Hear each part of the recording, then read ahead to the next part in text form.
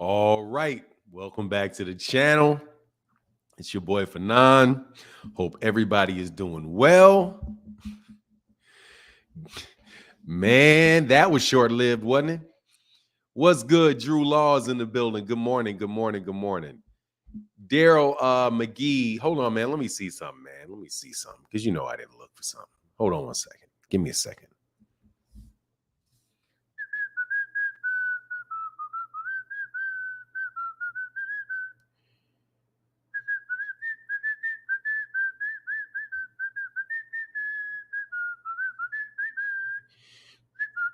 What's going on?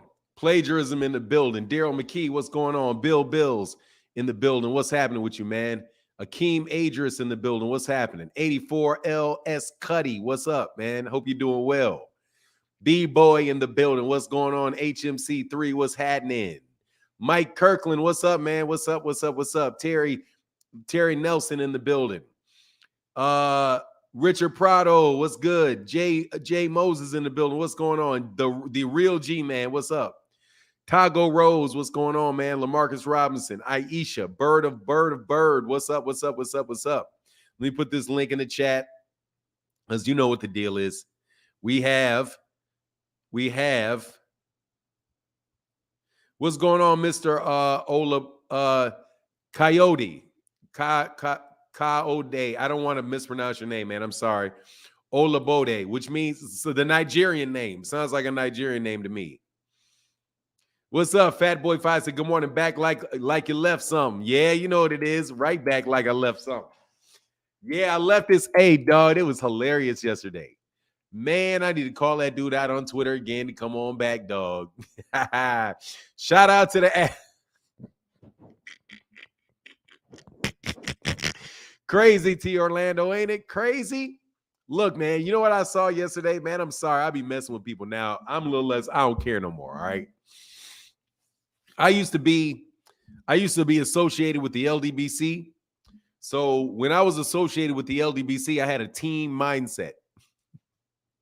So it took maybe 2 years for me to leave that team mindset for it to completely get out of my system as far as YouTube content continues. That's why I still like the LDBC a lot, by the way, because they got a team mindset. But since I'm no longer associated with them, I don't have to have the team mindset. So I think I should be able to hold myself free to crack jokes on people like they try to be doing that shit to me. Man, yesterday these cats was doing these live streams, dog, had it in the title. Dog, these people don't eat no crow.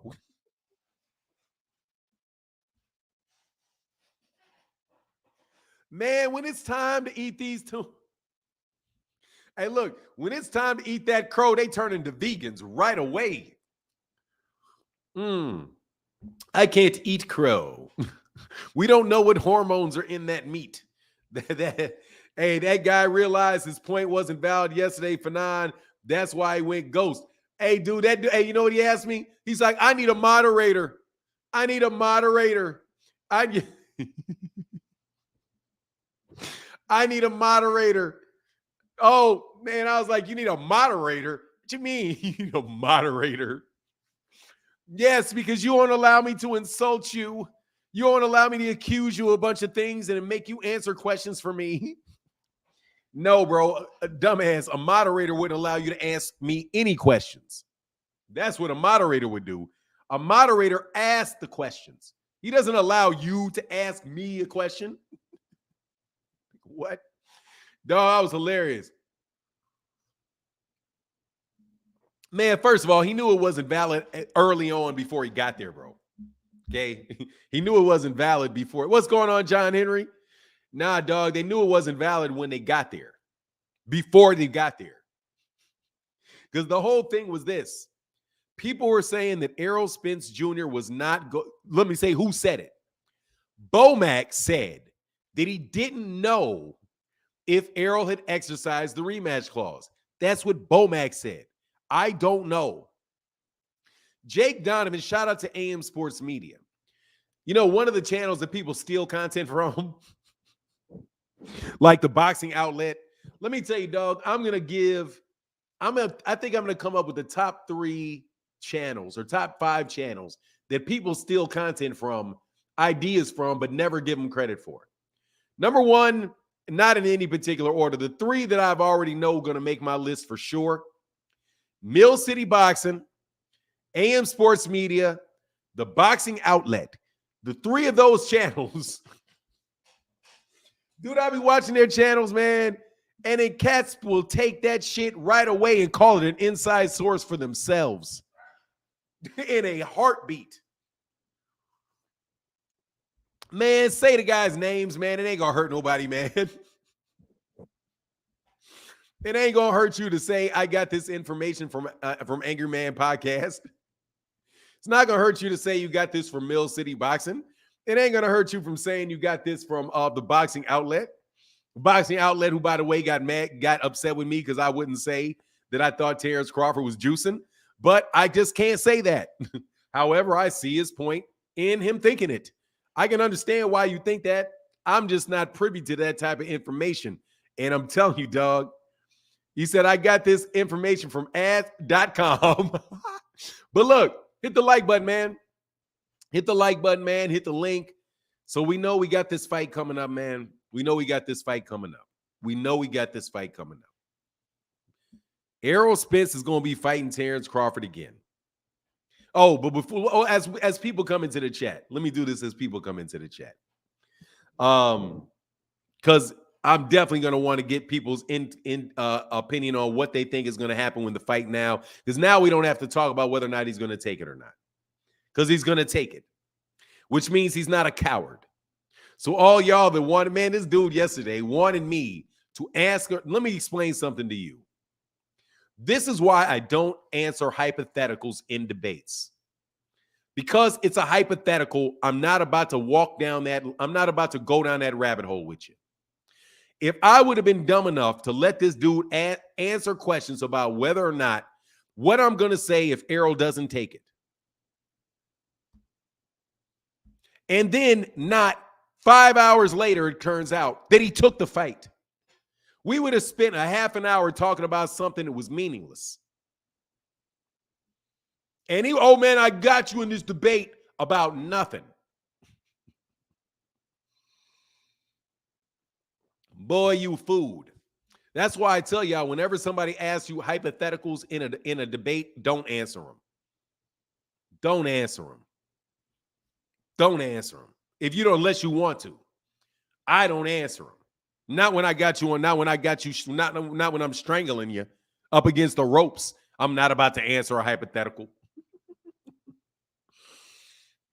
So anyway, I'm watching these guys yesterday and, going through my, strolling through. Oh, shout out to, also another channel that does that with this is the Spit Bucket Podcast, who actually had said something to me about making sure that I quote them and if I use anything that comes from them. And I agreed 100%. I was like, you're right, I'll do it. Another one is Spit Bucket Podcast. Good morning, Fanon and Chad. Hope everyone is good this Friday morning. I feel great this Friday morning. Big Block in the building. What's going on, man? Yes, smash that like button, man. Try to support the channel any way you can. So anyway, I'm giggling about it because it was like Errol Spence Jr. acting like they suspect for not taking the fight.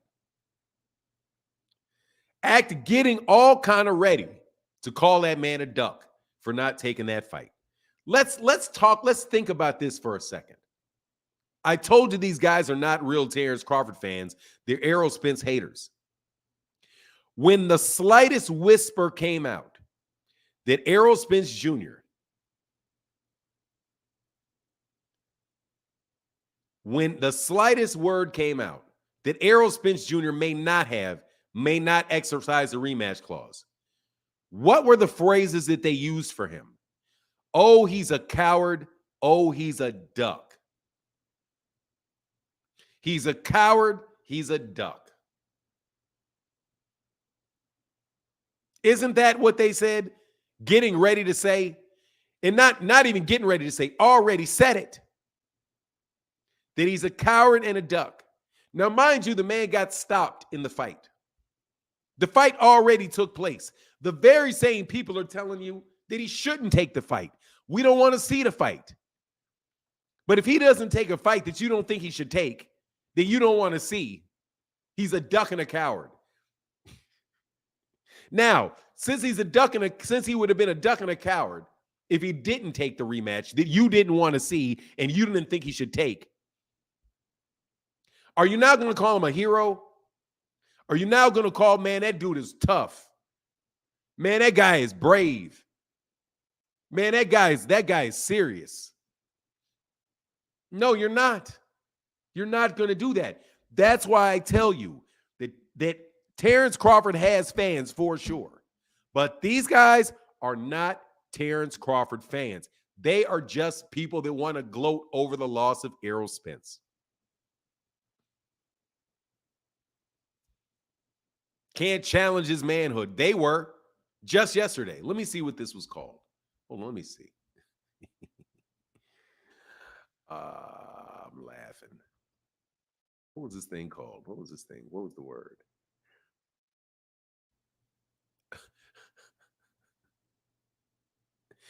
Dog, forget that Crawford rematch. I've learned my lesson.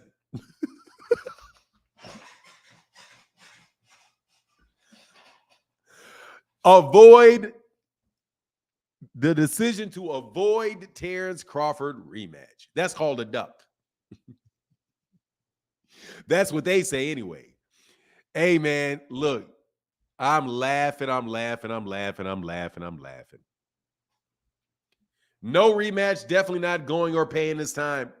Dude, that's on you, man. I might go to the fight.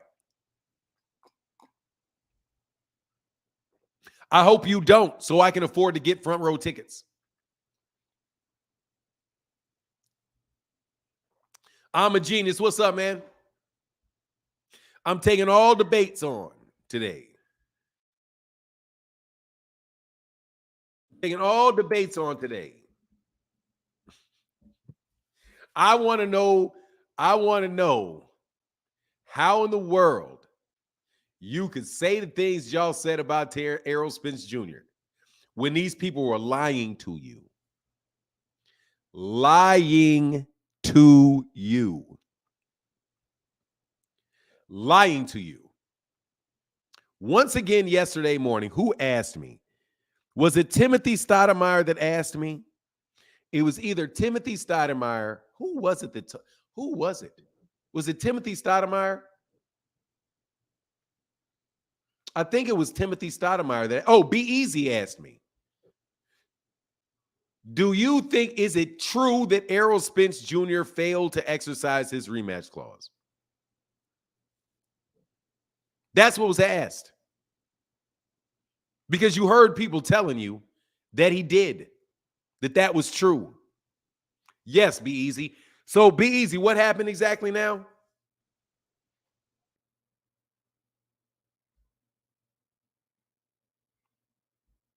What happened exactly? Did that happen, or did they? Is this not a long line of this at this point? Click the link. But anyway, no, don't click the link and tell me what you think. What does Errol Spence Jr. need to do in the rematch to perform better?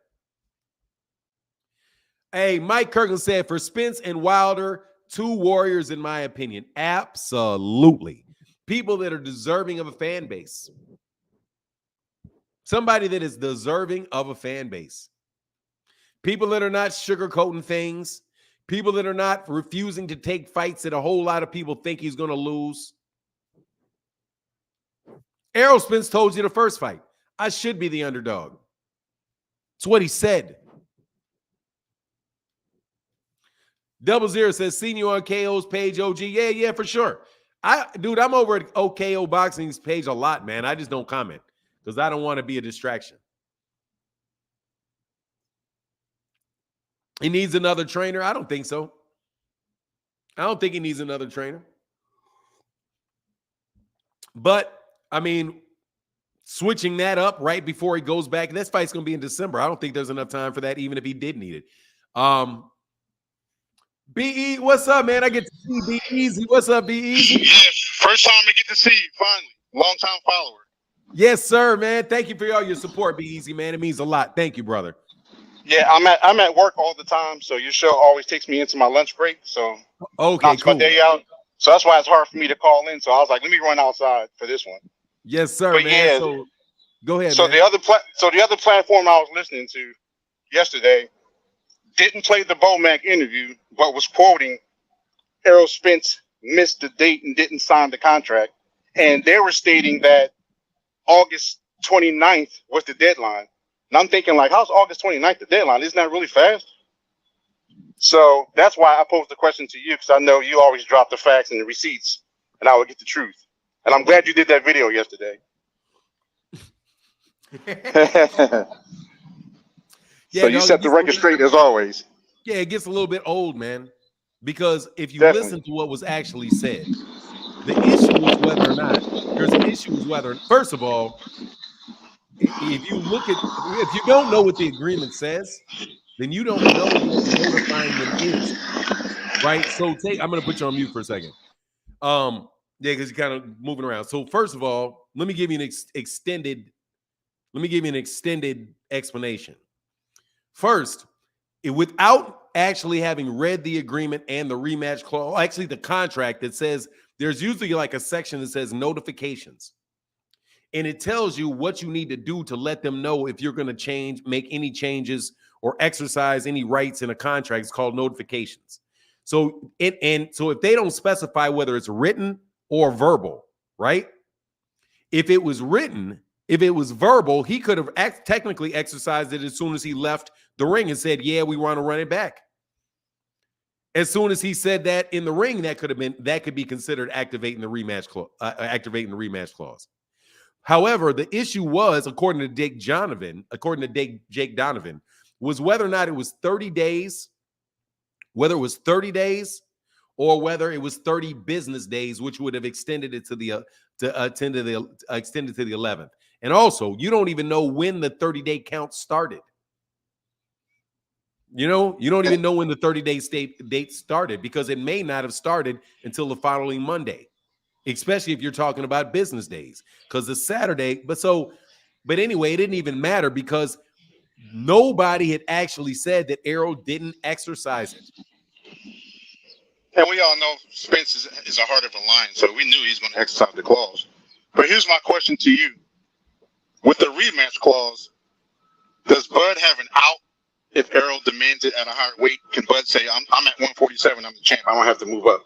According to the reports according to what is out there and the reports that are out there, Terence Crawford has the right to say what weight the fight is going to be in, whether it is 147 or whether it is 154.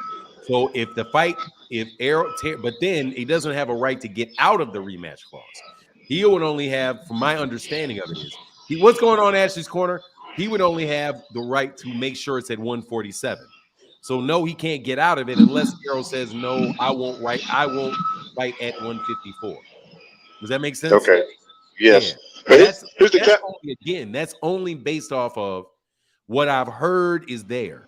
But if it's structured like this, where I get to decide if there's a rematch and you get to decide what weight the rematch is at, then it would mean that I say yes, rematch. I want it at 154. It's up to Terence Crawford whether or not he's going to allow it to take place at 154. And Terence Crawford already said he's amenable to having it take place at 154. So, it'd be a bad look if he didn't. Because if he refuses to have the fight at 154 and forces him to 147, then people are going to be saying, oh, man, he's just trying to weight drain Errol. He won't exactly. Yeah, so that's not tactically, it's not as far as the optics of it, it would be a bad move for him to say it has to be at 147. That's my opinion. Because personally, if I was an Errol, I would want it at 160. Because I'm like, if Terence Crawford is talking about going to 168 to fight Canelo, let's do the rematch at 160. And if you beat me, you only go up 8 more pounds, you fight Canelo. Right. But Errol may say, look, just 154 or whatever. But if it's at 154, it's at 154. That's fair. I mean, that's what they agreed to. My hat goes off to Terence Crawford if he allows it at 154. I think that's a good move. I still would like to see Errol fight a tune-up at 154 to see how he feels. before Yeah, I would jumping have back liked into to too, but you know that just ain't in them. And plus, there's so much money on the table. Exactly. You know. But yeah, I got to get back to work, but I'm gonna continue listening and supporting. All right, man, get back, man. Where you? What type of operation you in there, man? I work at a clinical pharmacy. Okay, cool. All Yeah, right, so man. I've been in pharmaceuticals over 20 years. So. Okay, cool. Pump them out, dog. Pump them out. Oh, definitely. All right, talk to you soon. All right, talk to you soon, sir. Okay. All right, man. I always ask that question because I want to tell y'all, man, you guys are talking to educated, employed, productive people that like boxing, which is why I always keep telling you the type of people that we have here are the ones that actually buy the pay-per-views. James Green said he's definitely not lying. They had all types of clips yesterday saying Errol didn't sign his rematch clauses. No, I'm telling you, they do this shit all the time, and then they call me clickbaiters and a liar. Dog got enough nerve, bro. What's going on, man? My guy. Hey, Mike, first of all, Mike Kirkland in the building, brother. Thank you so much for that support on Cash App Friday. I appreciate y'all with the support. Seriously, man. Thank y'all for allowing me to do this. Thank you so much for you guys allowing me to do this. And my guy in the Cash App, hold on, man. This may be yesterday, but it don't matter. Hey, my guy, what's going on? Mr. Ashton Denton said, thanks, Unc. Hey, man, congratulations for Ashton Denton for graduating. Hey, man, congratulations to you, sir. Congratulations. Another constructive individual taking care of his business every day. Gotta love it, man. That makes the community all the better. Be constructive. And when you graduate and when you're doing things, you're achieving things, that's showing that you're constructive. What's going on, Rodriguez? And my guy Be Easy back at it. He said, finally glad to call in. Salute. Hey, man, that means a lot, bro. Thank you so much, man. Yeah, Be Easy. Come on, call in. What's going on, Mr. Paris? What's going on, sir? How are you, man? It will be a major turnaround for Spence to win this fight. I can see him doing better and lasting 12 rounds but still losing. Hey, look, man, I'm not counting Errol Spence out. I hope Errol Spence Jr. To me, it depends. To me, it depends. I'm not gonna put that energy out there because, look, man, I don't think the dude looked right in retrospect. In retrospect. By the way, this bum, you're a bum. Is this or is it you not saying he looked good right before it? Yeah, he looked good to me. Who am I to tell you whether he looked good or whether he looked bad? I'm trying to tell you that a lot of people said he didn't look good. And they pointed out, I didn't actually even watch the walk-in and all of that stuff. I didn't watch it. I was talking to the camera. All I saw is him sitting there, and you do look cut up to me. That's what I look like. That's what great fighters, they do make you look bad and average. Nah, I mean, I think that it is what it is. We'll see what happens. What's going on, Adewale M?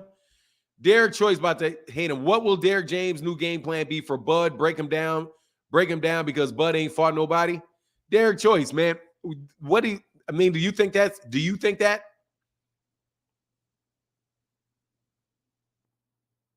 Do you think that? Do you think that? I mean, do you want me to read your comments or what? Thank you, brother. Anyway, thank you for that support, man. It means a lot. Thank you, Derek Choice.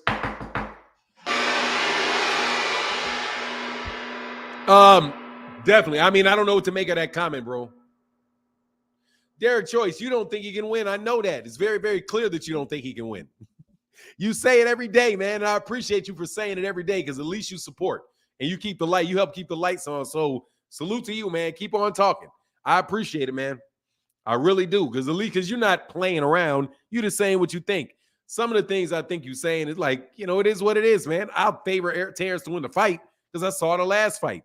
At the same time, though, we'll see. Everybody was saying Errol Spence looked great before the fight, but as soon as he lost, everybody's saying, no, they were not.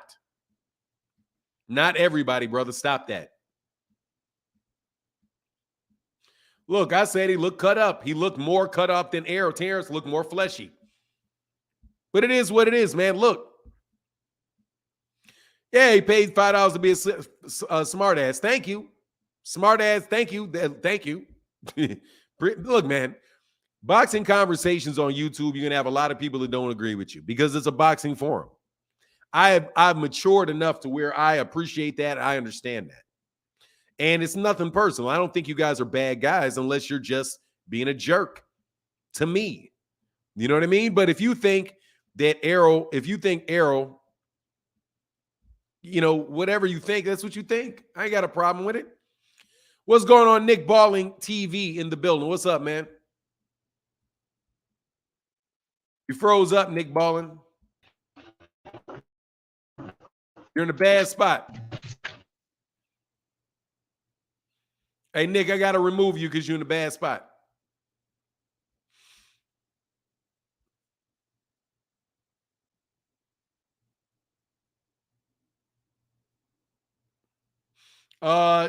Team Spence and I still got Crawford winning. I mean, hey, dude, that would be, look, that's a very reasonable, it's always been a reasonable prediction. If you go back to some lives, plenty of YouTubers were saying Spence looked weird in the locker room. Yeah, look, man, I'm not the only person on this planet, bro. And I don't claim to be an expert on what, like, the physicality of fighters. I don't really talk about a lot of that. I told you this, though. I wanted to see that weigh-in. I was pissed that they didn't have that weigh-in, not have a public weigh-in. I told you, dude, I will never, never, never bet on a fight that they don't have a public weigh-in. You need to have a public weigh-in. And they didn't have a public weigh-in, so I don't know what he looked like at the weigh-in. There are no pictures of him at the weigh-in. Well, how do I know what he looked like at the weigh-in? I don't. That's something I don't even know.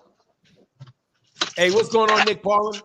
What's up, Fernand? I just want to come back in. I see Spence activated that rematch.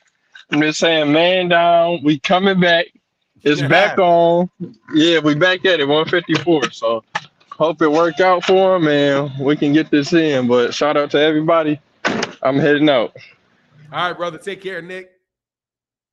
All right. Hey, thank you, Leo Kings 13. Yeah, man, look, dude, there ain't no problem with disagreeing with people. That is not an unreasonable conclusion if somebody thinks Terence Crawford is going to fight. It's not an unreasonable conclusion. Terence Crawford is a great fighter. He really is. He really, really is. And so for me, man, what's going on, Mr. Prado, holding down the chat? I wasn't able to catch yesterday's shows, but I'm tuned in today. I'm glad to hear EJ took the rematch. Have a blessed day for now. You as well, man. Thank you, Mr. Prado. Thank you for holding down the chat, bro. Great start to September. Great start to September. Thank you, sir. You are a blessing to the channel, Mr. Prado. Believe it. Understand that. You are a blessing to the channel. Thank you very much. What's going on to Ashley's Corner, though? I saw Ashley's Corner out there, one of my favorite ladies of YouTube. One of my absolute favorite ladies of YouTube. Love her channel. I need to go back there and check out some more videos. I ain't been in a while, but I definitely got to go back. Cameo Bill said, man down, big fish, Moby Dick. I'm rocking with EJ every time. See, that's what's up, man. Oh, give Prado a wrench for sure. Oh, yeah, because he's going to be a target. Like John Boy. They made a target out of John Boy. That shit was crazy. Like, stressing that dude out everywhere he goes, bro. Hating ass people. You are now standard moderator, Richard Prado. You got that wrench shine and thanks, Fanon. Oh, yeah, for sure. Yeah, definitely. Love your channel. Love your channel. Love your channel. The first female boxing channel that I really rock with because she really knows her boxing, tells the truth. I don't think he's a dog, junkyard dog, once tried to survive. He never once loved a dog all the way from the end. I'm in him, Crawford. That's why I expected from him or what? I don't know what that means, bro. What was it, man? Just harassing him, whatever chat that he goes to. You know, the shit that people be doing. But what it is, what it is. It is what it is, man. You know. Respect to you for not all day, any day, all day, Ashley's Corner. For real, for real. definitely subscribe to Ashley's Corner. Listen to Ashley's Corner talk this boxing. And she sometime co-hosts with 78 Sports TV. Go check it. Go check her out when she even when I'm on live. Go check her out on 78 Sports TV when they do the live streams together. David Jackson said, my thing is Spence's punch resistance. He was wobbled by Danny and Ugas more than once. I didn't see that. As his chin and bounce the same, Bud's a different animal. I think John Boy's doing well. He came by the last couple. He came by last week. Look, my thing is, I don't know, man. I just don't think he looked right in that last fight. I think he looked weak in the ring. I think he looked weak to me. But we'll see.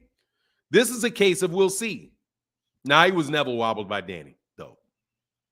He was never wobbled by Danny Garcia, and it took a clean shot. And he still came back from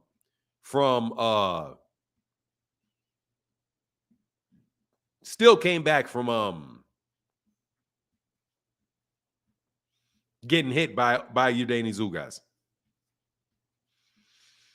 Look, man, the thing that gets me though, dude, I just don't want people talking all the steroids talk with Bud. That's something I think is unfair.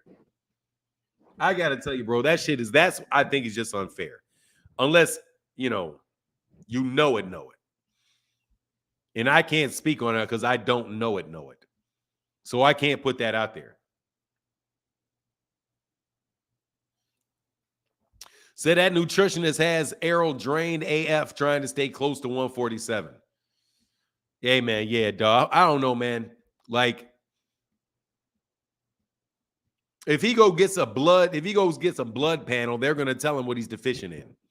And he needs to get indeficient of it. He needs to get sufficient in it. T. Orlando says steroids, but steroids, but y'all don't want to talk about that though. Look, man, I just can't put that on somebody. Not in my, not in my status as a public figure. A Puerto Rico. Not in my status as a public figure will I put that on him. I won't do it. And plus, Bud got lawyers. Bud got lawyers on deck waiting for me. I ain't stupid. I know Bud got lawyers on deck waiting for me to commit, waiting for me to commit something. What is this?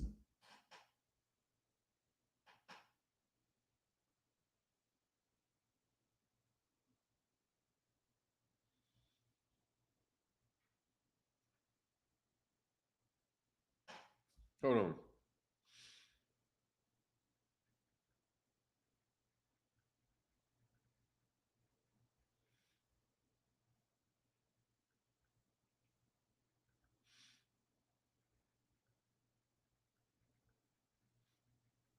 Hold on a sec.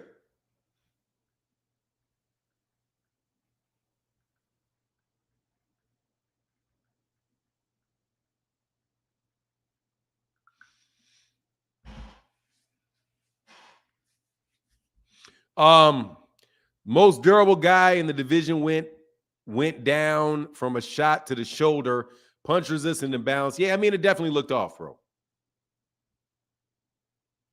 B&B Boxing News said, I'm with EJ. He's a dog. He was weight drained. Dudes, let me tell you something. That shit is the best freaking revenge. It's the best revenge. It's the best revenge. I promise you it's the best revenge. Okay? Let me give you a watch this. I'm going to give you a parallel, okay? Watch this.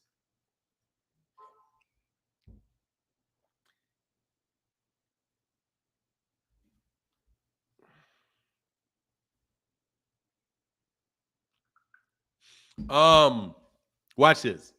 All right. Say there's a dude, a hating ass dude, right? A hating ass dude who likes your girl, right? Likes your girl. Just imagine you're like 23 years old, something like that. You're single, because I'm married. So I always have to say that. I always have to put that I'm married out there whenever I talk about that stuff, because I want to pay respect to my wife, right? However, just assume that you're in your 20s and you got a girlfriend and she's bad, right? What do y'all call her? I don't like saying she's hot. To me, that sounds like, that sounds mighty Caucasian. That would be very Caucasian to me to say she's hot. She's hot, dude. Black people say she hot now. But you know what I mean? Like, she's real good looking. And you got a hating ass, baddie. There you go. Thank you. I needed that. She's a baddie.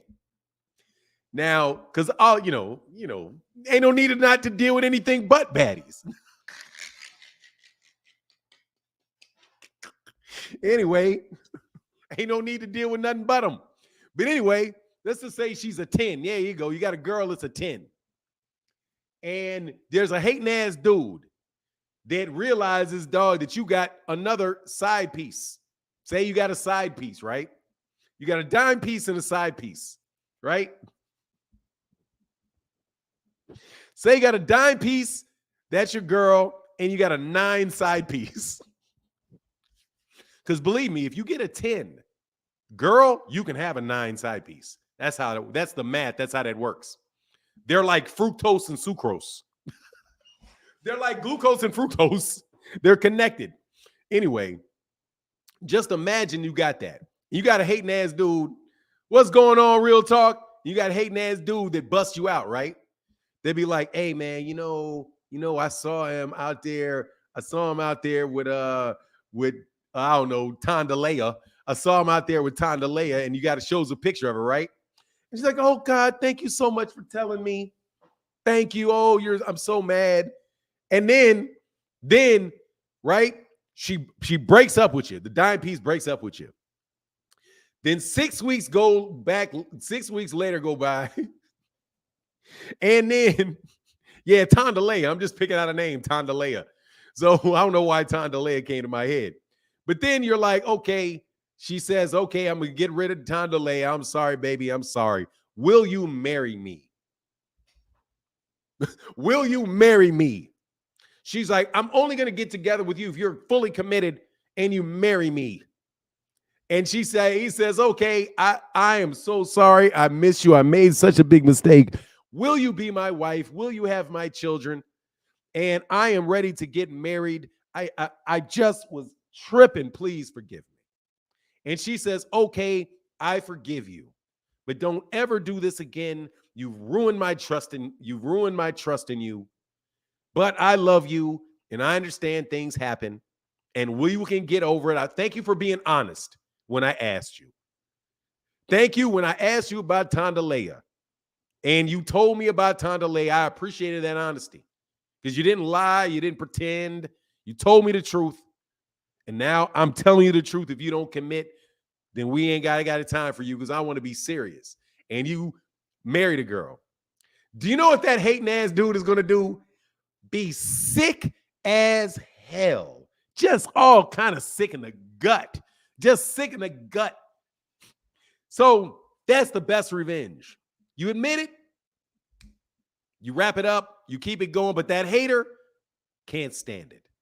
So watch this. As it applies to boxing, the one thing that people have hated the most about me, I'm telling you, they've hated this ever since the Errol Spence Terence Crawford fight, the final bell, is that I refuse to throw Errol Spence Jr. under the bus. Because I refuse to do it. Because I will continue to make Errol Spence Jr. videos.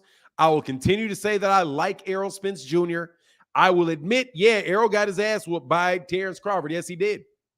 But Errol Spence Jr. is still a good fighter. And, hey, man, if he wants to take the fight, I'll do it. And people watch the Errol Spence videos. And these dudes can't stand it. And that's why as soon as they got that opportunity to say, oh, he's ducking Terence Crawford's rematch.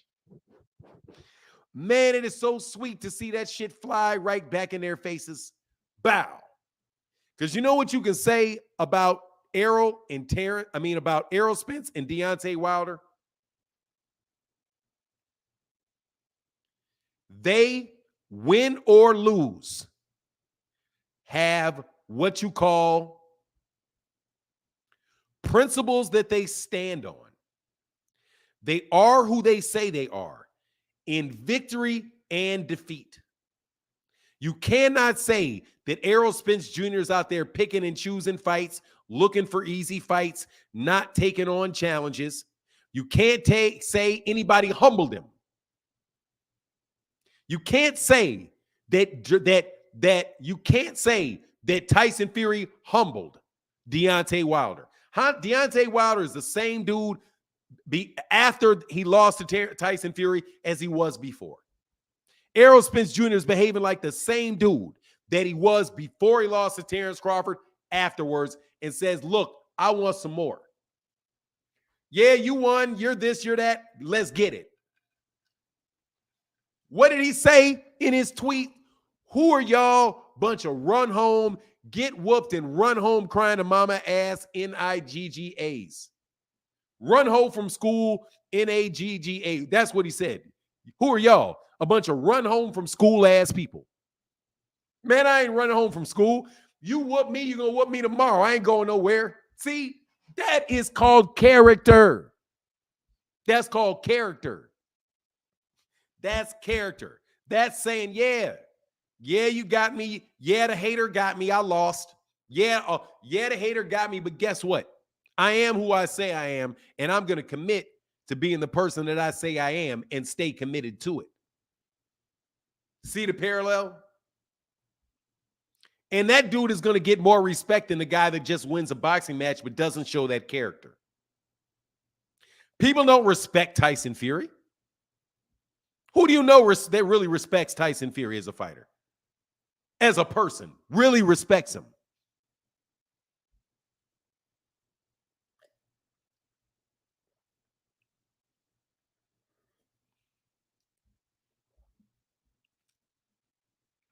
Nah, Derek Choice.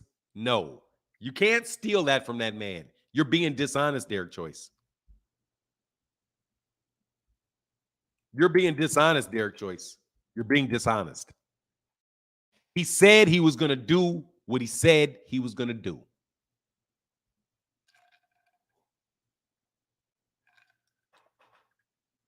Canelo Alvarez didn't rematch Dimitri Bivol, and that was a lot of money.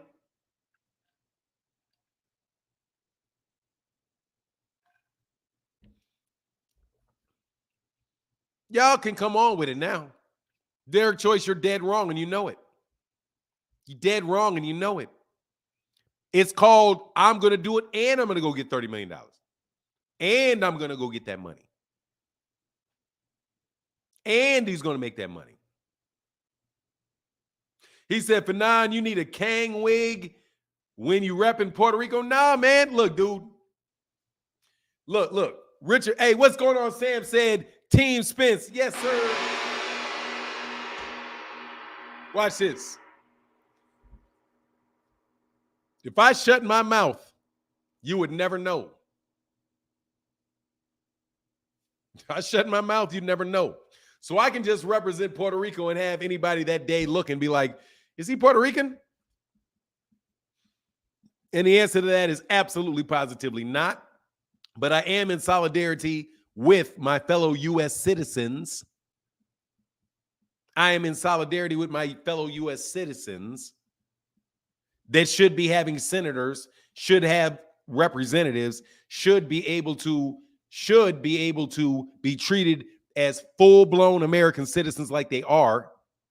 Just like how they sent that money out to, they only sent $93 million to Maui and $700 a household to Maui.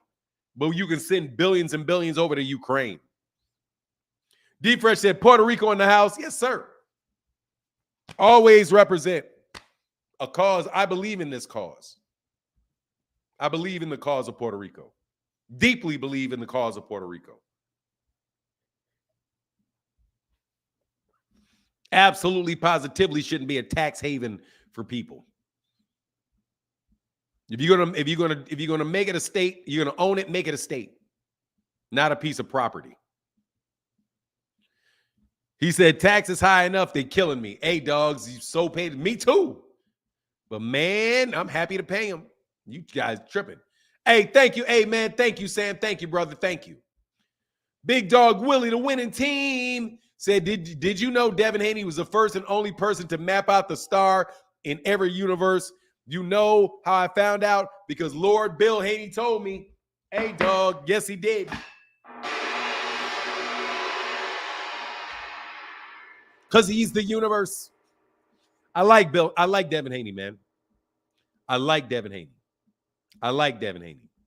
Nah, man, yeah, that's the purpose. Stop. Dude, look, man, I don't want to get into it. Bud Jablonski, Bivol wanted them belts at 168, not more money. No, I'm saying there was more money for, you got the wrong guy to compare. Canelo lost to Bivol, and Canelo didn't want the rematch. Errol Spence lost to Terence Crawford, and Errol wanted the rematch. You're comparing the wrong guy.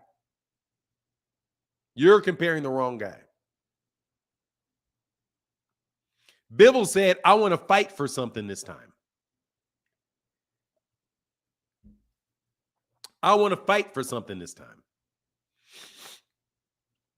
That's all they get. $700 a household. $700 a household. Food for a couple weeks.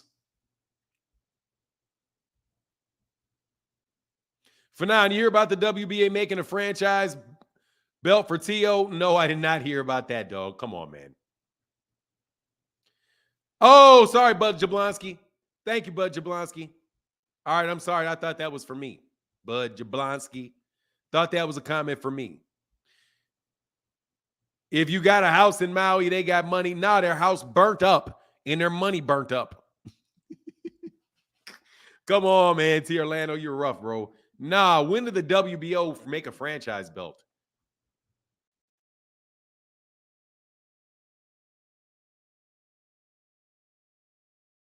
No, I didn't hear anything about that, bro.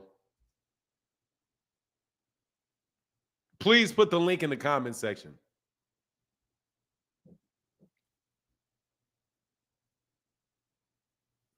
King Leo said, bro, you stand on your square. I respect it. Look, man, because hey, dude, it's not even difficult to stand on my square. I'm telling you the truth. I'm not making stuff up. Them dudes got narratives. I don't have narratives. I've got my opinion, and my opinion is based on certain basic principles. So I don't have to move all over the place. Man, that shit would give me a headache, and I would be feeling bad all the time if I had to switch this and switch that, switch this and switch that. The WBO super status, they already had it. The WBO super, all that means is he can... No. Let me explain what that means. The WBO super allows you, because he was a former undisputed champion, allows him to go up to 147 and immediately fight for the WBO title at 147. That's the WBO super title. That's not a franchise. He still has mandatories. It's a different scenario. Team Spence, EJ, and Wilder stand on business. Yeah, they do. Yeah, they do. Yeah, let me explain that to y'all. Hold on.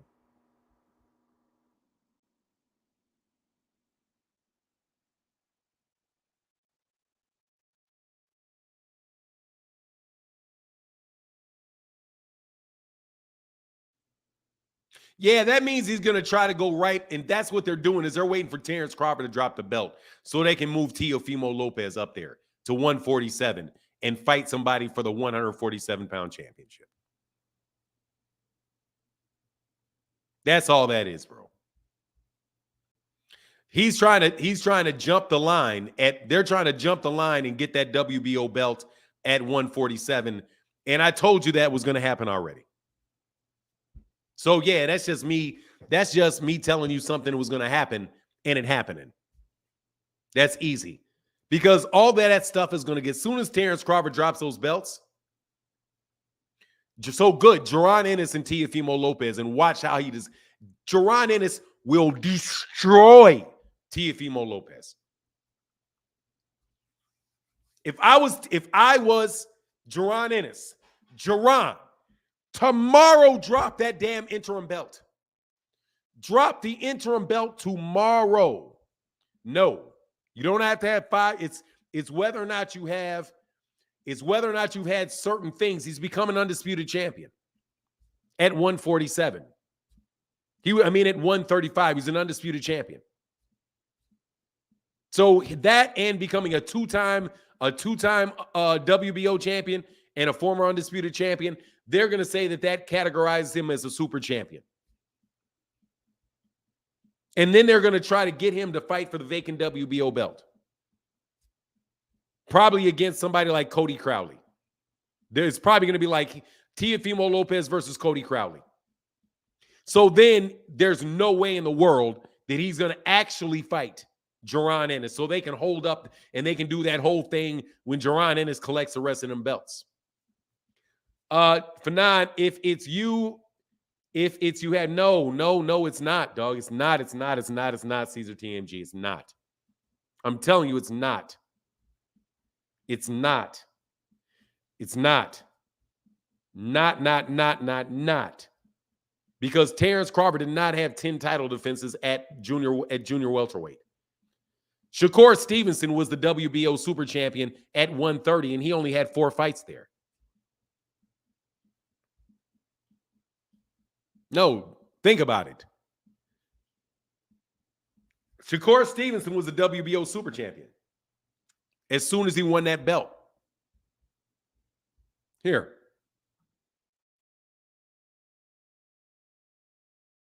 I know what I'm talking about. I'm telling you.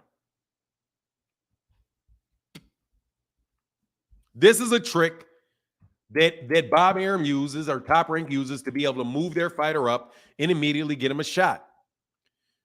He won the WBO belt against Jamel Herring. As soon as he beat Oscar Valdez, he was the WBO super champion. And he had only had at 130 pounds, he only had 1 title defense of the WBO belt. He got that in his first. He was named the WBO super champ the first fight after he won the WBO super featherweight title. No, it's just whether or not you've done something exceptional. That's it. Nothing more than that. Teofimo Lopez will qualify for the super champion status. And the purpose is not to get him to duck mandatories, because you still have a mandatory as the WBO super champion. What you do not have, though, is to wait in line for the WBO championship at the next weight. Terence Crawford, Bob Arum is trying to get his belt back at 147 and have Teofimo Lopez there and be able to make fights for the WBO title with guys like it makes room for everybody. That's what they're going to do. And they're going to hide that belt from the PBC. There you go. And they're only going to make that fight if they want to throw Teofimo Lopez away. And they'll go 5-22 or whatever it is against the PBC. Look, man, I'm telling you, I can read the rules for you, but I already know the rules. People tell you what the rules are. I'm trying to tell you, you got to read the rule for yourself and you'll see what it is. What's going on, man? Shout out to my guy so deep in the building. Hold on one second.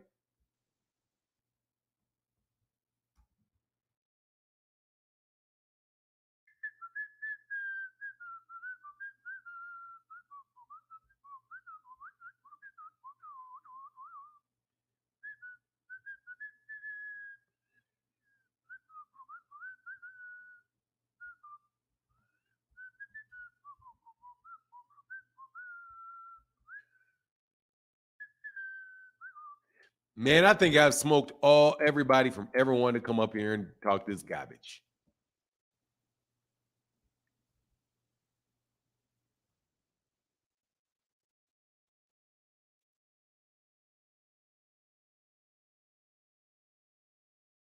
Yes, sir. What's going on, man? Cinderfella, Navy Nav. What's up with you, sir? Fanon, then he lost a bit. Dog, let me tell you something. It doesn't matter, bro. He got it. He got it. Doesn't matter if he lost it for the sake of this conversation. It only matters that he got it. Frequent flyer. It only matters that he received the belt. Please, you guys, got to do me a favor, man. So does this mean Tio versus Rocha? Probably. Probably Tio versus Rocha for the... All good, bro. Getting in my last car activities in, bro. What car? Oh, you talking about for the Corvette club? I may join that club now that I can get a discount on them. When I challenge people, they run and kick me off their page. I challenge you, Peacemaker. Here, click the link. Click the link. I'm right here. I'm not going to kick you off as long as you abide by the rules. No fallacies. No fallacies. Specifically, no ad hominem, no straw men, no red herrings. Okay? Those are the 3 rules that I have. Since people that get their ass whooped don't know the rules. If it's ad hominem, I'm throwing your ass out. Let me explain. I'm going to shut you up. That's when you start insulting me. Start talking about what I think, how I'm a hater, how I got a vendetta. That's called ad hominem, and immediately I'm going to mute you. And let me tell you why I'm going to immediately mute you. Because that has nothing to do with the subject that we're talking about. So do you understand that rule?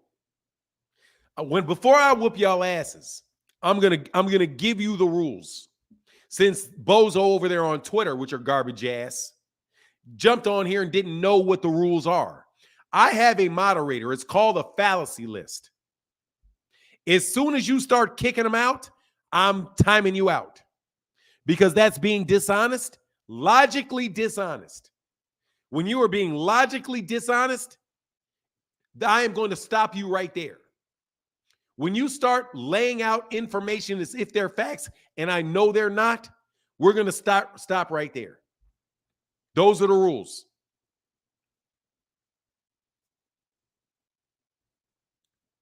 I think Boots should fight Thurman. I think Boots should fight whoever gets in the ring with him next. I put the link back in there. Seriously, we need entertainment. King hasn't been here today.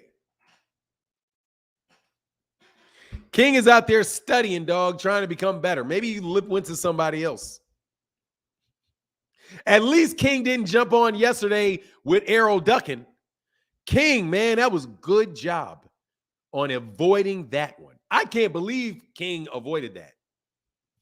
I can't believe he avoided that pothole. No Captain Crunch. You can't say this is a fact and it's not a fact. We got to stop right there, and we got to say you can't build an argument on a lie. There's just a lot of stuff that I can't allow to have happen, bro. Because that's called cheating. You don't get to travel with the ball. Okay? You don't get to throw a new ball in. I'm defending. You don't get a friend to come over here and shoot a basket for you on the other side of the court. Caesar TMG, I started reading up on the Mythical Man Month. Appreciate the references. Any breakdowns on your thoughts on it? Yeah. The more people that they're involved in something, the more people actually get involved in an individual transaction or a project, the more complicated it is, because now you have to deal with the human dynamics and the communication dynamic that goes along with it. That's it. That's what I think about the Mythical Man Month. You got to build in planning time anytime you have more than one person working. And you can have somebody that's very talented doing a project, but having somebody that's very talented being able to do something is not something that's scalable. You have to have something that is consistent and a methodology and an approach that allows you to have consistent and repeatable results. And that you may be able to do that with one particular person that's talented. See, for me, that's why I don't want to hear the shit about Bomac being a better trainer than Derek James off of one fight. Because of the principle of the principles expounded upon in the Mythical Man Month. When you have a special talent like Terence Crawford, a lot of coaches can work with him. That's like Usain. You get Usain Bolt and you're a track coach, right? The question is, who's going to put out champions more consistently? Who's going to be able to get that level with the most fighters? Not who did the best with the best talent. Terence Crawford is an exceptional talent. You can't repeat that talent. If you give me somebody like I ain't gonna lie, I'm pretty gifted when it comes to certain things. So if somebody teaches me something, because I've got what you call the quote unquote gift of gab, it's going to be a lot easier for me to take what they teach me and for me to really use it, because of other talents that I get through the socialization of my family or the gifts and the talents that I get from who I'm descended from. So you work with me in that particular issue, boom, we on and popping. But if somebody is really introverted, and really can't really think off the cuff, it's going to be a lot tougher to get them to be able to do certain things that I can do if you teach me, if somebody teaches me. You see what I'm saying? So that's why I think it's ridiculous that people jump out there and try to say, oh, Bomac proved that Derek James isn't a better coach. No, he is not. And I went through the numbers in that video that I did. Derek James has several fighters that he has taken to championship fights and won multiple championships with multiple belts. In Errol Spence, in Jermel Charlo, he's got Frank Martin, who he's seen through different fights. That's how you got to judge a trainer, their body of work. Because you're looking for a predictable and repeatable a system that is predictable and repeatable. If you look at Bomac, you got guys losing left and right with Bomac. Terence Crawford may just be the odd man. You know what I mean? You can't judge it. You can't judge that like that. So yeah, that's my take on the Mythical Man Month. Bank Felipe's official said, good morning to everyone. Have a blessed, safe, and wonderful day. Yes, sir. You too. Well, thank you, brother.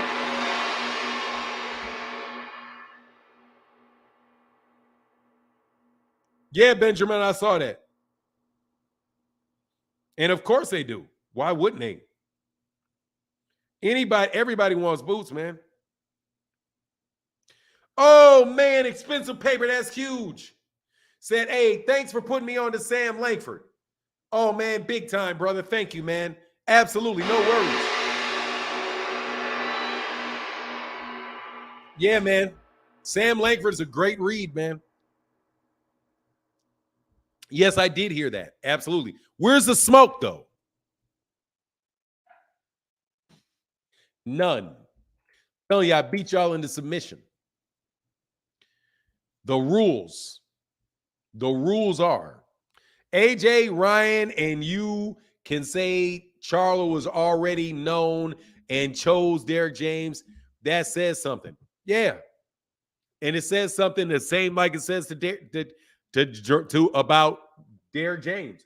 Same thing. I mean, same thing with Bomac. A lot of people did that with Bomac. And then people left Bomac. I do believe Jamel Herring went to Bomac. And he's not with Bomac anymore. I do believe that Maurice Hooker, I don't know if Maurice is fighting again, went there. Didn't work out for Maurice Hooker either. Not saying that he's not a very good trainer. I'm just saying that that's one fight is a bad comparison. You know what I mean? The lovely queen, I am real deal. Yes. Oh, that's Thomas Hill. Yeah. Yeah. Amir Khan. Yeah, Amir Khan came. Well, you know, there you go. That's what you get. I mean, that's my take on it anyway. Yep, Leo Shane. Yeah, a lot of people do that. Dude about to get whooped. Hey, dude about to get whooped this weekend. Dude about to get whooped this weekend. Nah, I think he's gonna win this weekend. Chris Eubank.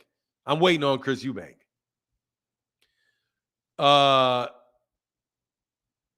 Like Derek James said, Fat Mac has like 3 other coaches working along with him, and Derek James is one man. I mean, to me, I don't think that really matters because that's just kind of your system. If you have a predictable and repeatable system, that's what you do. If you have somebody say, I'm going to coach you, and here, this guy is going to come up with this part of the strategy. This guy's going to come up with this part of the strategy. This guy's going to work up on this part of the strategy. And you kind of work it together. I don't think anything's wrong with that. Derek James has that scenario now with Jermell Charlo and the secondary train, the second, whose name when am I going to stop forgetting this guy's name? Yeah, there's nothing problem. I have no problem with the way Derek James. That system does not minimize Bo Mack at all. It's a system that works. It's a system that works. And the job is to get a system that works for your fighter. You know? Juan Guzman, yes, thank you. You got to get a system that works for your fighter. That's your job. If your job is to prepare them, you got to do whatever you got to do to prepare them. Some of these guys will give their fighters steroids. We got to build your strength up, and they do that. They say, no, don't take this fight right now. Let's take this fight, that fight, that fight. And they match make for him too. Bo Mack match makes for Terence Crawford. That's a part of making his fighter successful. And you can't knock it. Or I won't knock it. Let me put it this way. I won't knock it. You got to do what you got to do to be successful. Provided you live above certain ethical standards. That's me. You gotta live above certain ethical standards, but other than that, you got to do what you got to do. You know what I mean? The mission is succeed.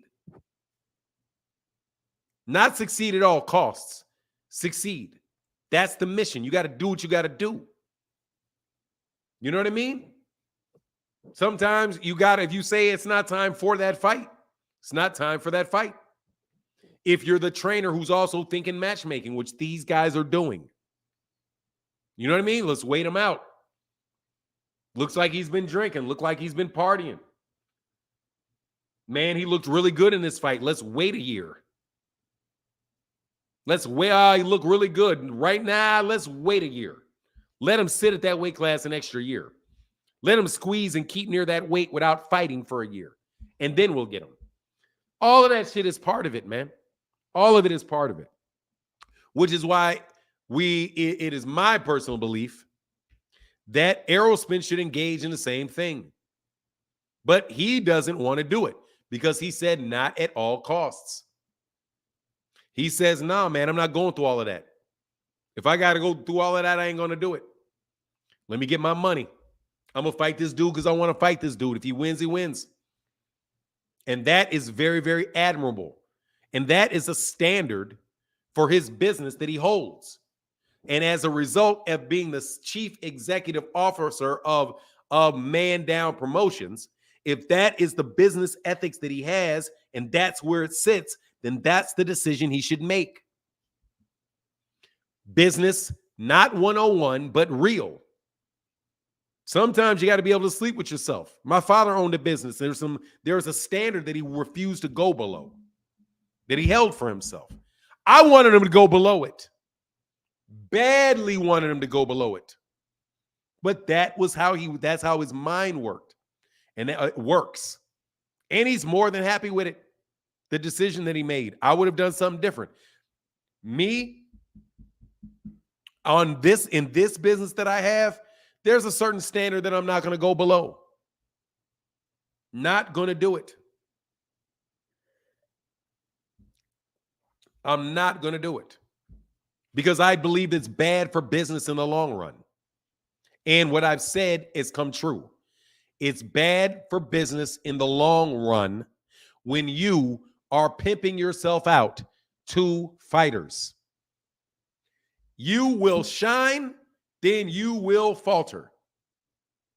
If you are consistent in what you say you do, constructive in what you do, I'm not even going to get into it. That's the standard that I'm living by to the best of my ability, and I'm not going to go below it. Which is why you guys can't get on this channel and beat me at squat. Because you're not going to beat my standard, the basic fundamentals. The basic fundamentals of it. I found somewhere in my life where I can underpromise and overdeliver. You all can't talk about the things that I can talk about. You guys used to fake like you could. You used to fake like, oh, Fanon is having these business contract, talking about the contracts, talking about the business of boxing, even though it's not business of boxing. You tried to do it and you fell on your face, flat on your face, because you don't understand business. You overpromised and underdelivered. You listen to what people are saying and saying that you're reliable to share, to be a bridge, a message that one person has, and then convey it to somebody else and summarize it, but you can't. Either because you do not listen carefully enough or because you're already in bed with your own ideas as to what they said.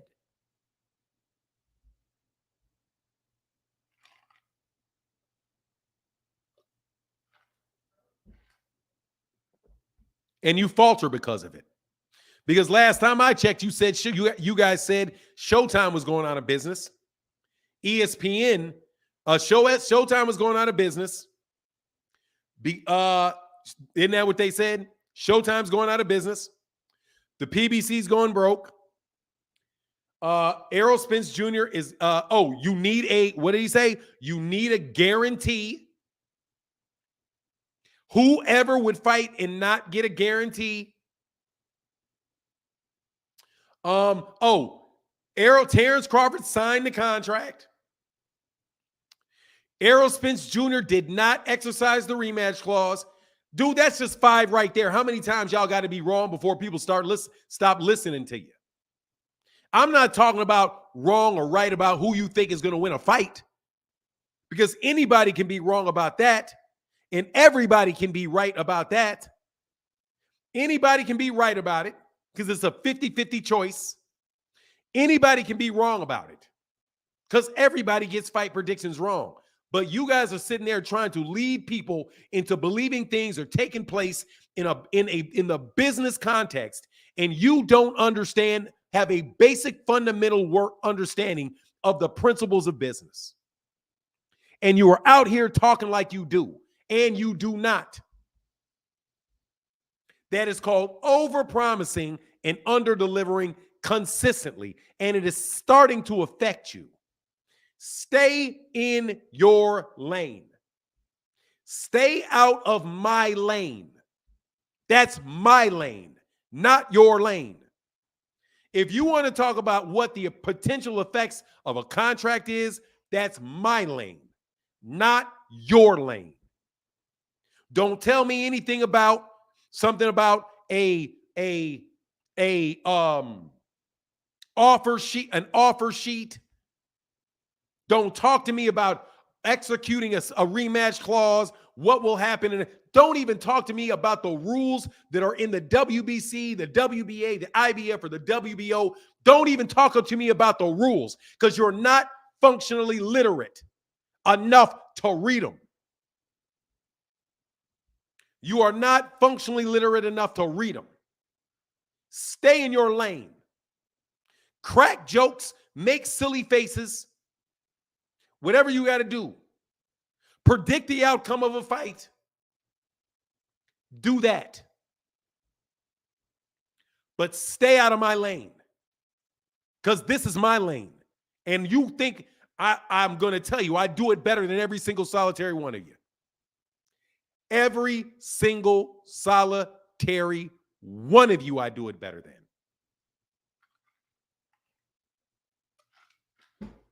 Because you keep, and I've proven it over time, because you keep being wrong. And I keep being right over and over and over again. Is Showtime Boxing going out of business? Why would I think that? That's stupid to think that. Well, you saw the article that was written. Yeah, I read the article. What the article told me was that I think Steven Espinoza may be getting a raise. That's what I thought. When I read the same articles you bozos did. And you know who I'm talking to. Keep my name out your mouth.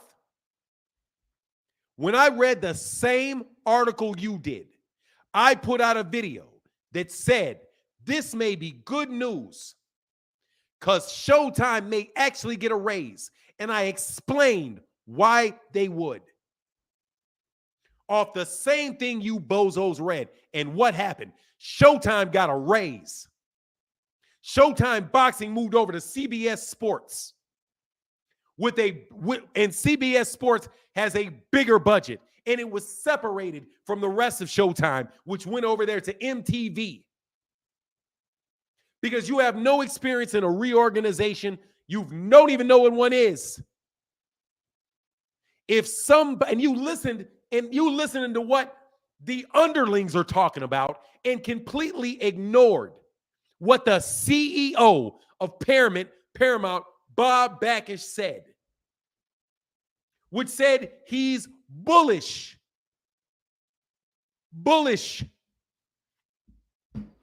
on Showtime, which means he likes it.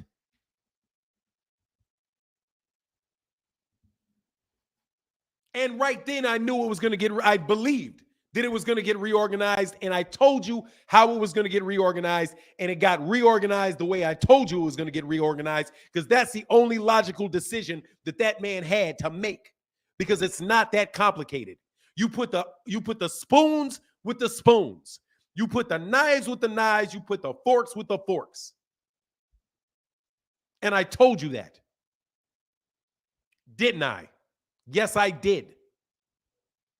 And you want to know why I put you bozos off my channel that fast? Because you're bozos and you don't know what you're talking about. You're bozos.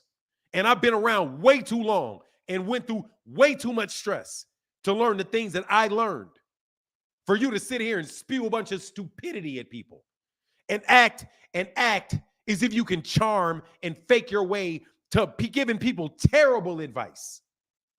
Like, why would Terence Crawford ever fight Trash Talk? Say you definitely broke it down and it happened just like that. You know why that is, Trash Talk Gaming? Because it was the only way it should happen.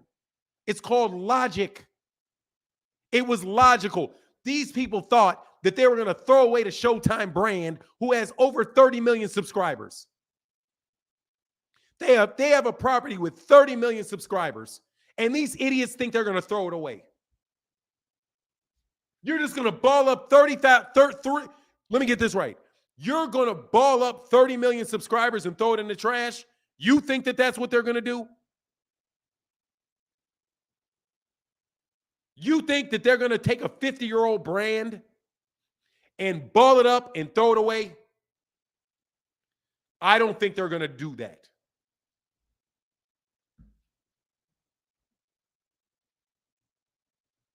I don't think they're going to do that.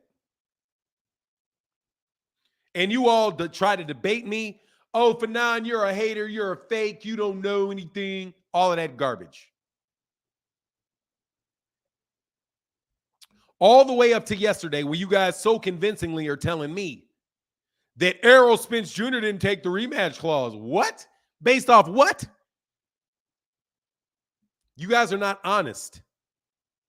You don't have to agree with me, but to the extent that you deserve honesty out of me, I'm going to give it to you. to the extent that you deserve it, though. Dog, if you ask me something that ain't your business, it ain't your business. That's a difference. If I don't owe you the truth, I do not have to give it to you. I don't. And even that is being honest. Even that's being honest. I never wanted to tell you what my name was. Never did it. That's why y'all call me Fanon. Because I never wanted you to know my name was Martin. Didn't want you to know it. I didn't even want to show you my face. But y'all kept pushing it and pushing it and pushing it and pushing it with all your insults, your lies, your propaganda, your smear campaigns on me. You talking about smear campaigns with Terence. I got real smear campaigns. Real smear campaigns. From you bozos. Get your bozo ass on this channel and explain to me how you were right about all this other shit and I was wrong. What did I tell you about Devin Haney? Didn't I say with Gary Russell Jr., this shit's not right, it's going to continue. This shit's not right, it's going to continue. He is not available to fight Gary Russell Jr. He is not trying to fight to tear down. Then what happened after Gary Russell Jr.? Same thing happened over and over and over again. Only thing Bud owes me an apology for telling me that I was all that shit, whatever the shit he said about me was, and then to turn around and tell everybody in the world that I was right. What about that, Terence? What about that, Letitia? What about that, Bomac? What about that was everything that I was saying was that he did not need a guarantee. That is not a reason to stop the fight. Then you want to switch over to, oh, it was the approval. No, it was not. It was the transparency. No, it was not. You need transparency for approval. You don't need approval for transparency. And it is onerous. Again, back to the principles of the Mythical Man Month. This is an extended answer to the question about the book, The Mythical Man Month. Let's take it back to the Mythical Man Month. And the principle that the more people that you have it involved in, the more expensive it is, the more complicated it becomes. And the more you have to plan everything out and make sure you have things in place in order to make it run smoothly. So for Terence Crawford, a key stakeholder, to have approval over everything is not efficient.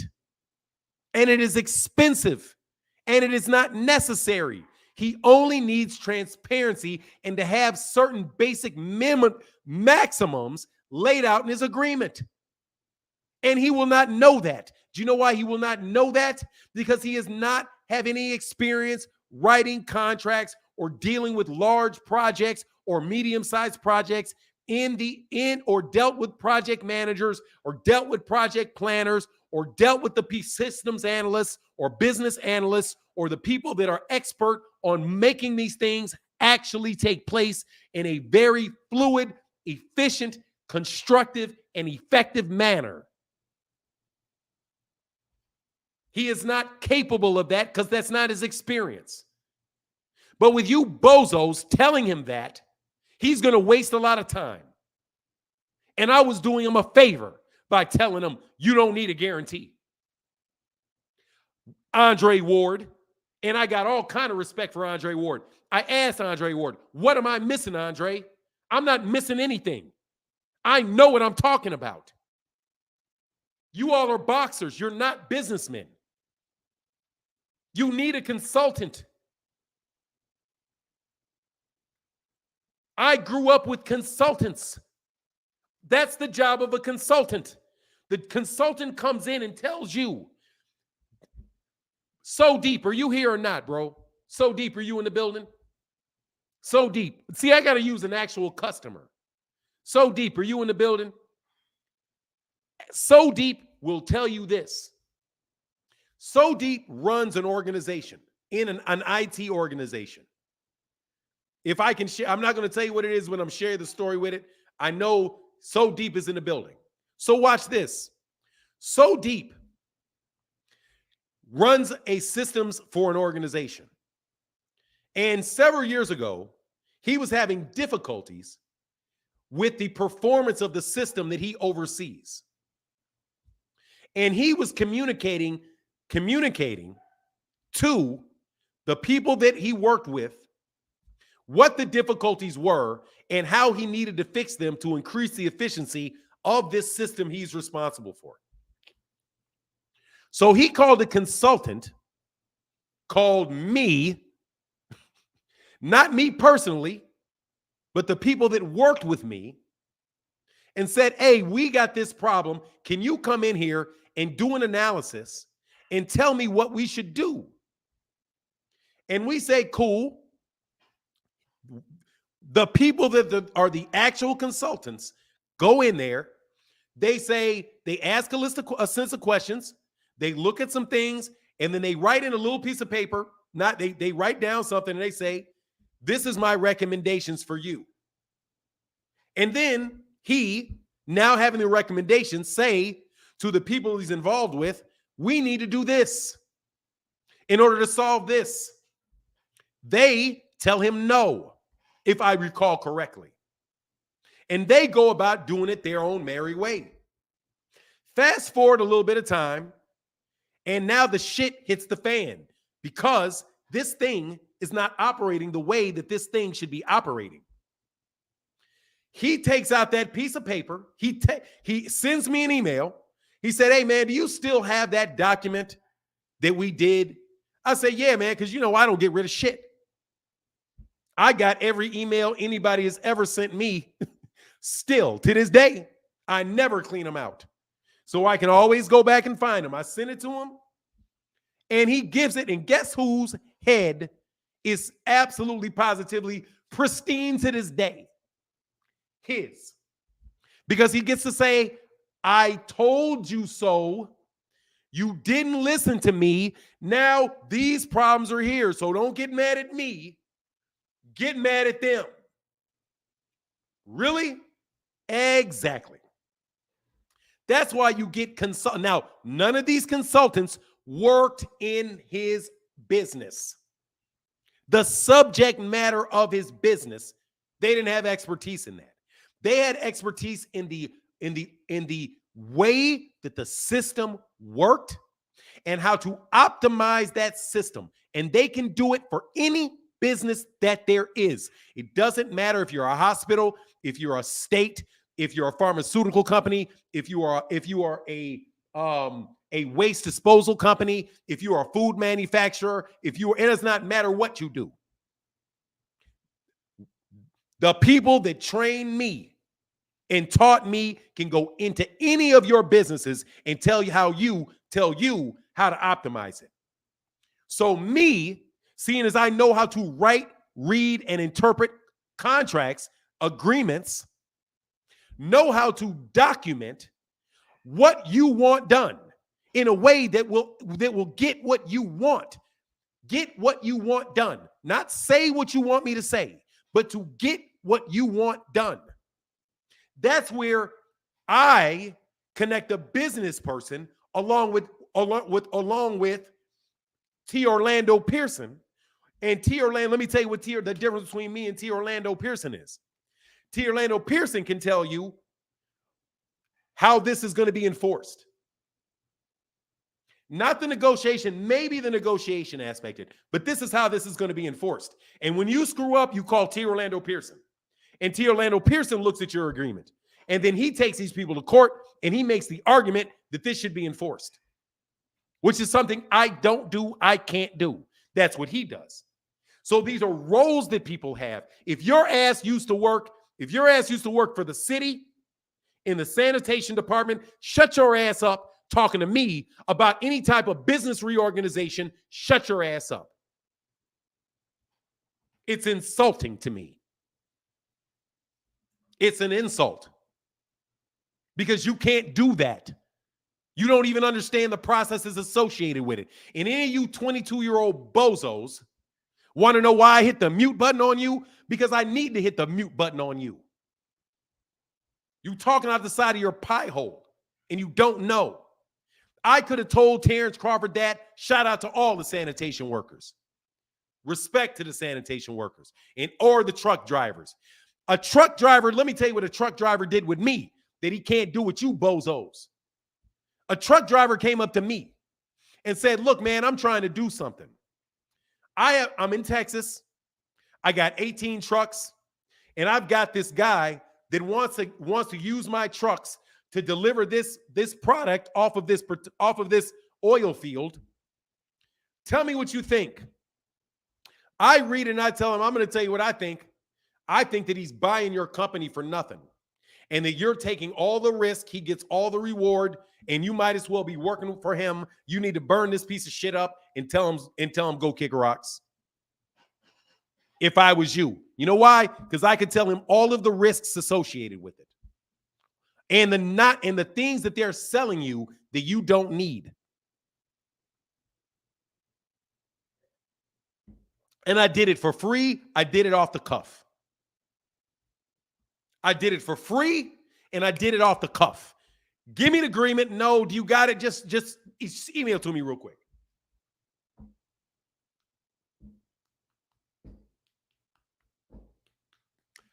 You're dumb if you do this. He's basically taking total control of your trucks and forcing you to not work with anybody else. He may give you money if he's able to do it. He gets approval over the work hours for your employees. All he's doing is pimping you. That's all he's doing.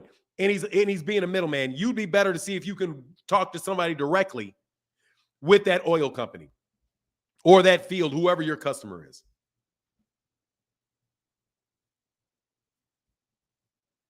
No, I don't have to admit that. I don't have to admit that. I think he lost a lot of money. You're tripping. I think he lost money. Benjamin, I think he lost money. I suspect he lost money. Let me tell you why I suspect he lost money. Because I suspect it. I don't know what I suspected. Would you like to know why I suspect it, or I'm not going to waste my time?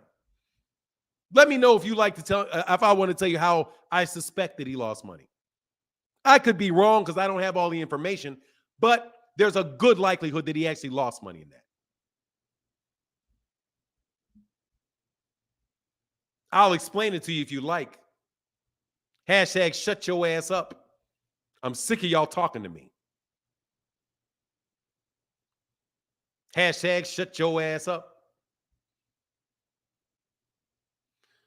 Nah, T. Orlando, you could have lost money. Could have lost it. Yeah, you could. Or let me rephrase it. Failed to optimize his earning potential. How about that? Let me rephrase it for Bud. Let me rephrase it for T. Orlando Pearson. Failed to optimize his earning potential. Paid significant opportunity cost. I'll be specific in what I say, out of respect to T. Orlando. Does that work for you, T. Orlando? Does that work? Does that clarify the matter for you, T. Orlando?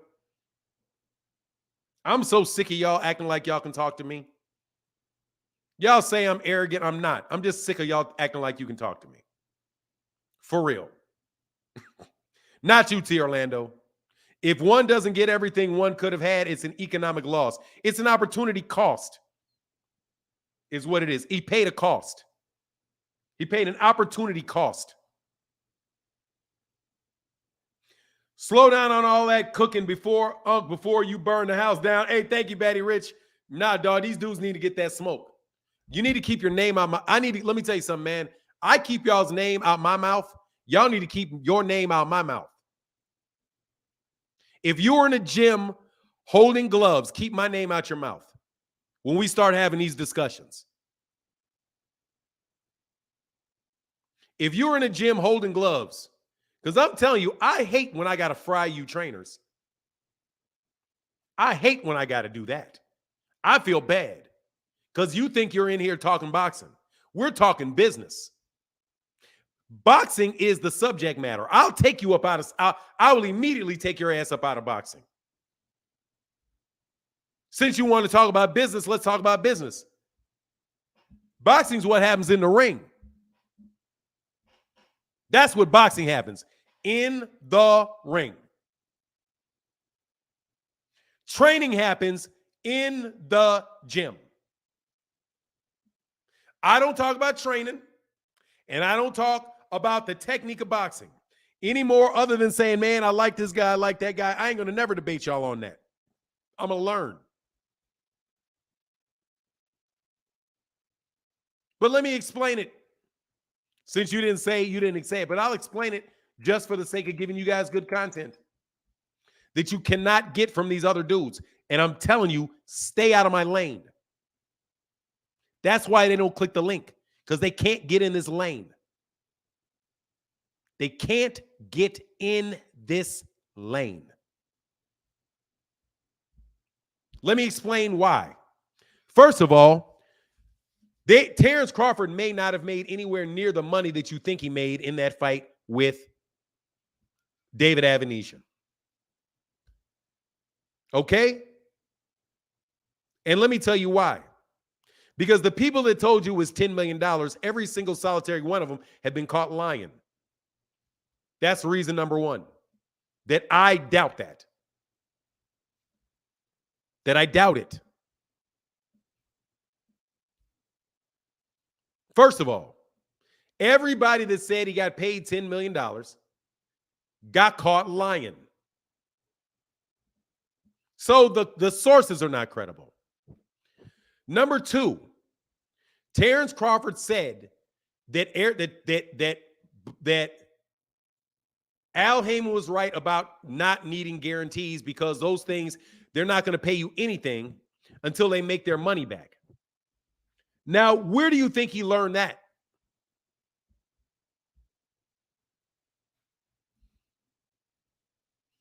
Where do you think he got that experience to say all of a sudden, yeah, you're right about that?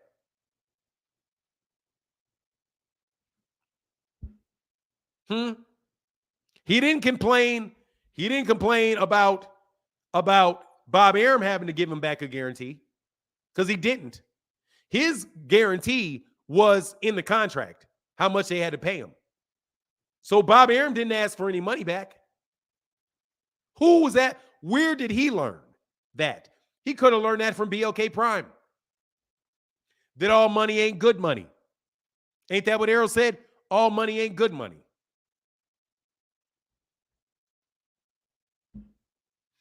You're going to take and that in a guarantee, but then the fight doesn't do anything, which means what?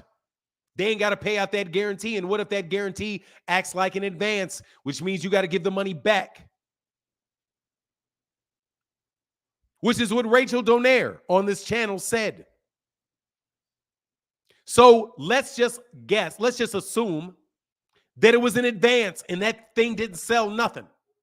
And then he finds out that he's got to give money back. Or he only makes $3 million and they don't pay him anything other than the money that they gave him to start with, which was $3 million. So he got $3 million. How much money did he make against Errol Spence? He made 20. He made 20. Right? Now assume this. Errol Spence Jr., and because the fact that he took that fight with David Avenesian, he killed the momentum of the fight. Because the fight now only did $650,000, but if he would have done it when the fight was hot, if he would have struck when the iron was hot, that fight might have done $900,000. He would have got the $300,000, the $3 million that he made in money from that fight. Also, if he didn't ask for a guarantee in that fight, maybe he would get a higher percentage of the pay-per-view. So I don't know. There's a bunch of scenarios where I think he could have actually lost.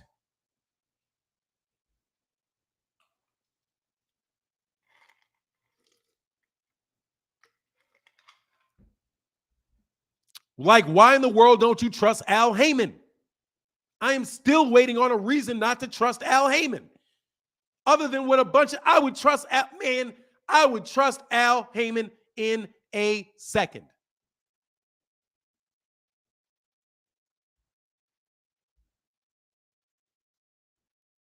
There is no reason I can see not to trust that man. None. Yet to see a concrete reason not to. I have a reason to read the contracts. I have a reason. I see a bunch of reasons to read your agreement. I do have, but you know what you do? You get a consultant. And I promise you, bro, I promise you this. CAA is the one that told Bud, you're tripping. When he went to CAA, I guarantee you they're the ones that looked at him like, Bud, let me tell you something, man, you're tripping. You got to stop sticking your money you got a money in your mattress mentality. You got a money in your mattress mentality. No. This guy is telling you the deal.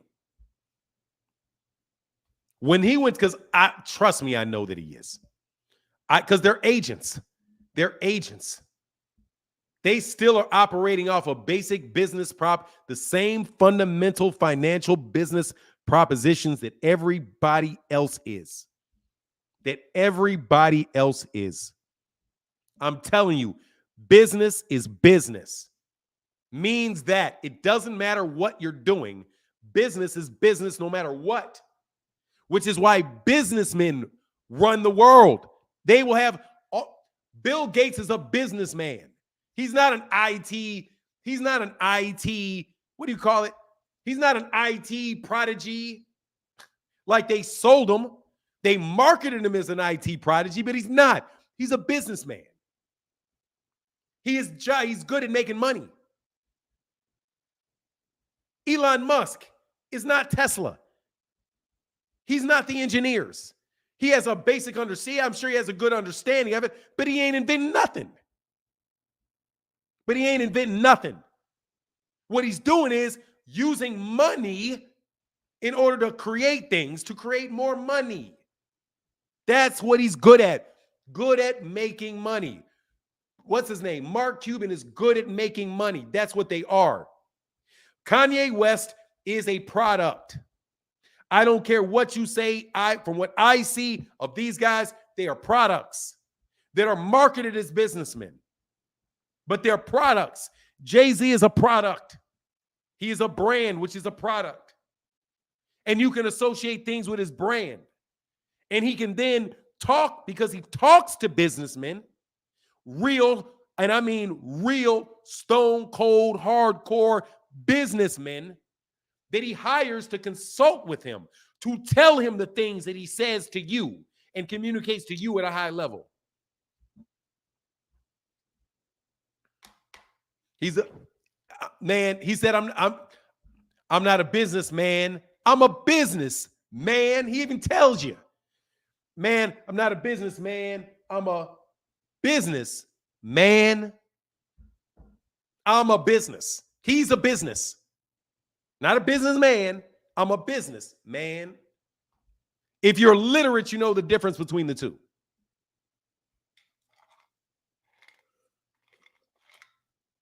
I'm not hating on white folk at all. I ain't hating at all, man. I learned a lot of shit from white people. Kidding me? A lot. I listen, trust you me.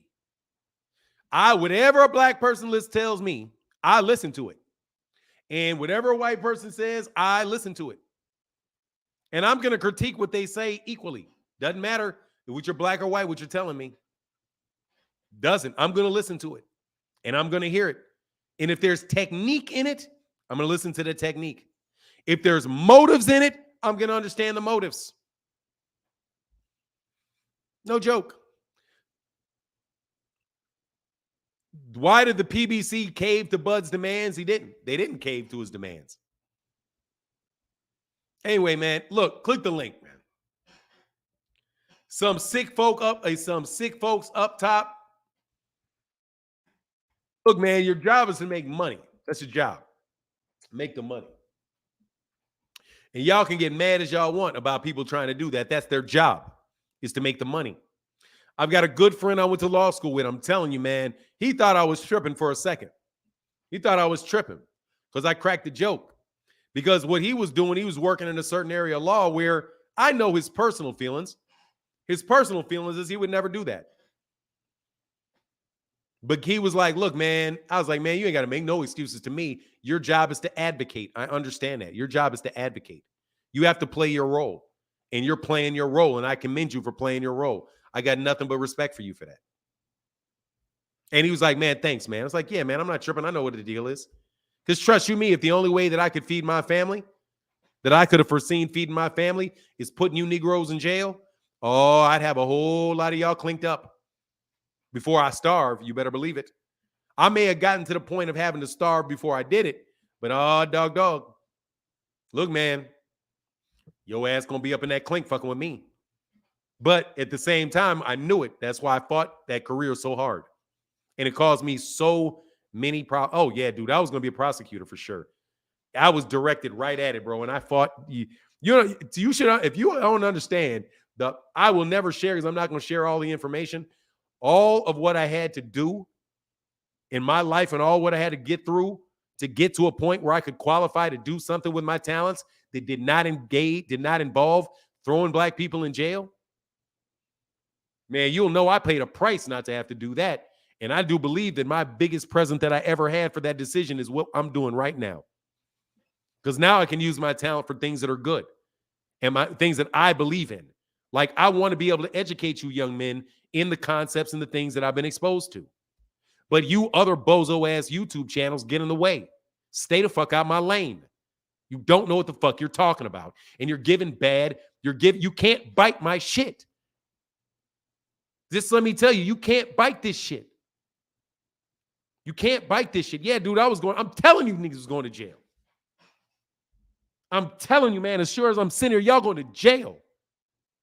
If I got your case and I'm a prosecutor, your ass is going to jail. For sure.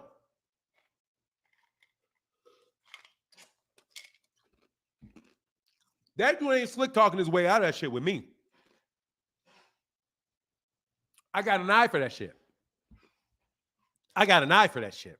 I got a talent for that shit. I will make you admit that shit right on. I made people, dude, I did these arbitrations. I used to do arbitrations for the city. Trust you me, those defense attorneys did not want to see me. And I was in my second year of law school and they didn't want to see me. Pissed. They were like, God dang, I got my ass kicked by a law student. You fucking right, you did.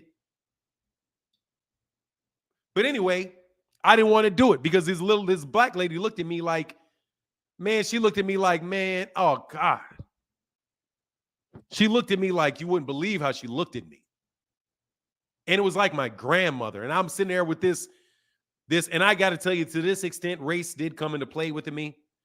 It was like a white dude. It was a white dude who was representing her, who was her counsel, and I'm a black dude working for the city. And she looked at me like that. She looked at me like that the whole time I was talking to her too. She was like, and I was like, man, I just didn't want to do it.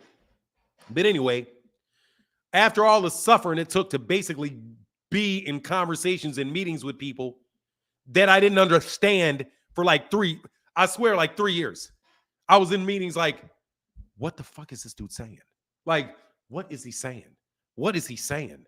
What is he saying? Because I don't have a degree in systems, and I didn't have a degree in systems, and I don't, information systems, and I didn't have a degree in business. And it's all systems in business. So this dude is talking like, what? Like, what? And I'm reading books and reading books and reading books and reading. Man, it was years before I got context.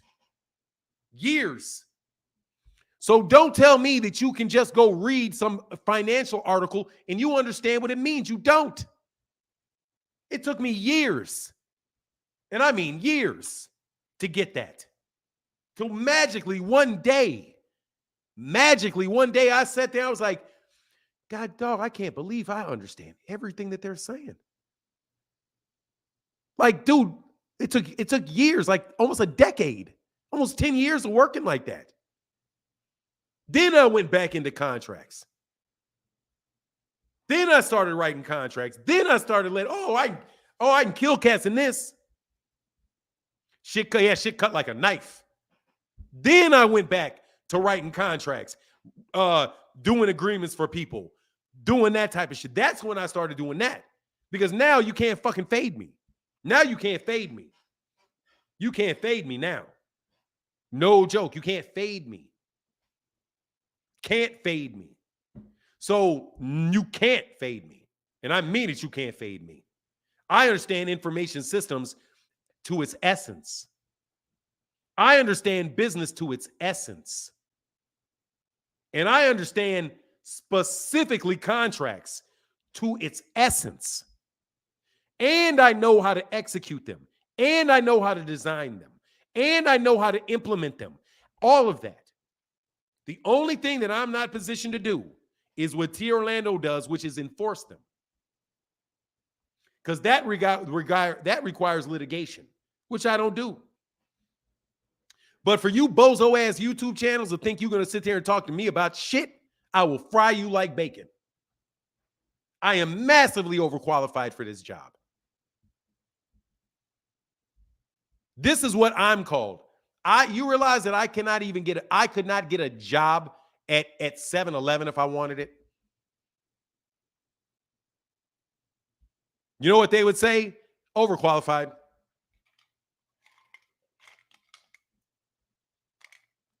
Overqualified. Managing a store, overqualified. That's what they say. You're too old and too overqualified. Because you're going to try to tell us how to do our job. And we need you to shut up and do what we say do. A phenomenal show said, I have my master's degree in computer information systems, may go for my PhD too. That's what's up, man. Get it, bro, if you're looking to teach. He said, why did I hear that a lot when it comes to us educated blacks? Because it's true. People hire you for roles. They hire you for roles to do a certain role. If you are too established for that role, it's going to be difficult to work with you because you're going to question what they do. I think that's a basic side of it. And plus, I'm 54 years old. So if you fire me, I'm going to sue you for age discrimination because you got to do all kind of special shit for somebody that's over 45 years old. But all that said and all that's said and done, I don't even give a shit. It doesn't apply to me. I voluntarily retired from my job because I really want to be able to have, I knew it was time to have a job, a legitimate job in retirement. Here for the boxing. How can I help you here for the boxing? Good morning. How are you? Man, I'm doing well. How are you? I'm good. I clicked on your live stream and I rewinded back to the beginning. You're being dishonest this morning. I never said I needed a moderator. I said we should have one because when you're in control of it, all you do is mute people and you scream and yell. That's unfair. So let me tell you about fair. Fair is where they sell. What's the phase about fair again? Where they sell funnel cakes. What is it? What do they do at a fair? They have rides and funnel cakes at fairs. I'm not giving you no moderator. None of that shit. I will explain to you my rules. My rule is that we have one subject and one subject alone. And there are no fallacies allowed. And I'm going to explain to you 3 fallacies that I will cut you off for. Are you going to listen? Then I'll talk to you. Get the same respect when it's my Here are the rules. I don't got to give you nothing. See, this is what I'm talking about. I'm going to give you the rules. Rules. You're not talking about nothing. Because you're confusing me with somebody that gives a fuck. You're confusing me with somebody that gives a fuck about what you think or what the people around you think. I'm going to tell you the rules of this channel when somebody is talking to me. Because it's my channel, not yours. Mine. You're going to tell me what you have an issue with that I said specifically as it relates to boxing. And you are not allowed to use any of the following fallacies: ad hominem, red herring, or straw man. Those three fallacies will immediately get you put in the back. Since you want to know what the rules are, there is a moderator. It's called the fallacies. Are you familiar with those three things? That's a yes or no question. Listen, when you... No, I'm not going to listen. I am going to tell you the rules, and you're going to tell me if you understand the rules. Because I don't need a moderator. I need rules. If you understand, you're just, nobody can see you, dude. You're running your mouth. Nobody can see you. Nobody can see you. You're just running your mouth, looking desperate to me. Let me be very clear about what I do on this channel. I am not going to discuss anything ad hominem, which is what you tell me I think, or whether I'm hating on somebody. If you make me the subject of it, that is going to get you put in the back. Because guess what? Even if I hated Terence Crawford to the core, it wouldn't make what I said true or untrue. Number two, red herrings. You are not going to ask a question that creates a conversation other than what we're talking about. That's called misdirecting and muddying the water. You're not going to muddy the water. Straw man. You are not going to tell me something that I said, exaggerate it, and then start arguing against it. You're not going to do any of those three things. That's why you get put back in the back. Now, if you want to talk to me, you're going to have to tell me you understand those three things, because you said it's not fair. That is fair. That's fair to everybody when you do not use logical fallacies in order to support your argument. The three ones that I'm pointing out to you right now, and anytime you do it, I'm going to put you in the back and I'm going to explain what you're doing. If you attack me personally, I don't care what you think about what's in my mind. You're not a mind reader, so you don't even know that. Number one. But number two, my motives have nothing to do with whether or not what I say is true or not. I could hate you to death, but if I have you on camera stealing a cookie and I say he stole the cookie, it doesn't matter if I hate you or not. You still stole the cookie. That's whether or not I like you or not is not a defense to that argument. First. Second, that's ad hominem. I don't let you do ad hominems. That's why you got put back there. Number two, if you try to say, well, Fanon, you said that Terence Crawford is the worst fighter I've ever seen. No, I've never said that before. That's a straw man argument. And what you're trying to do is put words in my mouth and then start talking about something I never said. I will immediately stop you from doing that. The last one is a red herring, which is bringing up an argument other than our original point. The only thing I am willing to talk to you about, the only thing that I'm willing to talk to you about is you telling me that I needed to call Errol Spence Jr. a duck for not exercising a rematch clause, because that is what you implied. You said that I was a hypocrite because if Errol Spence Jr., if Terence Crawford had not exercised the rematch clause, I would be calling him a duck. And what I told you was that first of all, I never said Errol didn't exercise his rematch clause, so there's no reason for me to call him a duck or Terence Crawford a duck for not exercising a rematch clause. That's the conversation I'm going to have with you. Nothing else. If you want to lecture me about 4 years and what you think about 4 years of my titles, I'm going to immediately put your ass in the back room. You know why? Because that falls under straw man argument. Because you're telling me things that I think that you don't know that I think. Now, do you understand the rules? Then we can proceed. You don't need a moderator for that, because I'm not going to cut you off if you don't do that. Like do you I understand? said, anytime you... Do you understand? That's a yes or no question, partner.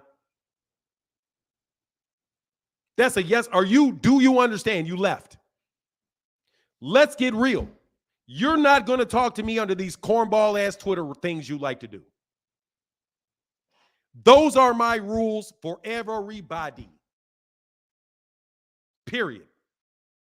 We're going to talk about one thing and one thing alone. You are not going to use logical fallacies. You are not going to attack me personally. You're not going to change the subject. And you are not going to rephrase something that I said into something that I did not say. And guess what? I don't need you. Those are the rules, and those are fair rules. If you are willing to participate under those rules, then get your ass back up here and get fried. Get fried. Again, get your ass fried. Again. Now go cry on Twitter, bum. Go cry on Twitter. That's the rules with everybody. That's the rules with everybody who want to talk to me and debate me on something right here. If you want me to debate you on your platform, get a platform. Like I told you yesterday, because I am fair. I told you, if you want a moderator and all these rules that we agree on, get yourself a YouTube channel bigger than mine, which means you need to get about 130,000 subscribers. You need to get an established show where people want to talk to you. And then I'll go over there and follow your rules. Other than that, you're going to come over here, which I welcome you to do. But you're going to do it under my rules because these rules are here for a reason. I know every trick up your bozo-ass sleeves. All of y'all. You're not allowed to do it. And the rules are the fallacies. If you can find me making a fallacious argument, then you let me know what the fallacy is, and I will say you are right. That is a fallacious argument. Let me rephrase. Let me state this in another way. What you want to do is play these cornball debates that you be having in them barbershops. Son, you got your ass fried yesterday because you know damn well you jumped out there talking what I need to do. Errol Spence Jr. exercised that rematch clause. If I was stupid enough to answer that question you gave me yesterday, well, I only asked, what if he doesn't take it? And my answer was, we will cross that bridge when we come to it. Why? Because that is a deflection tactic. That is you trying to get me to talk about something that has not happened. And I'm not interested in talking to you about something that is not going to happen, that did not happen. Goodbye. And here's a link for anybody else. Those are the rules. This is not KO Boxing. KO Boxing has KO Boxing's rules. BFTB got BFTB's rules. No, I didn't say fellatio. I said fallacious. Ain't no fallacious arguments allowed in here if I can find the fallacy. There's appeal to authority. You tell me somebody else said something that means it's true, I'm going to cut you on that too. Go to school, boy. Go to school. It's going to take you a while to even get on this channel because you're fundamentally dishonest.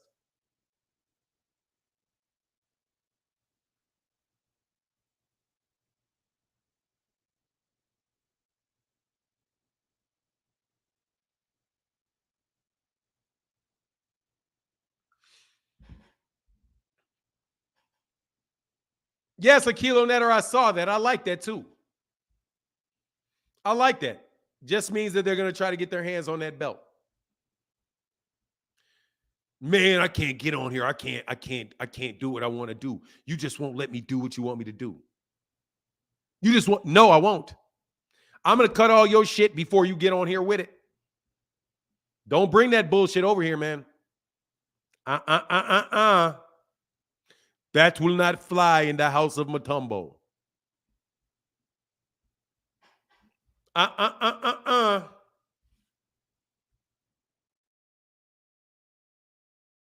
See, what you won't do, what you want to do is you want to lecture me. That's what you want to do. Like I'm lecturing your ass. You want to lecture me. You're not going to get away with it, brother. You got fried. And guess what? Hit him with the fade. Let me tell you, man. Let me tell you what these dudes do. These guys think that they're going to jump out here and use a bunch of tricks. They think they're going to get up here and use a lot of tricks. You're not. Hold up, man. Hold up, man. Hold up, man. Stop. Hold up, man. Stop. Every single solitary time certain people get in a debate, they want to stop you and they want to say, hold on, let me ask you a question.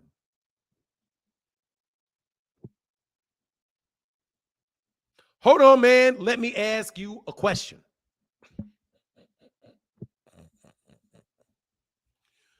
Lord Scotty, do you know the rules?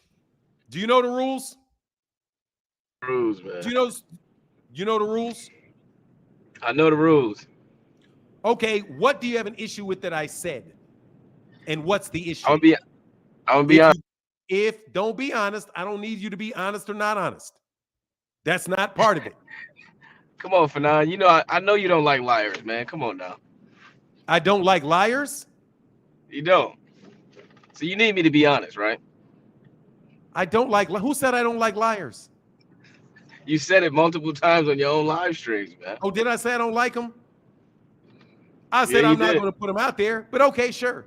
It's me that said it. Okay, I said it. But that's not the same thing. Let me tell you what you're doing. You are trying to slickly get out of the rules by starting a conversation with me. My opinion about whether I like liars or not has nothing to do with what I have said that you have an issue with. You all want to keep squirming before it even starts. What did I say that you have an issue with? I don't have any issue with anything you said this morning yet. Then get your ass off my channel, kid. I don't like liars. You're right. I don't like liars. I said, who said it? Did I say that? I said it. Because I don't like liars. I don't. There you go. Thank you very much, Lord Scotty. There's no need to talk anymore.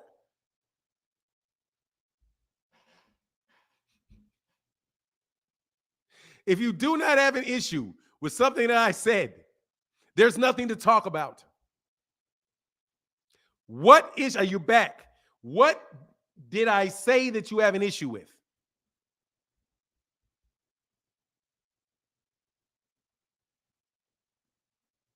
You're back to doing cornball shit where you don't say anything for a while and you're going to jump out and fart on the camera or something. What's up? Thank you very much.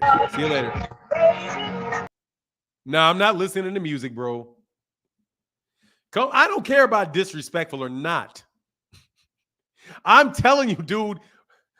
I'm telling you, man. I'll talk to any of y'all, but I don't have time for that ridiculous shit. I don't. You're not going to, I'm telling you, people say you need a moderator. No, I need rules. I don't need a moderator. Okay? I need rules. If you want to debate me, there's something you want to debate. Let me explain to you the logic of this. Okay? If you want to debate me, there has to be something you want to debate about. I need somebody to put a 1 in the chat if they understand this. I'm trying to help you.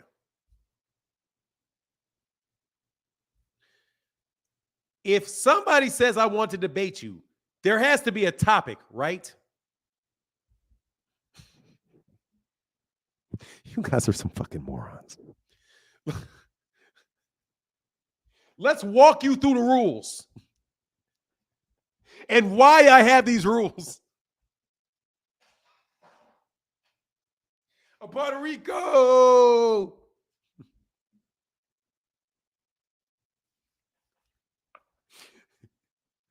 I'm insane. This is highly sane, bro. I have been insane and I miss it. Every once in a while, man, I'm like, man, let me get a little some of that insanity. That's what weed is. That's insanity in grass. Anyway, So we understand that in order to have a debate, you have to have a topic that you disagree on. So when I say, tell me what I have said that you disagree with. If you want to debate me, there has to be a subject matter that we disagree with.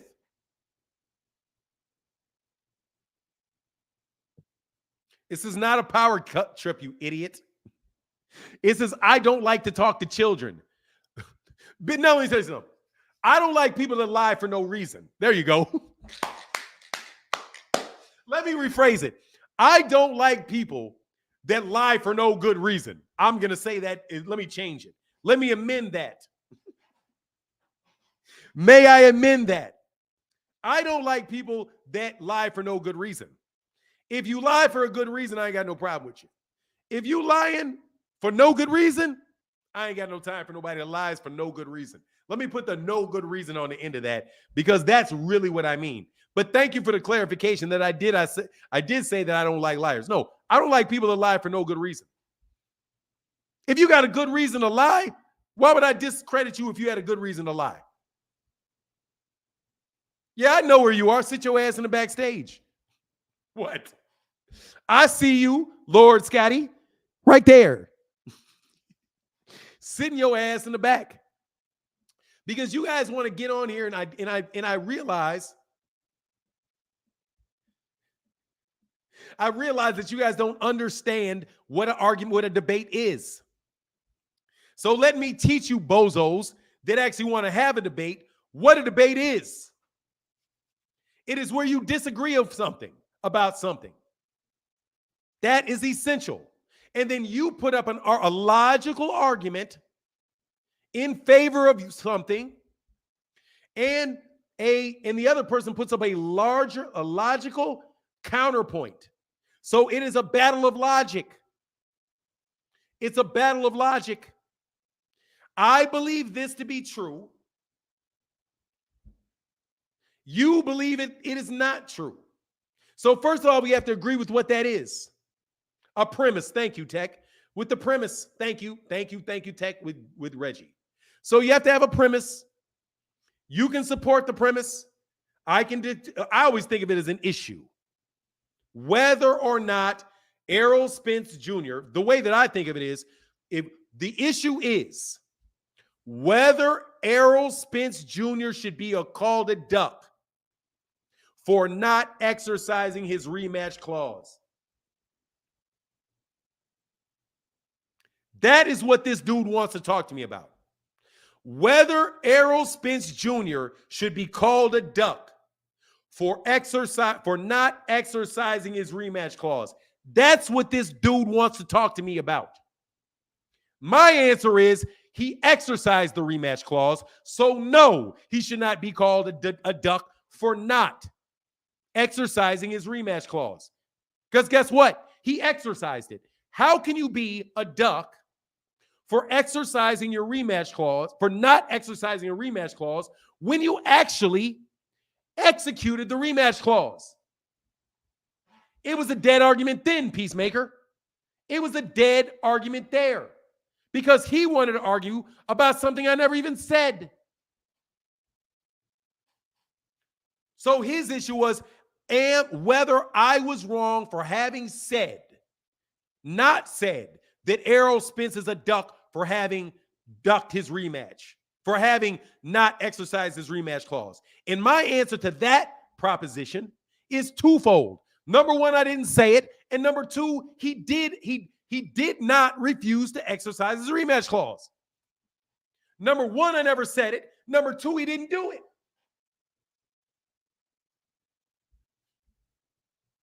Do you not see how you cannot win that argument, you dude? Leave me alone. You're not on that level. You don't even see the split in the issue. I don't have anything against you personally.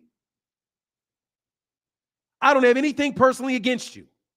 But you are not going to get on my channel and try to preach to me about how you know I don't like Errol Spence and how I've done videos for 4 years. Oh, I don't like Terence Crawford, and how for 4 years I have done a smear campaign on Terence Crawford, and I think Terence Crawford wife is not as pretty as Errol Spence's wife is, and how I don't think I don't think Terence Crawford needed a guarantee.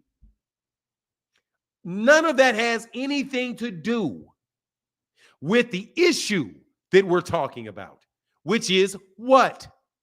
Whether I was wrong when I said that when I refused to call Errol a duck when he didn't exercise his rematch clause. None of those issues have anything to do with that. What you're trying to do when you do all that is muddy the water and confuse the people listening to think, oh, he made a good point. Oh, that's a solid point. Oh, that's a solid point. Even if it was a solid point, it has absolutely nothing to do with whether or not Errol Spence Jr. should be called a duck for not exercising his rematch clause. All of those things that you're going to say have nothing to do with it, which is why I'm not going to sit up here and talk to you forever. I'm going to give you the rules. No logic. If I find a logical fallacy, I am going to mute you and or put your ass in the back because you are being intellectually dishonest by attacking me when that has nothing to do with the point, changing the subject, or rephrasing something that I said and exaggerating it and turning it into something that I didn't say, that I didn't mean.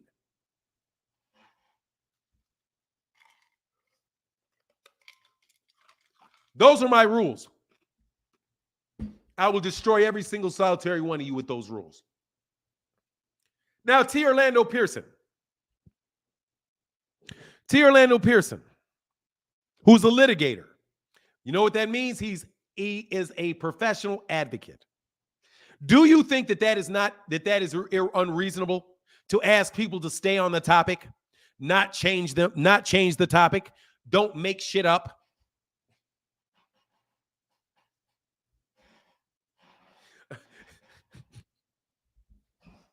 Do you think that is unfair? What do I need a moderator for?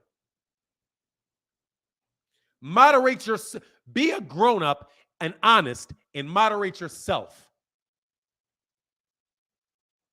I could do all of those tricks. I don't do any of those tricks. That's what Rick Glazier's appeal to authority. I have been in the business of boxing for 30 years, represented 50 million clients.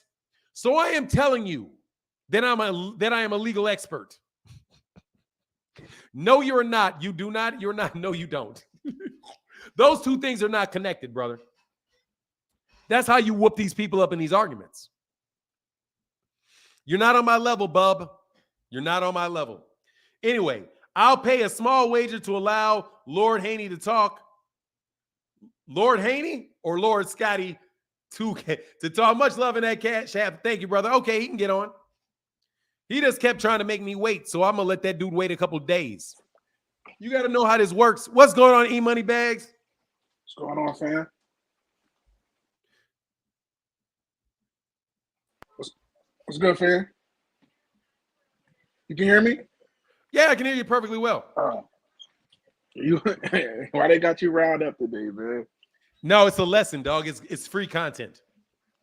I have to explain to people what I mean because I realize that some of these dudes just don't know. You know what I mean? Like, if they think that I'm being unfair because of the things that I'm saying, I thought that I needed to give them a good explanation as to why I say and do the things that I do. So you guys can stop crying like babies. Well, not you. So they can stop crying like babies when I set them down. But go ahead, man. Fair rules. Is there anything that you have to say that I said that you have to that you disagree with? You mean today? I'm just saying. Go ahead, man. I know you, bro. What's up? What you need? I was actually wanting to talk about the trainer situation. You think Derek's a better trainer than Bomac, or you think we don't know yet? Watch this. What I said was this. Now I know what you said. I'm just asking you a question. No, let me tell you what I'm saying. Do I think? I don't know. Okay. Is the answer to mine? I don't know. All I said was you can't judge it off of one fighter because you may have a very, very talented fighter who is just better than everybody because he's a better athlete, because he's got certain attributes that the rest of the guys don't have. You know, if you are a dance coach and you get Michael Jackson and you're teaching Michael Jackson a dance, he may catch it a lot more quickly than, say, if you were teaching somebody like, I don't know, Bomac to dance. You know what I mean? So who's the better dance teacher? Well, I'm a better dance teacher than you are because look at Michael Jackson. But then you'd be like, look, man, look at these 300 people that I took from nothing to something. No, so you don't know based on just strictly on the fact that Errol beat Terence or that Terence beat Errol. You just don't know. But before the fight, did you have the training edge going to Errol, or did you think it was? I've always said that. You said you did think it was. As far as who is the better trainer, I've always said that. I've always said I don't know, but he has an excellent trainer. I always gave a style advantage. I don't think trainers fight. It always comes down to the day of the fight and how does the fighter feel and what does the fighter do? The trainer prepares the guy, but I don't take credit. I don't give credit to, a lot of credit to, or credit away from an individual trainer and an individual fighter. Because honestly, I'm not a trainer, so how can I really judge? It would be an insult to me to dare James or Bomac or Red or Red Spice or any of these other guys for me to sit up here and act like I can judge them as a trainer. I can't. As far as their techniques, first of all, I'm not in the gym. And even if I was in the gym, I'd be in the gym in a learning mode. Do you think like with everybody saying kind of like, you know, with Bud's talent and whatnot, do you feel like Bomac gets a fair shake on what he brings to the table? Yeah, I think he gets a fair shake. I think they just cry too much. And I mean, Bomac or Bud and Bomac. Let me tell you what I mean by cry too much. They got 1 million people out there talking really, really highly of Terence of Errol. You got 1 million people out there talking, of Terence. You got a lot of people speak very highly of Brian McIntyre. But what they always are focusing on the people that don't support them. So for example, people try to play the game with me in a different way, right? So like I have thousands of people that watch videos every day, and thank you guys very much. I get a lot of support. But then you'll jump up here and have somebody try to convince me because a couple hundred people say something bad about me on Twitter that I'm somehow hated in the boxing world. It's the same is in the reverse. People will always try to jump up and tell you, oh, this is what we think. This is what we, the boxing fans, think. No, it ain't. It's what you think. That's what my guy, and I do like him. He comes on the channel all the time. I'm forgetting his name right now. But he comes to the channel. He'll do that every once in a while. He'll say, no, because this is what we, the fans, want. I'll be like, dude, you're one person. How are you, the fans? Right? So for me, I think Bomac and Terence Crawford and all those guys feed off negativity. Yeah, I think you're absolutely right. I think that's what. Yeah. So, but here's the problem. Just because you feed up opportunity doesn't mean negativity doesn't mean that you can change neutrality into negativity. Because I've never been negative towards them. But they change that shit in. They take neutrality as negativity. That's not the same thing. If somebody tells me, like, do you think Fanon is a good YouTuber? It's like, man, I think he's okay. Or, he's not my cup of tea. Or I haven't really watched him enough to know. I'm not going to be like, oh, or watch this. Oh, yeah, he's cool, but I like BFTB better. I'm like, oh, you're hating on me. Oh, man, why are you hating on me saying that you like BFTB better than me? You ain't nothing but a hater. Dude, that's not hating. Neutrality or favoring something else is not hating. Just because I may like to drink coffee instead of tea doesn't mean I'm hating on tea. People are just looking for excuses to cry about shit. I mean, I was getting on, especially when I was on third. You know what I'm saying? That's when I had to fall back. But like, because they start making rules in the job and all that shit where you can't listen to headphones in your ears and shit. So I used to put my earmuffs. I used to put my AirPods in over my earmuffs, and that's how I used to listen. But then somebody ratted on us. But anyway, I just think that I don't don't think I watched through every day, so I don't think you was hating on. But I think just because maybe it was getting talked about every day, they was able to embrace it as that. But I just feel like he has like that Michael Jordan complex where he just takes anything anybody says and turns it into something that he can say when he like, oh, I point the finger at you and say I told you so. I just think he's just one of those guys. That's what I get from him. He's just like I told you so kind of guy. Whether you didn't say nothing negative or positive, regardless, he's gonna in his head it's always gonna be that you did. He's one. I just, like because when I seen him on the Porterway pod, it just seemed like he could take one little. You could give him 10 good things, and he's gonna take that one thing that wasn't even that negative and make it a mountain. I think that's just the kind of person he is. But sometimes that's what makes people great. I don't know. But was the December 9th date, was that a real date or is that cap? Did you see that at all? They reserve dates for December 9th and December 30th. And more than likely that December 30th is going to be the date because December 30th is like right before the end of the year. So I think that it is logical that it's December 9th, and December 9th is a real date that's available for the fight because the PBC through Tom Brown for Vegas had in the Nevada State Athletic Commission on the agenda, they mentioned a bunch of dates that they want to have fights on. So if they're going to fight in December, the 2 dates in Vegas that they said that they wanted to reserve at either the MGM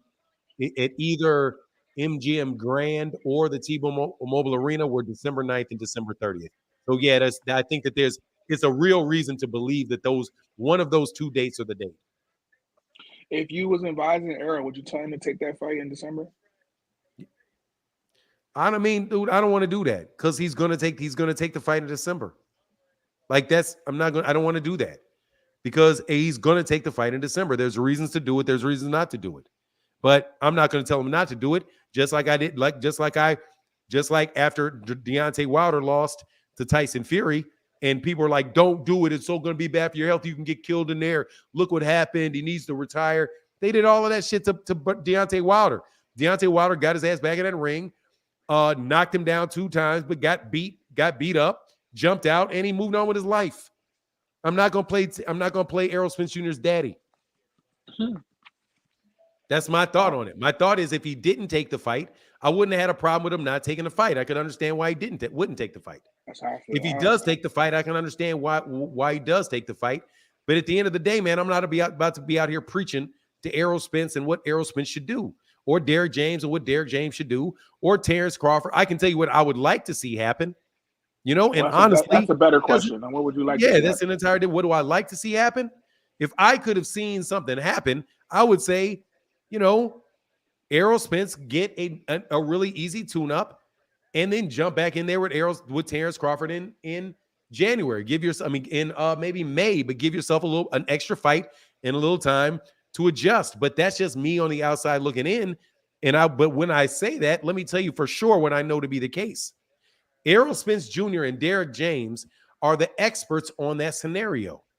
They did not get to hold 3 world championships at the same time, get to the status that they're in boxing, listening to me. So I'm just in that particular instant, I'm just like any other fan. But the fight, I'm going to support the fight. And I'll talk about the ramifications of the fight, what I think will happen in the fight. But to the extent that people consider me a public figure, which is getting on my damn nerves, but shit, I'll act like it every once in a while because I know their camp listens and the words will get out. So I will tell you, dude, that's their decision.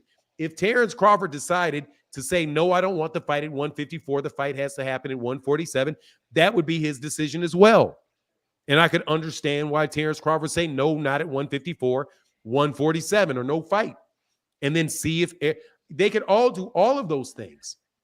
But at the end of the day, I think probably what's going to happen is what I said I thought was going to happen. They're going to have that rematch at 154 because, dude, the money is the best for both of those guys in that fight. And Terence Crawford, no matter how many shit people are talking about how this fight could happen and that fight happened, dog, those shits, his best realistic payday for him next is Errol.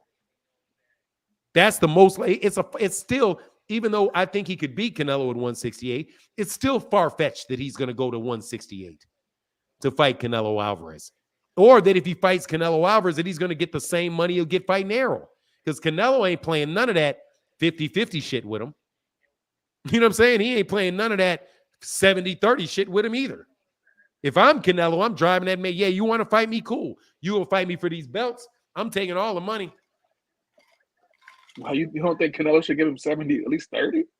Let me tell you, again, as me thinking as an advocate for Canelo. Me thinking as an advocate for Canelo. Terence Crawford is risk. I want the reward. I don't need Canelo. Canelo needs me. I mean, I don't need Terence Crawford. Terence needs me. So what I'm going to do is I'm going to ask Al Heyman, what do we think this pay-per-view is going to do? And add up the money. And whatever the money is, I'm going to take what I want. And then I'm going to send a note, call the contract, call it an offer, call it a term sheet, call it whatever you want to call it. I'm going to send it over there. And he's going to take it or he's going to leave it, and he's going to take it or leave it that day. Or within that week. And I'm not. And if you send me a counter offer, that answer is a no. I would not play with Terence Crawford for 5 seconds because he is going to do the same. He's already showed very clearly what his negotiation style is. It's persistence, persistence, persistence. Refuse and persist. Refuse and persist. And don't give in and don't give in and let it go and let it go and let it go. And he's already shown that he's extremely patient in his negotiations which is a strength. Yeah, boy. So what I will do is, since I know I know like you like to negotiate via attrition. Since you like to negotiate via an attrition, we're going to get to it right now. The answer is this is what I'm going to give you, and this is your date. And believe you me, if you come back with another offer, this is off the table. Because that's how you have to negotiate with people like that. And that is an established negotiation tactic. I'm not telling you what I would think as my personal feelings. I'm telling you as somebody that is educated, formally educated on the negotiation process. When you know that somebody negotiates like that, you have to handle it in a certain fashion. And one great example of this is, hold on, Lord Scotty, I see you. There's an example, and I use this all the time, of an NFL owner who had a contract negotiation with a player whose contract was expiring and that year had become an all-star or an all-pro. I think, what do you call it? What's the NFL? An all-pro? All-pro. Mm-hmm. All-pro in the NFL. All-pro. And I don't remember what the numbers were specifically, but what he offered him was, he offered him $5 million. Say they offered him $5 million a year. And the agent counteroffered with $10 million a year. Do you know what you know what the counteroffer was from the owner the next time? What? $3 million. Because you were trying to talk me up. I gave you a fair deal because this is how the owner negotiates. I am going to give you a deal that I think is fair that I'm willing to pay. If you ask me for a dime over that, I know you're trying to take advantage of me, and I'm going to tell you no, because now everybody's going to be in the business of trying to negotiate with me in that fashion, and I'm not going to take it. So goodbye. And then he let the guy go, and he signed somebody else. And people then knew not to waste this man's time trying to talk him up, trying to play negotiation games with him. The answer is, this is what I'm going to offer you. If you take it, you take it. If you don't, you don't. But what I'm going to do is, but what's requisite is this. You have to offer him what you really think is fair for you. Now, if you're playing games and you think that's when you can make a mistake with people. If you think somebody's playing this game, oh, well, you go high, he's going to go low, and then we're going to babble, all the way to here, fuck out of my face. I don't do that. I'm going to tell you right now, because if you're negotiating from a position of strength, that's the method that I prefer. Because you know right away, this is what I think is fair. And that is what nobody should ever do. If it was me advocating them and you're going into negotiation with Terence Crawford, based off the information that Errol Spence released, that is exactly how everybody should negotiate with him. Take it or leave it. And I don't care if you're the B side. I don't care if you're the B side. What you consider to be the B side. This is what I'm willing to fight for, nothing less. If you say no, I'm going to move on. It doesn't even matter. You can do that with an employer. Look, man, I'm going to work for $110,000 a year. That is what I want. If you tell me 108, we don't need to go through this anymore. Thanks. And you leave them. Because if they were playing with you, then they're going to call back and say, oh, hold on. What about this? And then you should tell them still, no. And walk on and go about your business. So that if you have to negotiate with other people, people see how you negotiate with. I'm not going for averages or any of that. Not me, but see, there's different styles of negotiation.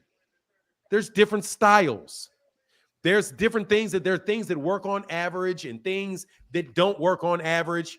I personally like to make the first offer. Right? So no, I don't. Some people like to, like, for example, I'll take my brother, right? His preferred negotiation tactic is just say it's that he likes to go low. He likes to be the first one to make the offer. No, he never wants to make the offer. He wants you to make the offer. I don't want to give up too much information, but if he's in a strong position, he wants you to move first. If he's in a weak position, he wants to make the move first. Because if you're in a weak position, you can go high. If you're in a strong position, you know that person's going to go high. Right? So it's kind of like it's a game to it. So this is not me hating on Terence Crawford. This is just me telling you what I would do if I was negotiating with somebody that I saw do what Errol and Spence Jr. and Terence Crawford did. With Errol, I would do what Terence did. If he really wants it, I would take all day, and let him whittle down because we know that he's going to compromise. He's willing to compromise. Terence is willing to take advantage of you and your willingness to compromise. So you can't show him a willingness to compromise. You just have to give him what you're going to give him. It's like playing chess or playing basketball. Do you like going left? Do you like going right? Yeah, that makes sense. Yeah. So that's not me hating on him. That's not me hating on him. But that's just like Terence. Terence showed it with Sean Porter. He's like, yeah, sure. If you want to fight me, become your mandatory. Become my mandatory, then I'll fight you. So he had to concede to get rid of the mandatory before he did it. I wouldn't be surprised at all if Terence Crawford spends a lot of time buying houses, buying properties, negotiating the properties and doing like rehabs on houses and shit. Because that's what you do when you do that. You get a property, somebody wants to get rid of you, try to talk them down. Wait, because every time you talk them down is more money than you get. It's more equity for you every time you talk them down. And then you may be able to pay cash for it so you don't have to go to a bet, all of that shit that they do. You know what I mean? That's my take, though. Did you hear that little rumor remember they was talking about like that, hey, hold on 1 second. The two guys that were on it, please click the link again, man. I had somebody wait a long time for that, but they jumped off. So when they jump in, I got to jump back off. Lord Scotty, somebody paid $2 for you to talk. And the other dude, only the truth matters. Both of you guys, I'll get to you quick. So what's up? No, I said when remember he was talking about that $25 million a piece for him and Errol. Yeah, that's an example of it. Yeah. Was there any truth that they was trying to say that was Warren Buffett, or you don't believe that? No, I don't believe that. Look, first of all, for the subject matter of the conversation, no, I don't believe it. That it was Warren Buffett, because why would Warren Buffett invest that much money in a fight that's going to lose money? That shit doesn't make sense. Number two, you saw how the deal was probably structured, but it does. No, number two, it demonstrates again, Terence Crawford's the way that he negotiates is try to get everything he can. I want to buy the whole fight. You're the B side, and he tried to buy the whole fight with somebody and take control of the entire fight. That's why I'm saying you got to offer him what you are with Terence Crawford in a negotiation. You get to beat him if you consider negotiations beating somebody, dog, you just got to tell him what you're going to do and what you want. And if he doesn't give it to you, tell him goodbye. It's either going to be a win or a draw. if he does get Canelo and becomes the biggest star of boxing, but they gonna hate having to deal No with way that will boy. he be the biggest star in boxing for beating Canelo. You don't think so? No. Hell no. But I don't want to do ifs. Like I said, I don't like hypotheticals. Because hypotheticals are, again, fall into the violation of my rule. Let me tell you why I don't do hypotheticals for people that think I don't have rules. A hypothetical rule runs you right into a red herring. It is a passive-aggressive way to do a red herring. Instead of making an argument, you're inviting me into an argument that is irrelevant to try to prove a point that we're actually discussing. So I don't engage in, if I'm trying to debate you strategically, I'm not going to ever allow you to give me a hypothetical. Why would I do that? I got your ass whooped already, talking about the facts and the issue at hand. We're not going to hypothetical in front of the judge and the jury. Hypothetically speaking, if this was somebody other than him, he would do this. But it's not him. So you can't do that. I'm just telling you, bro, I'm a lot better at this than people think. I don't need no moderator. I'd have to moderate the moderator. And these clowns want a moderator. And this clown want a moderator and think a moderator is going to allow you to ask me questions. But anyway, man. Yeah, man. That's it on me. All right, but I didn't want no. I just wanted to come in, man. It seemed like they didn't want try no to slip smoke. that in there, brother. I like your tactic. It's friendly. It's nice. You go along a little bit of time, and then we get it going. All right, brother. Get back, man. And notice, I never have to time out my guy E-Money Bags. Ever. Okay, only the truth matters. How can I help you?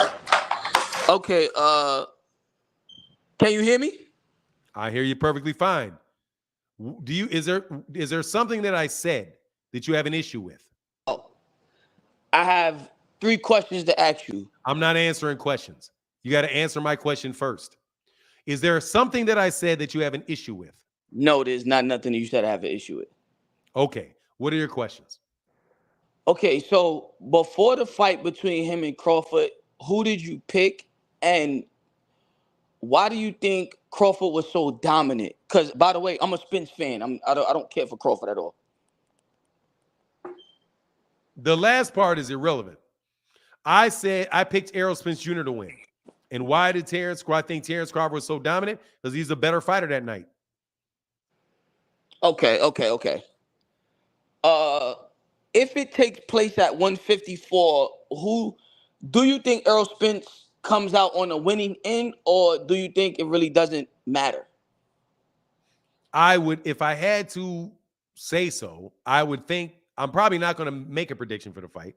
However, I would probably lean towards Terence Crawford, seeing as how the fight last time turned out. Okay. Now, the last question. All the criticism that Spence is taking, fans turning on him, the media, general public, do you think it's fair, or do you feel like it's just the way things work when things like this happen? I think you need to tell me what specifically the criticisms are. Meaning that, I need to judge them. I don't like the idea that people go, oh, he's one-dimensional. For me, it just seems like they were waiting for something like this to happen so they can say, well, he's what we thought he was. He was never really that good anyway. All right, let me answer the question because I got a guy right behind you. So here's my answer to that question. I think that boxing, that it depends on what the individual person is saying and what the individual person's opinion is. So say, for example, somebody would say, I think Errol Spence Jr. is trash. He's always been trash. This just proves it. I think that he's full of shit because you can't be trash and get your hands on 3 of those belts, beat your Danny Zugas, beat Kell Brook, beat Sean Porter, beat Danny Garcia. You can't beat Mikey Garcia. You can't do all that and be trash. You're just full of shit. Now, if somebody else says, for example, that Errol Spence Jr. took too much time in between fights, I don't like the fact that he doesn't take tune-ups because tune-ups help you become a better fighter. You get to see more looks. You get more experience. You get to keep yourself in shape. You get to keep yourself sharp. I don't like that he refused to take a fight in between the Yordenis Ugas fight and the Errol Spence Jr. and the Terence Crawford fight and purposely allowed himself to sit out for 15 months. I think that would probably be a fair criticism because Okay. that's something that actually happened that could actually have affected it. But that's my take. Let me get to this guy, Lord Scotty, real quick. I Okay. answered like 4 questions, bro, but I appreciate you.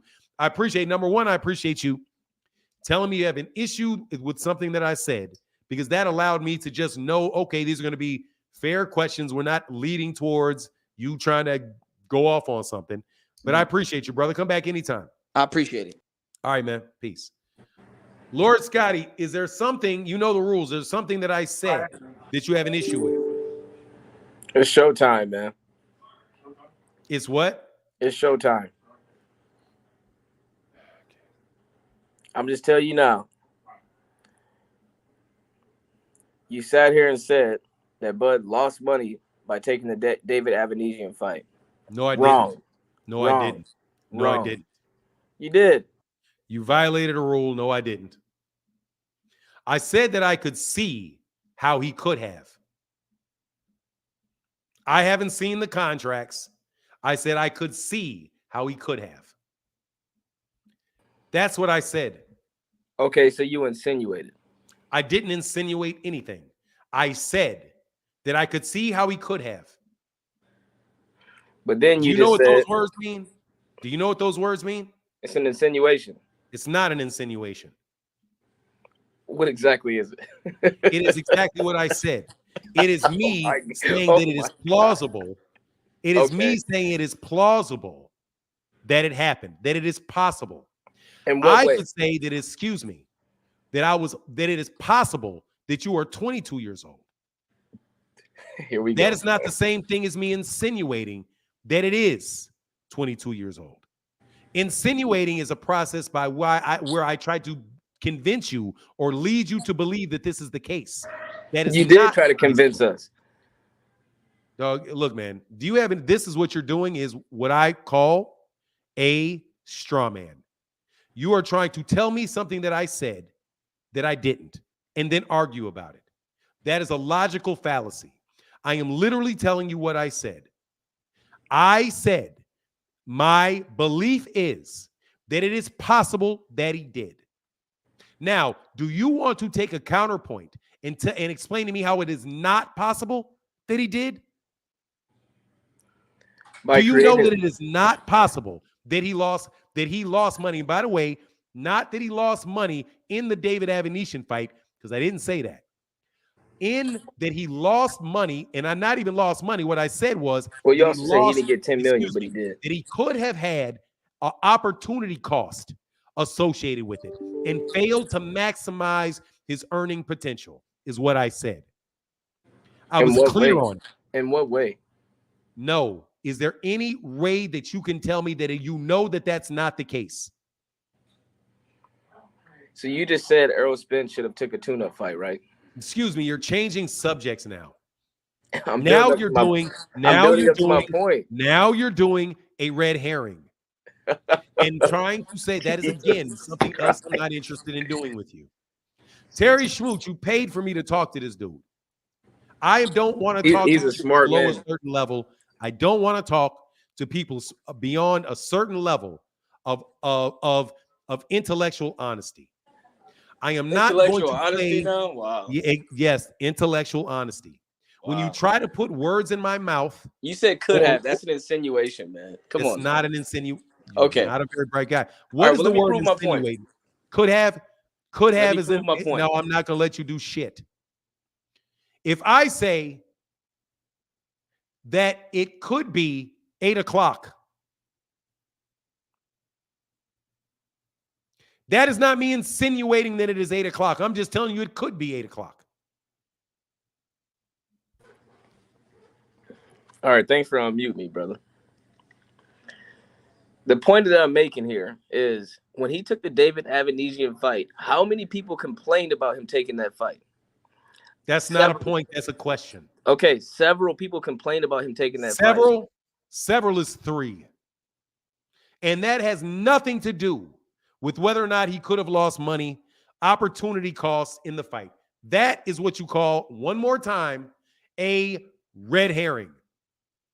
You are now talking about something other than what you had the issue with, which was me saying that Terence Crawford lost money fighting David Avenesian. You are now off on another topic altogether. He didn't. He didn't lose money. You don't know that. How do you know that? That was a buildup. Okay. How do you know that he did not? First of all, how do you know that he did not lose money? You had thousands of Errol Spence fans that complained about that fight and watched that fight just to so see. How does 1,000, man? You are putting you are, dude. Seriously, man, I don't have a lot of patience for this. I don't have a lot of patience for this. I don't. I'm just going to tell you. I'm going to admit a weakness here. I have a really hard time listening to people just talk out the side of their neck, justifying any type of shit by saying anything. You don't like to hear the truth, man. There's no truth in that. That's your opinion. I'm trying to build up to the truth of it, but you want to lie me to cut me off. Just jump to the truth. The fact of the matter is, more Errol Spence fans probably watched that fight and purchased that fight. The truth of the matter is that they probably watched the fight.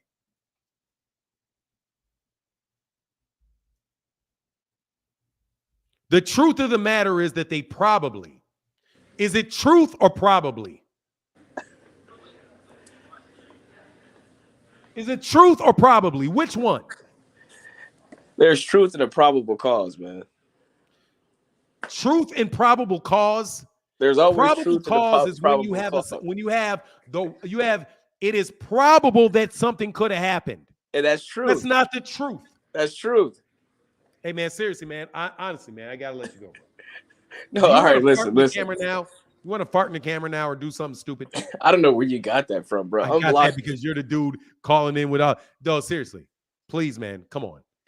See, that's probably listen to what I've said to you for this 5 minutes, man. Okay. And in order to advance yourself in life, listen to it, look it up, and the next time somebody tries to talk to you and get over on you, pull these things out and use it with them. I'm doing you a favor. You may not think I'm doing you a favor. I'm doing you a favor. If you are somebody is trying to sell you something and tell you that you need to pay a certain amount of money, and when you ask them why, they say because your neighbor said it's the best. That's not an answer to your question. I want to know specifically why is this worked at? I don't want to know what my neighbor thinks about it. Okay, those are going to make you a better consumer.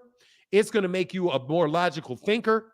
My point is, that's not your point. It was on ESPN. It was talked about widely of him taking the Avenesian fight before the Spence fight, which brought back up the relevance of the Spence fight. Period. That has nothing to do.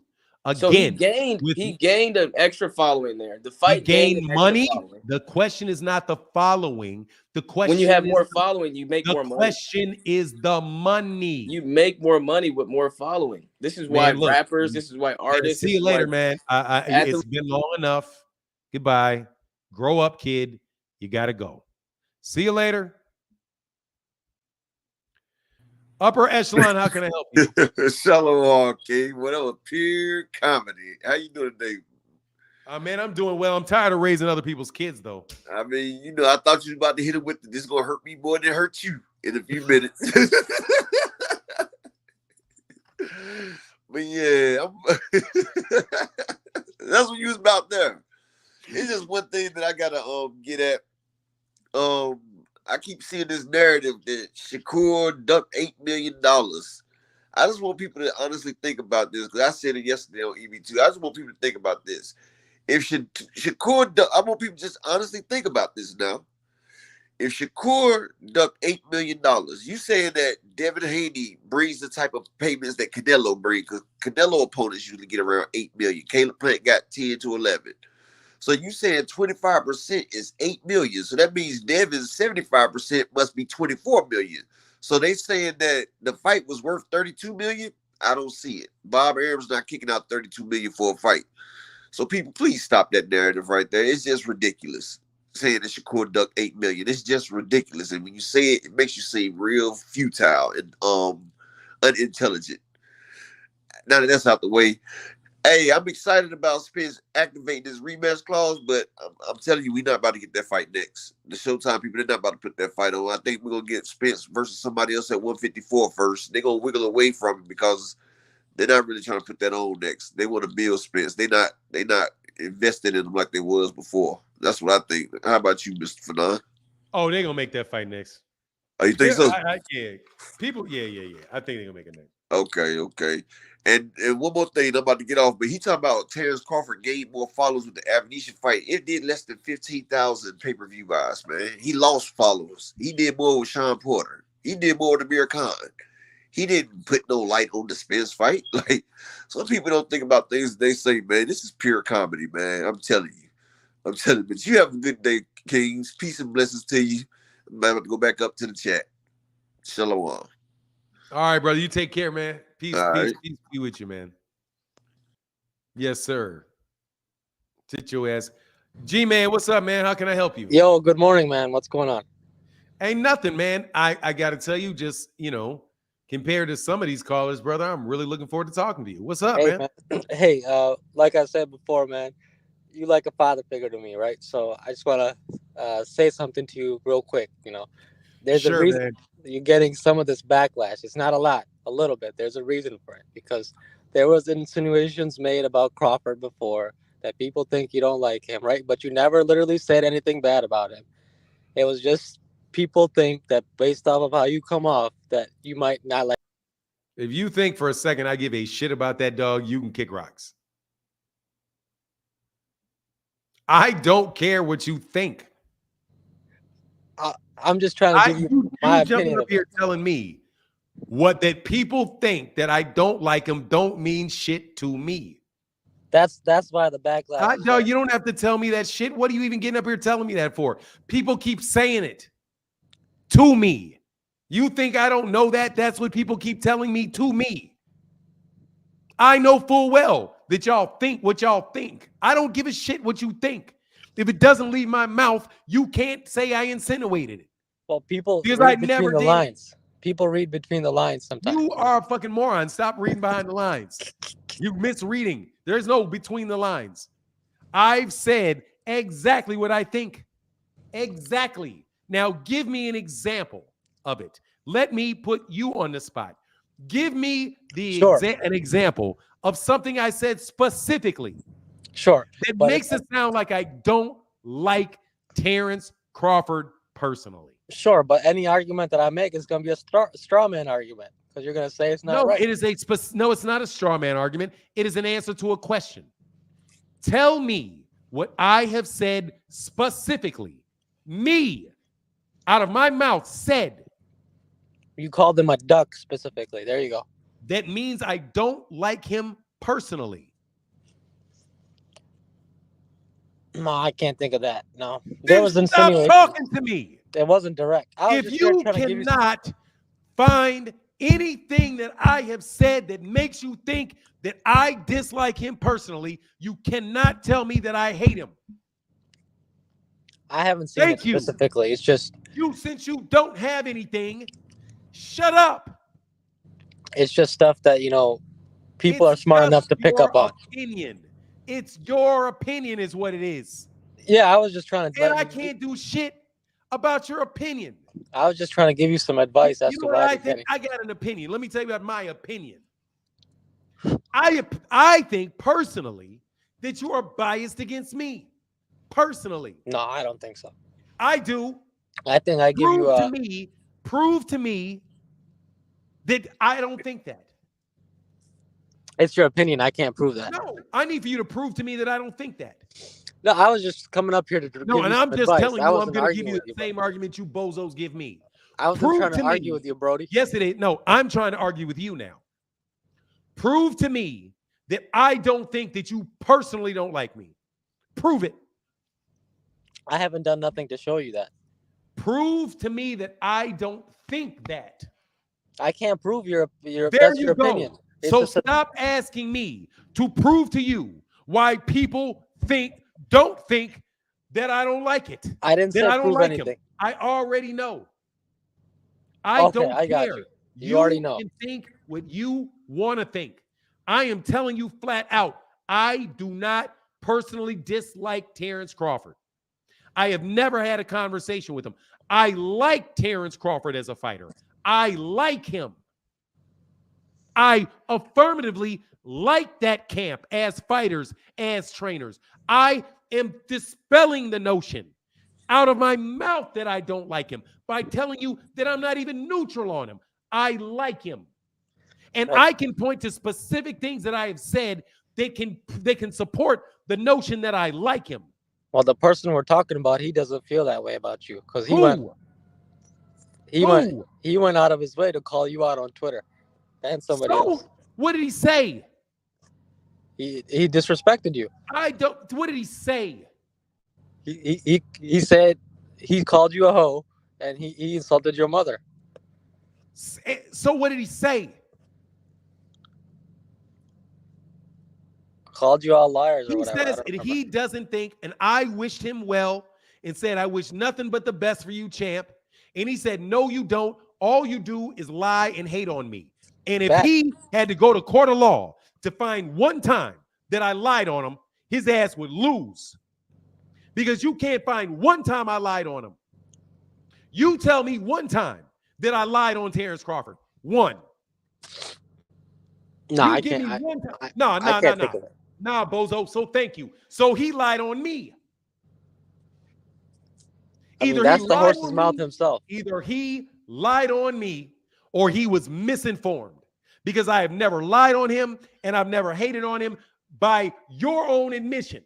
Because you can't find a time that I either lied on him or I hated on him. Because you don't do it literally. And hating on somebody defined as saying something that would make you believe that I have something personal against him. The reason why I said that he ducked that fight is because he turned the fight down. And guess what? After giving, that is a reason.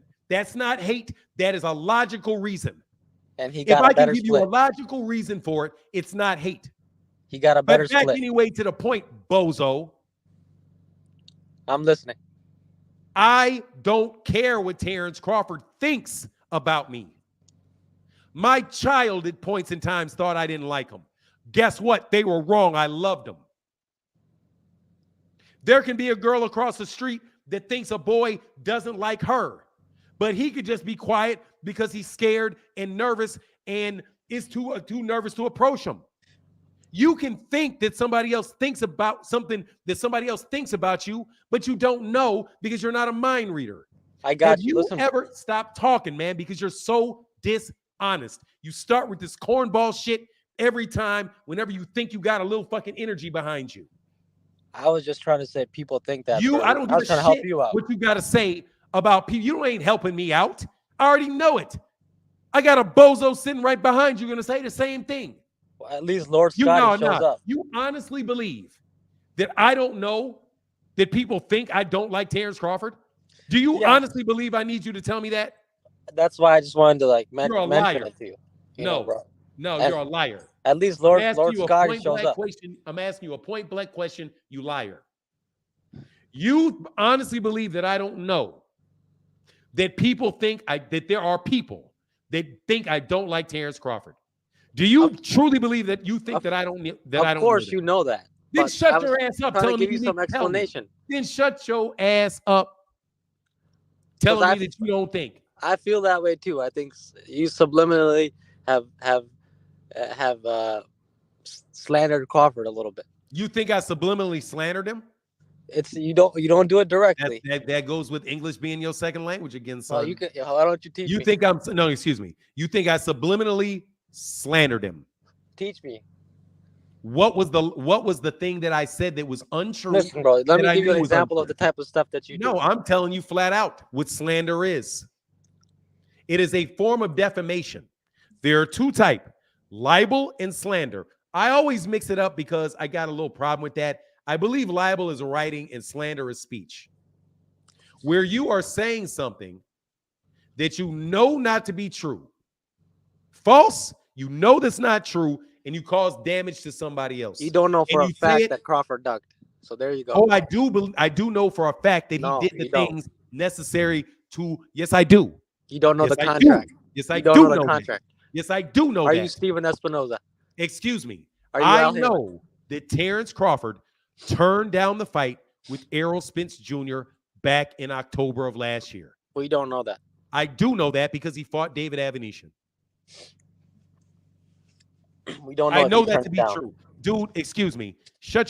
First of all, let's understand here who exactly knows what the fuck he's talking about and who doesn't. Me. I know what defamation is. I didn't say defamation. I know what defamation is. I did not commit defamation of character against Terence Crawford. Never. Can I give you an example of type of the stuff you do? Not slander, not liable. And subconsciously is directly contradictory to what slander actually is. Because slander has to be spoken. You can't subliminally slander someone. You have to say something is true that you know is not true. But you know what I meant by that. No, I don't. I know what you said. Come on, man. Come on, nothing. Why you gotta be so literal 24/7? Because that's what the words mean. This ain't a contract, man. This ain't the courtroom. Why do you got to be literal? This is I not got the to be courtroom. literal because of people like you. Is why I got to be literal. I can give you an example of what you've done if you let me. Give me an example of what I did. So this is what you is do. not slander. This is what you do. Is not slander unless it's something I said or I wrote. Yes, this is what you said. You say you never know. People might be scared of fighting somebody else, and you're talking about Errol Spence and Terence Crawford. Is that the end of your sentence? What do you mean? Is that what I said? What you just said? This is how you say things. Like and then we don't know that ass because that's not slander. That dude might be scared. Kiss my ass because that's not slander. It's not, think people maybe shut up. Stop being a cornball. It's not. I think people maybe. Man, seriously, man. I think people maybe. It's not slander. I didn't say it. Shut your ass up saying slander. It's like sneak shots, man. Man, seriously, man. Stop it. I'm just trying to tell you why the backlash is there. That's man, I don't give a shit. There ain't no backlash. I'm getting paid. Which is good, man. There ain't bro. There ain't no backlash. Shit, Nobody I paid you after Errol Spence got beat up. Nah, bro. I paid you. Ain't no backlash on me. I got a page that's growing. I've got people that support me. My life is good. Terence Crawford ain't never sued me. I don't have anything different than I got every day. I'm talking about some of the fans on man, on screw fans. You and them people that you are. Screw all y'all. I don't give a rat's ass what you think about maybe, shoulda, woulda, coulda. And other boxing channels. Man, dude, first of all, let me cut this dumb shit at the pass. If I don't like Terence Crawford, that's my right. So Nobody even if I didn't like him, kiss my ass. However, because I will tell you if I don't like him. If I don't like him, I'll say I don't like him. I don't like you, and I'll tell you I don't like you. I don't like Dillian White, and I ain't got no problem saying I don't like Dillian White. I get all that. I do. So stop telling me what I'm saying them subliminally. I'm telling you flat to your face. I like that guy. I like Terence Crawford. I like him. I don't know if I believe why that. I like him. Again, I don't know if I believe that. I don't care what you believe. You believe a lot of stupid shit. I like him because he is an excellent fighter. I like him because he keeps black people employed all around him. I like him because he supports his city.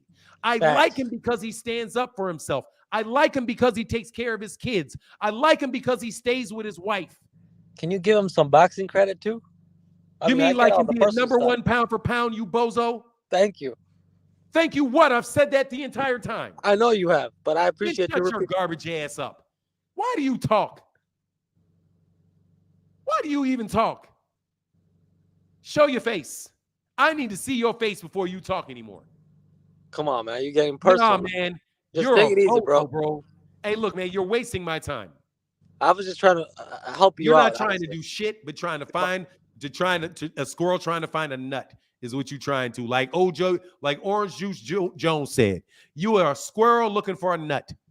and you ain't gonna get it over here, bro. Go find somebody else. Listen, bro, I got no beef I'm with not you. listening to shit you got to say. I got no beef with you. You I'm just got plenty of having a beef conversation. because you got nothing good to say about me other than some cornball ass shit to try to get you closer to an insult.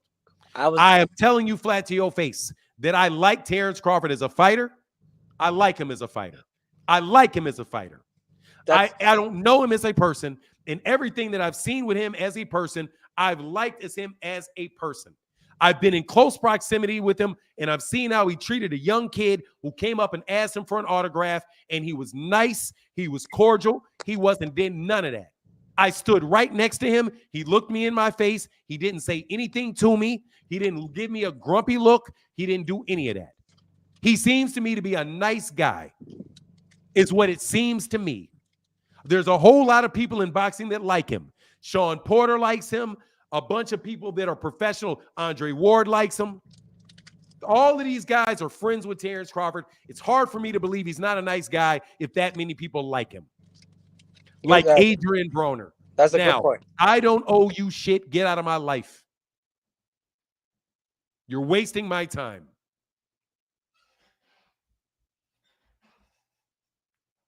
You are wasting my time. Put it in the super chat, bozo. I got to explain the same stupidity to y'all idiots every day. Y'all are never going to get over on me on that. I like Terence Crawford. As a fighter, I like him a lot.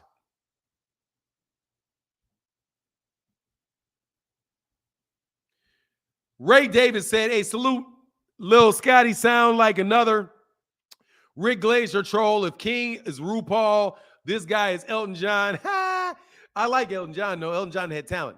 Lil Blue for the biggest fans on YouTube and Fanon, Thank you, brother. Y'all sitting there holding up the chat. We could be talking about something constructive other than your stupid ass opinions about what I think, fanboy. That's what I think you are, King. I think you're a fanboy. I think you want my attention, is what I think. Let me give my attention. Give me some attention. Give me some attention. Give him some attention. Give me some attention. Gerald McKinney, hey, much love. Thank you, brother. That means a lot, man. Thank you for the support.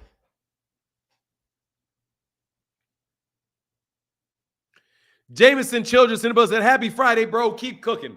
Dog, this is not fun to me, man. I'm talking to idiots today. 3 stone cold idiots.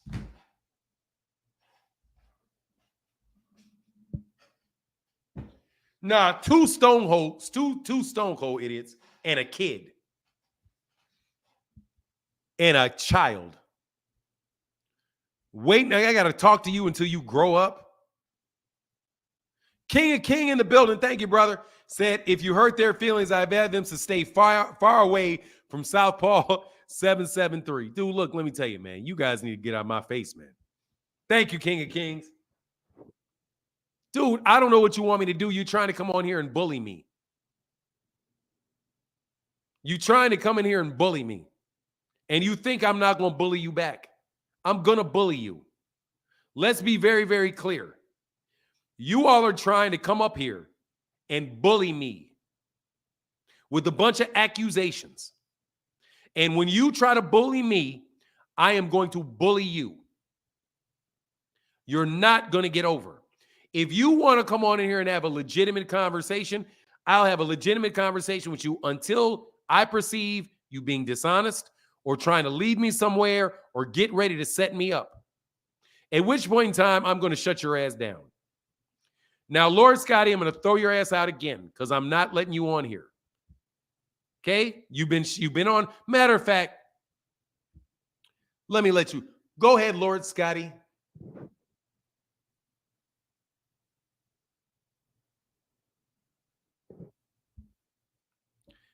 Fanon, my uncle passed away a few days ago. He was I'm sorry to hear that. He was a huge fan of your channel.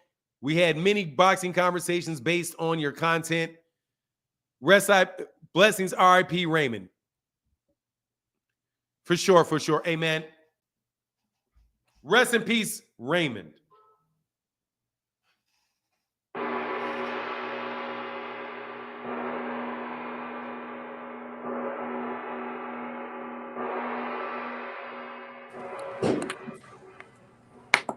Hey, now why you gonna sit here and say you like Bud, man? You don't like Bud.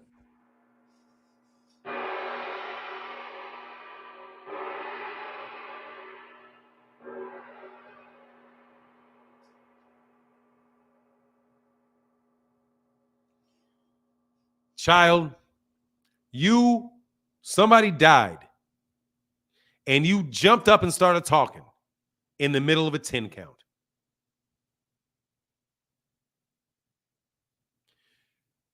What the hell is wrong with you?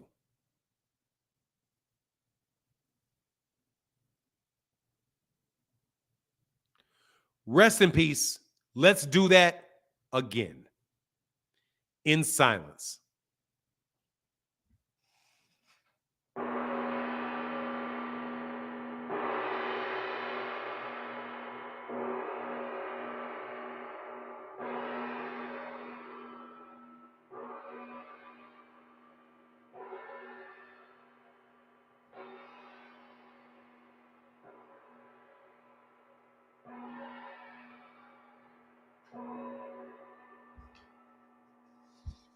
Rest in peace.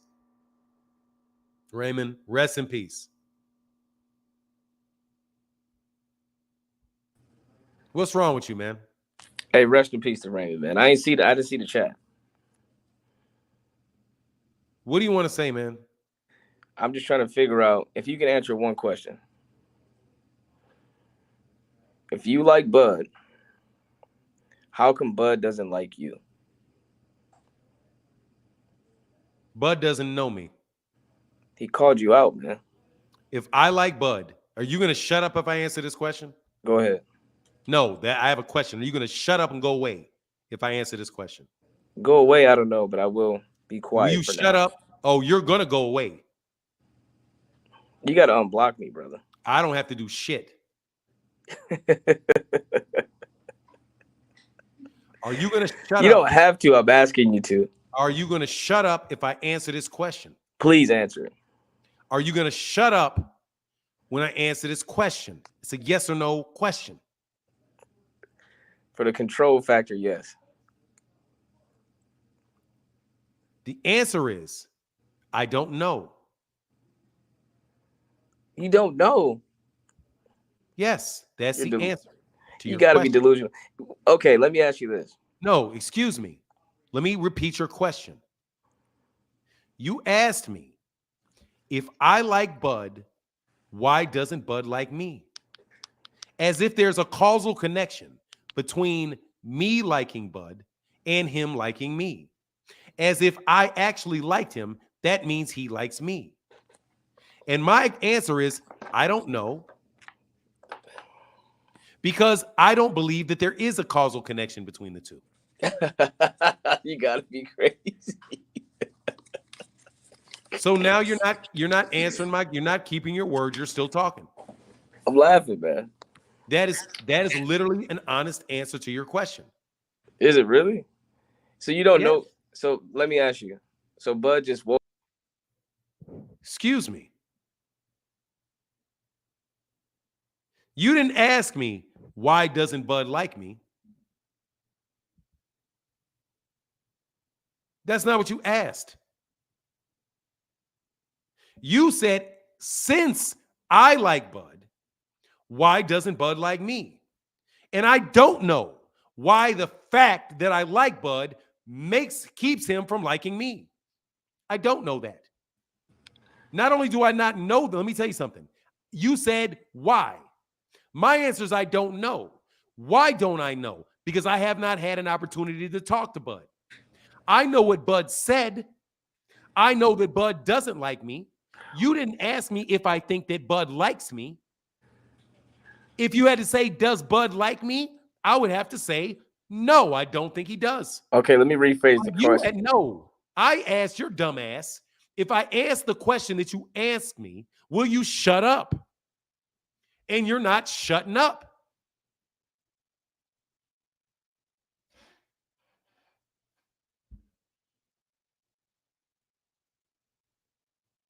You keep talking.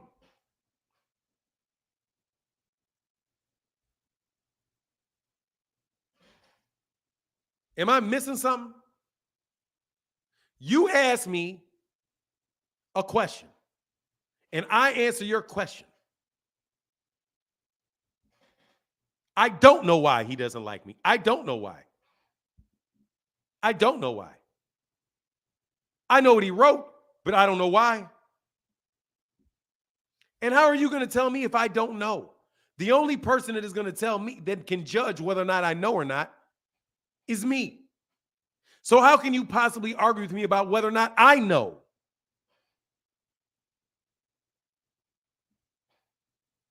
He said, all I do is hate and lie. What are the lies? I don't know. What's the hate? I don't know. Because I never hated on him. And I've never lied on him. Do you even care if he likes you? No, I don't. He doesn't like any of you either. Now, let me ask you a question. Does Terence Crawford like you? I'm not sure. So why can't I say the same thing? Just your raggedy ass the fuck out of my face, bro. Grow up, kid. Wait till you're old enough to talk to me. And I'm truly, truly mean this. Do not go around trying to have conversations with me. You can't do it.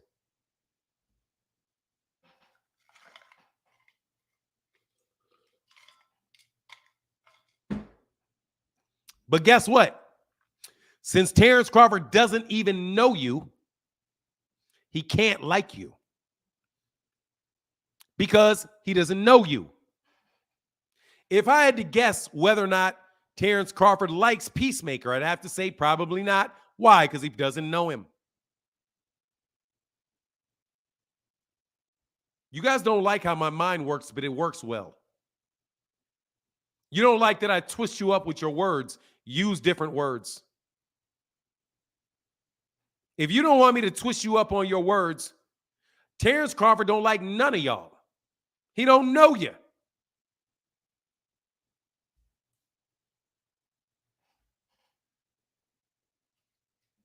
What? You trying to make me feel guilty because somebody that knows me, you think somebody who knows me doesn't like me? And even though you like him, he don't like you because he don't know you. So even if he don't like me, guess what? That means he don't like you either. We both guys that he don't like. Man, look, dude, I don't care. I don't care whether he likes me or not. I don't want him to put his hands on me.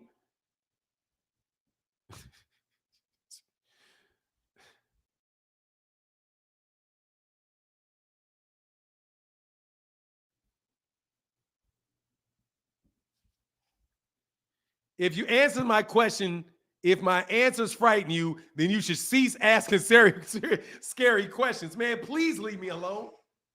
I don't know what y'all think. To the guy said, how do you get on? Here you go. This is how you get on right here. Look, man, when I'm telling you it's not easy work, I mean it. It's not going to be easy work. It's not going to be easy work. You all think this shit is easy. You think it's me cutting you off, and it's not. It's not, dog. You're not going to do anything with me on these subjects. Nothing, nothing, nothing, nothing. Because even if I say something, I'll say, well, excuse me, let me rephrase that. Let me tell you what I mean. Because that's not what I meant. I just made a misstatement. This is what I mean. So since this is what I mean and I'm the expert on it, then we're going to have to immediately start dealing with what I meant. Because I am capable of miscommunication from time to time. I'm not perfect. There you go. That's the one link for the guy said, how can I get on here?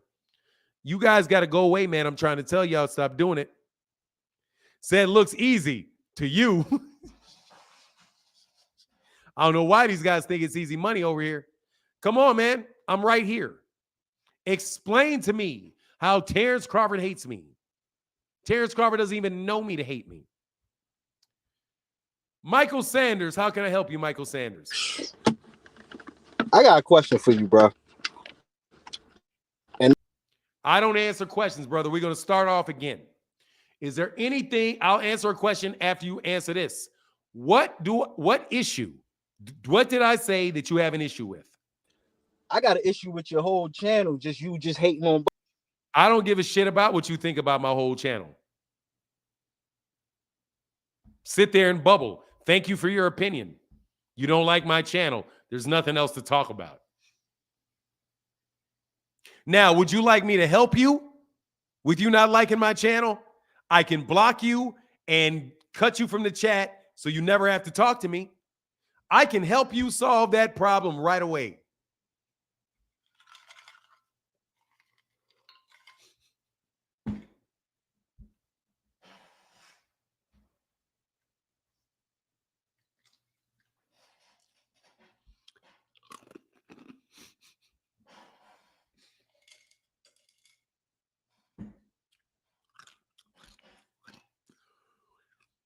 Expensive Paper said, appreciate the OT Bomb Squad. Hey, man.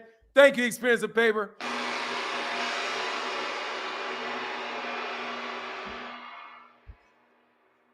Ninjas watch mad while touching themselves.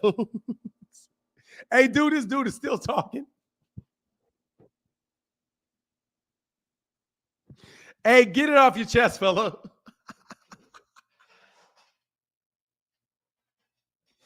Get it off your chest, fella.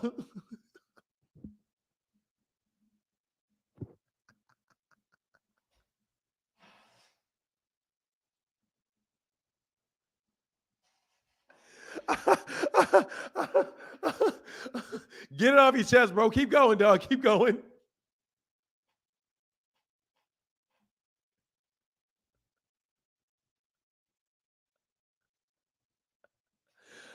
Oh, my God, man. I swear, man.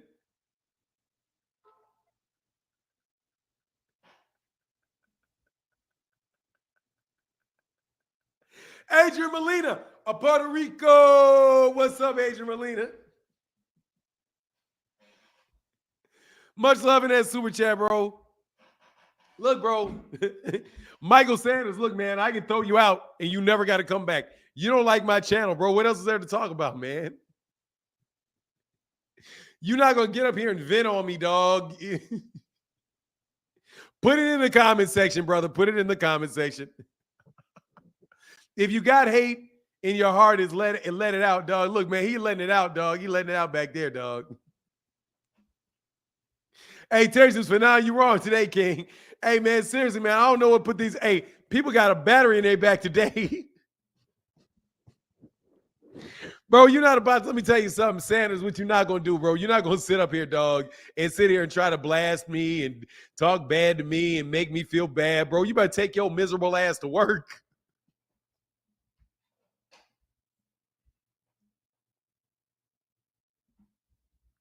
You better take your miserable ass to work and go kick. You better take your miserable ass home and go kick your dog. Man, hey, man, here's the link, bro. Next. Get it out. Get it out. Hey, the facts is King, Kang, and Lord are guys that come with drinking problems. Hey, dude, he pressing all kind of buttons and shit trying to get on. Hey, do it again. Hey, come back again, Mr. Sanders. There's that link again, bro. The link right back in that chat. You go ahead and hit it again. I'll give you a chance to start that again, dog. For now, please don't find a way to put that on us true Haney fans. Dog, I want to know why y'all think I'm going to let you on here to yell at me, man. It's not going to work. All right? Come on back. Come on back, man. Come on back.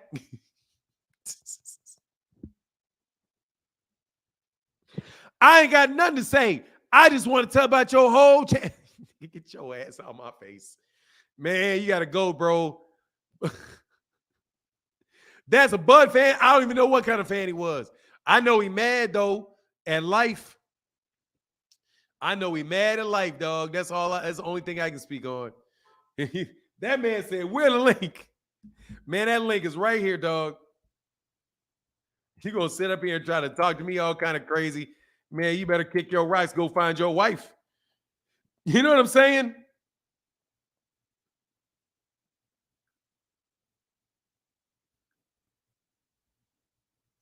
You better go find your wife to settle your soul. There's that link again, dog. What do you think the next move is for Boots? Would I sign with Mayweather Promotions? What I think.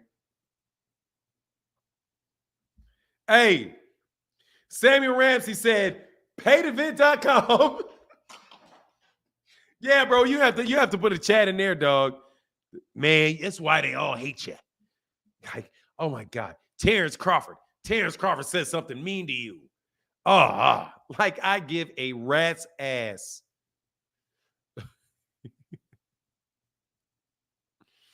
So damn, what I do to you, bro? Hey, no, seriously, man, these dudes be mad, man. Dog, they be mad, man. Like real, like violently mad. And I'm starting to find it funny now, dog. Because seriously, you're not getting none of that energy out of me, bro. Because I'll give you the energy back if I'm not careful. I don't want to give you any of the energy. You know he crying in the car. Oh, yeah, he hot, dog. It took that man a minute to like, man, he really ain't gonna let me on. No, I'm not. I got one more caller, man. Come on. Lord, you're off, just so you know. Lord Scotty, you're gone. Because you keep trying to jump back in the chat. So I had to block you from the chat. You can't get in anymore.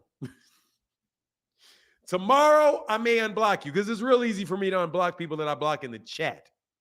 Real easy. Hey, if y'all ever notice how people share the same emotions as their favorite fighters, let me tell you what I think. I see people sharing the same stupid arguments as their favorite YouTube channels. You better take your ass back over there with them.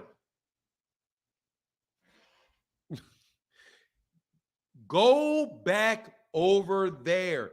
What's up to Chillville? A good one. What's up, Chillville?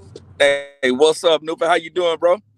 Man, I'm having a good time, man. Good to see you, man. Good to see you. Somebody said you wasn't coming back no more, man. Oh, no, man. I just been kind of working and chilling, man. I be watching, man, but I've been, at work, these people, you get people working, man. They quit jobs, can't pass drug tests, this and that, man. So yeah, I've been doing a lot, man. I've been keeping up with the show, man, but I want to call in, man, let you know I'm still supporting you, bro.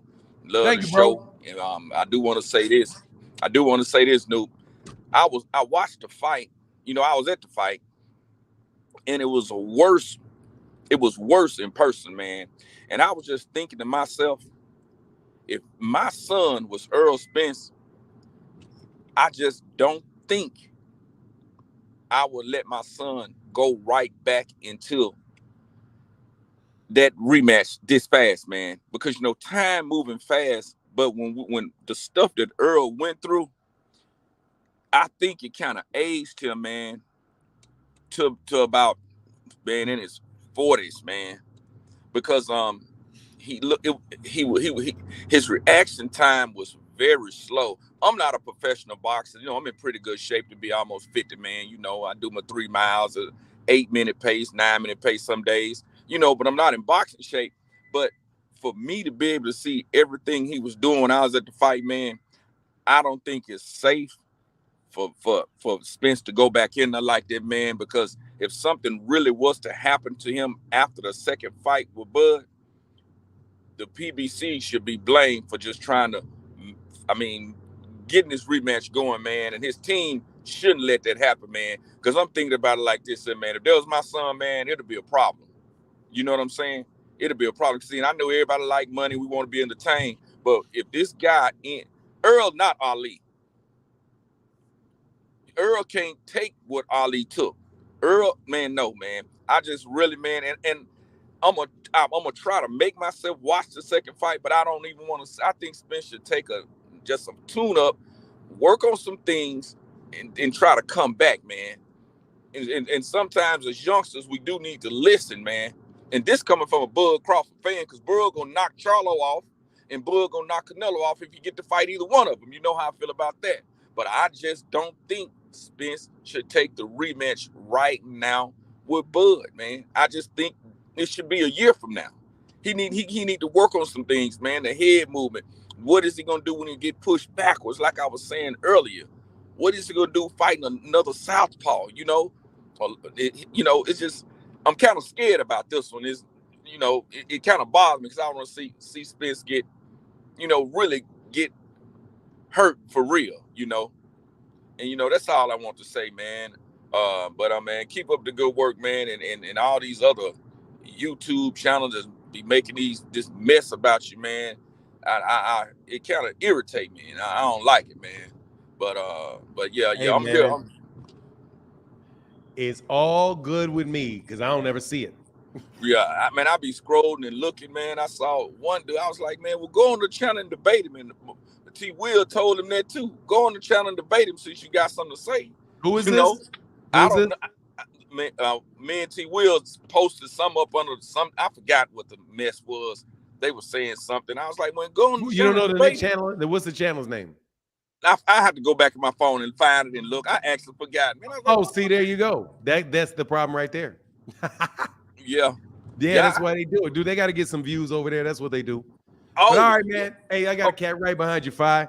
All right. I didn't want to delve too much into that, but I appreciate you, brother. Thank you for coming back, man. All right. Oh, this dude left. Okay, man. He actually left that quick. Oh, okay. Well, all right. Well, cool. New. Well, I'm just gonna look on, man, and I'll be in the comments. All right, brother. Get back with you, man. All right. All right. Yes, sir. To the great Chillville. No, hey, I was gonna let you back on, man, Mr. Sanders. There's a link. I was gonna let you back on. You want the smoke? You don't want the smoke? He didn't want this. Look, man. Let me tell you the type of smoke I want. I want to talk about this something that I said. If you mean I don't want you to blow smoke at me, yeah, no, I don't want you to blow smoke a bunch of bullshit at me. I don't. If you got a problem with something that I said, tell me what you got to say, and we can debate the subject. But I've already given you my rules. Sorry, man. Y'all cornballs got to abide by the rules. So here's it again, and I'm still waiting on you, Mr. Sanders. You jump out here with all that temper tantrum shit, bro. It's just what it is. Yeah, he's blowing something. It's just throwing bullshit at you. Like I told people about that eating crow. I'm going to eat crow. I'm not going to eat bullshit. If I didn't say it and I don't think it, I'm not going to debate you about that. Get your raggedy ass back on here, though. You guys is out here tripping.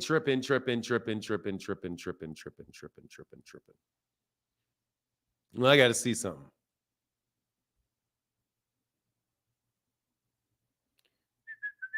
God dang it, he keeps going to this word way too much.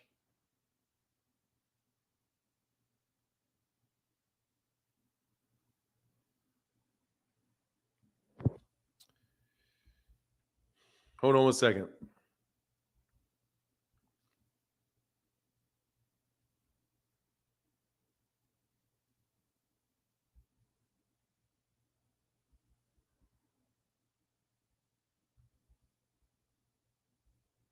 Okay, you got to give me a second. Is he on here yet? This dude ain't going to get on. Hey, man, click the link, dude. I'll dumb it down for you.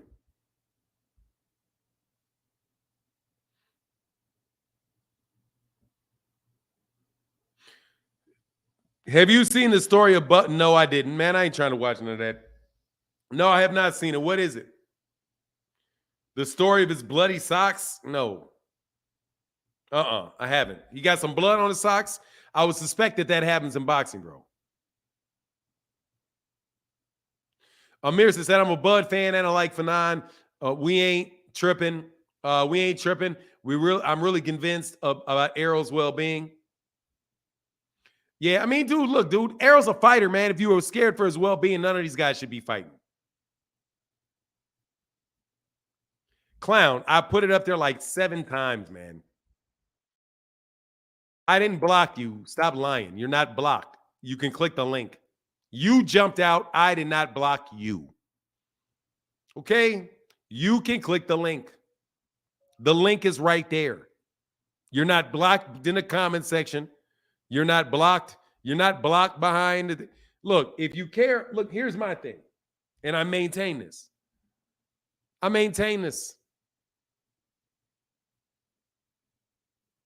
I maintain this. Errol, all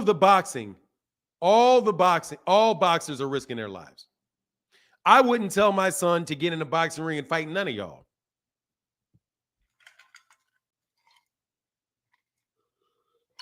I don't know how many links he needs.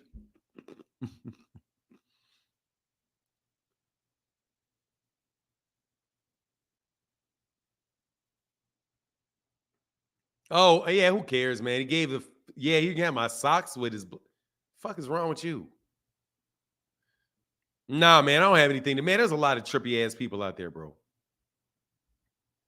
That's my thing, man. My thing is that it's risky for everybody, every single solitary fight that takes place. Every single solitary one of them. And people got to go to hazardous circumstances all the time. So if they decide that they don't want to do it, I'm fine with it. If they decide that they want to do it, I'm just going to put it down to that's their decision. And I'm going to hope for the best for them. I hope everybody stays safe. Stay safe. Dude, are you going to click the link or what, man? Are you taking down notes or something? Like that bozo King. King loses it every time, bro. I'm not about to sit up here and, man, whatever. Maybe I'm not. They ain't right. I mean, some cats, it is what it is. People ain't got to, you know what it is. This is how they think, man. That's how they think. I personally am not looking to get Errol Spence Jr.'s blood in my, I'm not trying to get Errol Spence Jr.'s blood in my house. That's a bad fucking omen right there.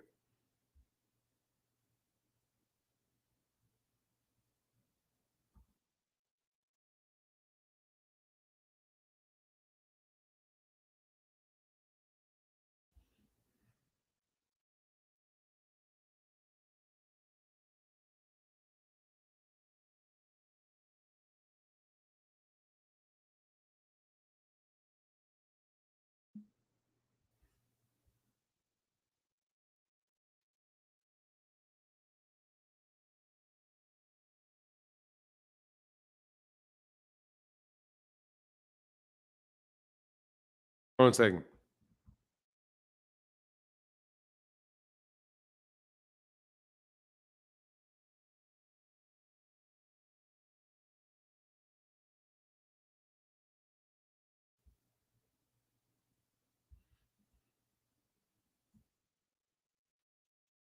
Hold on a second, man. I'm sorry.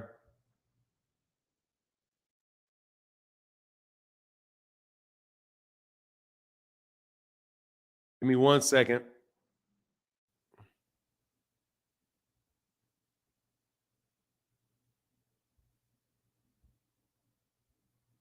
Damn. Oh. Sorry, give me 1 second. I'm sorry. If you're in the back, I can't see you, but I will see you in a second.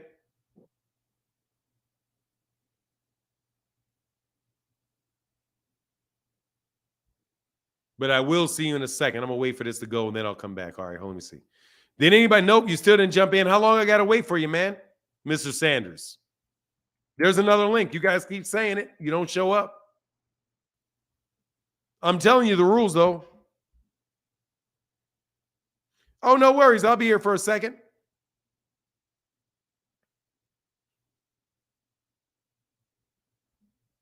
Give me 1 minute. Just give me what. Actually, that helps me 1 second. And then I'll take one more, then I'll roll. Because I actually love talking to y'all. I can't lie.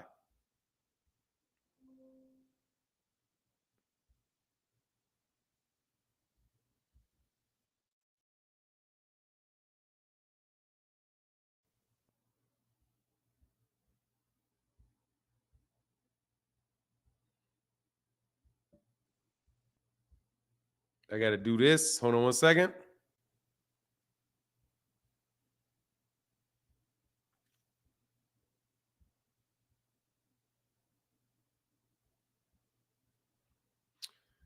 Fuck, dude. What do you need, man? Yo, bro, I hope you didn't take anything I said, personally or anything. You do the same shit every day, bro. What do you want to do? What do you want to talk about until this other guy shows up? It's just, I just want to say, man, I like your show. I enjoy your show, man. Keep doing what you're doing. I don't need any of that. Because this is the same shit every time. I don't need you. I don't need smoke. Dude, is there something that you want to talk to me about? How are you? We've already talked. Hope You're a you having good a dude, great man. day. That's all. Now, is there anything specifically that you want to talk about? No, bro. I just want to say you're a good dude. And please don't do that, dog. I don't need any of that. I don't You need you don't to need butter me up. I don't need it. Let me tell you flat out. I don't need the butter. I know I'm a good dude. I know that I take care of my family and my wife. That I'm a loyal husband. That I'm honest to the extent that I can be in life. I ain't gotta know all that, but No, dude. I know all of these things. I know these things. I don't need you to tell me and then for 5 minutes to turn around and tell me the exact fucking opposite. Okay? if I disagree So with you thank on you very something, I would. much. I'm not in here for no buddy, warm conversation with you. I got plenty of friends. If I need reassurance, I'll go talk to my wife. If I need reassurance, I'll go talk to my wife. If I need, oh, baby, tell me I'm a good person, tell me I'm doing right in life, I'll call my mama, I'll talk to my wife. Those are my go-tos for that. I got a mama for that, I got a wife for that. Okay? Oh, tell me, okay, I don't know, these people don't like me. Oh, son, I don't need that shit from you. Okay? Because number one, I don't believe it. And number two, I don't want it. Michael Sanders, how can I help you? All right, quick. All right. So, do you honestly think it's gonna make a difference this next fight go around? That's my question to you. Do you think it's gonna make a difference if they fight at 154? This next fight going around. You think the Do I outcome think gonna it'll be make a difference? Yeah. Tell me what you mean by difference. Because because we already know that Bud, he's running the shots now since he beat Excuse me, Spence. man. Excuse me. Let's say What do you mean goes to by 154. a difference? All right, if they What do you mean by a difference? You asked me a question. I asked you a question. When you said, do I really think it will make a difference? What I know it is, the fight being at 154. What do you mean will it make a difference? I mean, do you think the weight will make the difference of the outcome of the fight? That's what I mean. Do you think What do you mean by outcome? Do you think Spence is going to win at 154? Or do you think it's going to be the same outcome? Well, let me be very clear because I like to be precise when I speak. You can have two different outcomes. You can have a knockout. You can have you can go the distance. Those are two different outcomes. KO or goes the distance. That's why I asked you, what do I think? Do I think that Terence Crawford will win the fight at 154? I favor Terence Crawford to win the fight at 154. That's all I was asking you. That's what I wanted to know. So, why do you have these? That's all you know. If that's all you wanted to know, then we should be done with the conversation. Right? Yeah, you're right. All right, we done. So you favor Terence Crawford. Okay, thank you. That's all. For Terence Crawford at 154, yes, I would favor Terence Crawford in that fight. That's all I wanted to hear. Thank you. See you later. Peace. Yeah. I would favor him in the fight. Yes. I think the odds tip to his favor. Yes.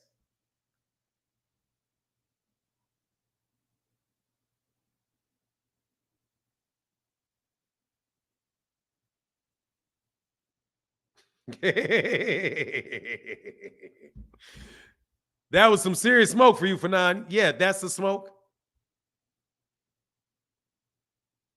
See how we didn't need to go through all that yelling and all of that stuff? How we could just get right to it? Look, I'm telling you, man, I don't need for you to try to make me feel better. If you ask me a question, I need to know what the question is, and I will answer the question. There is something powerful about specificity. Now, is there anybody else that wants the smoke? Now, this is for the boxing. Do you see how quickly we got to that? when we did not have to deal with what you think about what I think. See, I can have a conversation with dude because he got right to the point and asked me what I thought. At the end of the day, he said, no, I don't have a problem with anything you said. Then he went on to trying to tear down my whole channel and all of that. I wasn't trying to hear that. I am willing to talk to you, but you have to tell me what I said that you have an issue with, and then we got to stick to the point. Now, what I suspected was that Mr. Sanders or Saunders, what he thought was, I was going to say, I think Errol's going to win the fight, which would then allow him to say that I'm biased and I hate Bud.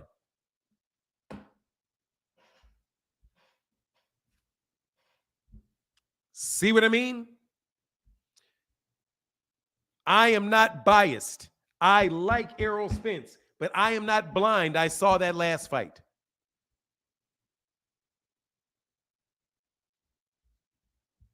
I am not biased against Bud. You all are biased against me. This is a big case of he who smelt it dealt it.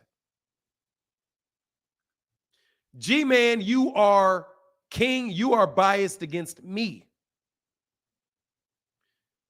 You all, these channels that talk about me are biased against me. Now, do you think, Fanon, is today cornball day? While these clowns coming out of the woods, stay with positive energy, brother. Oh, I'll do no problem. It needs to happen every once in a while. I'm not mad about it at all. Because I'm going to teach you young boys a lesson. I'm going to teach you young boys a lesson. You should do exactly what I'm doing to anybody else that wants to argue with you. You need to be very, very specific in what you're arguing about. And you need to know your basic fallacies and be able to recognize them and prevent anyone from doing that to you. Everyone is having a biased off. I'm going to tell you flat out, it's your bias against me, King. Everything that I say, you think that there's some ulterior motive to it. Now, King, would you mind getting up for the last 10 minutes of the chat? I need a favor, King. Because I need my subscribers and my supporters to understand this. Because Chillville said it really bothers him that he sees these other chats saying these things about me. And that makes me feel bad. So if you would not mind, King, coming back for a second. What's going on, Jeffrey? Man, we got Jeffrey Brooks in the building. What's going on, Jeffrey Brooks? What's going on for now? Chilling, brother. What's up to you, man? How you feeling, man? Be safe on that road. Yeah. I kind of been off your show for a minute. This job, man, they want to throw a camera in the truck and watch you drive, man. They don't want you touching your phone. So I be working at the same time shows be coming on too. So, you know, I was just I had a question for you because now I know that he just reactivated the rematch clause, but I thought that the PBC had suspended him. What happened? They lifted the suspension and decided not to? Another story. No, the PBC never suspended him. The state Las Vegas, the Nevada State Athletic Commission suspended him after the knockout, like they do everybody else. They do that everywhere, everybody else. Hey, I see you, G-Man King, and I see you, Tony Brown. They do that every time. So there was no news, not at all. But Steve got up there and said, well, you're looking at what, the beginning of the year, maybe the middle of next year. That's not what he said. People misunderstood what he said. What he said was that the fight could be as early as late this year or early next year. Oh, okay. That's what he said. People thought he said late next year, late next year or early next year, which is not what he said. People just try to do a lot of sensational stuff. Right. And everybody want to make it seem like he suffered brain damage and all that. Yeah, dog, because look, man, it is what it is, bro. Like when you have YouTube channels, it is very important to get attention with your titles and your thumbnails. That's true. Like you have to do that. That's part of the job. Yeah. You have to do it. That's But some people go a little further. Some people don't come anywhere near the line. Some people go way over the line. You know what I mean? Yeah. So that's just what it is. Hey, but Jeff, let me get these last two cats. And I'll holler back at you, brother. All right, Unless you got another question, Jeffrey. Oh man, nothing much. I mean, the only thing I'm gonna say, same fight, same treatment, pretty much. It's kind of like Bomac was saying. Like, I mean, Earl, what you really gonna change? What is you really gonna change in a few months?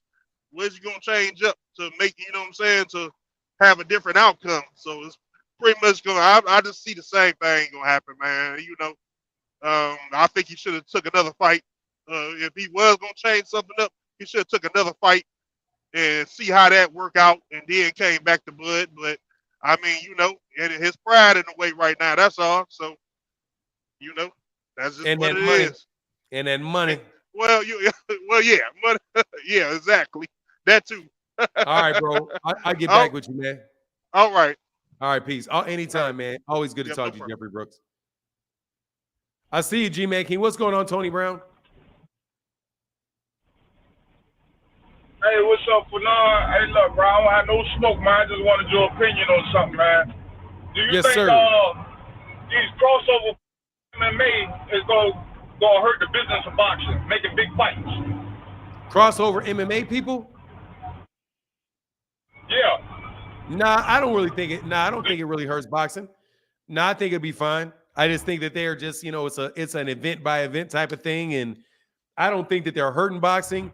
Unless, you know, but they try to hurt boxing when fighters aren't, when like the real fights, as long as the real fights are getting made, nobody will care about that shit. Like, if real fights are being made, they're not going to care about what's going on with Jake Paul or what's going on with that guy O'Malley calling out Gervonta. They're going to want to see the real boxing matches when the real boxing matches happen. But if they're not, hey, that was my question about Tank. Because I think my personal opinion, Tank might chase the bag and might not want to make real fights in boxing, chasing the bag with MMA. That's why I asked your opinion on that. Nah, he's getting the bag in boxing, so he won't do that. You know who you see really going over there?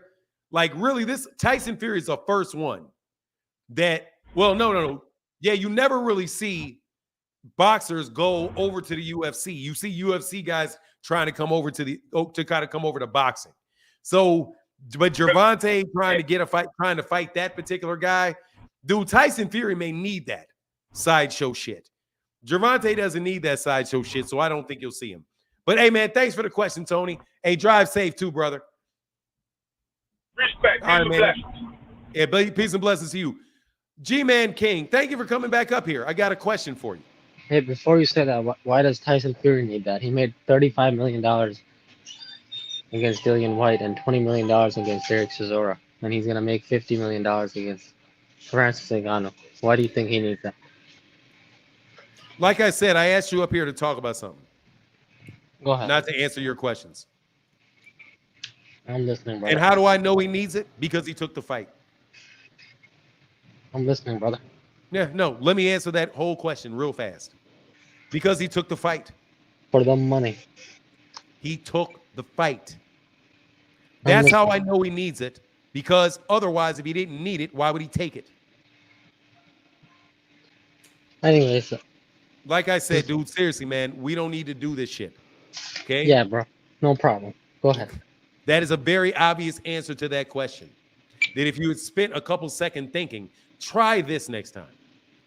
If Martin or Fanon says, whichever you think of yours, whatever name you have, think something, before I criticize it, let me see if there's a valid reason for him saying it.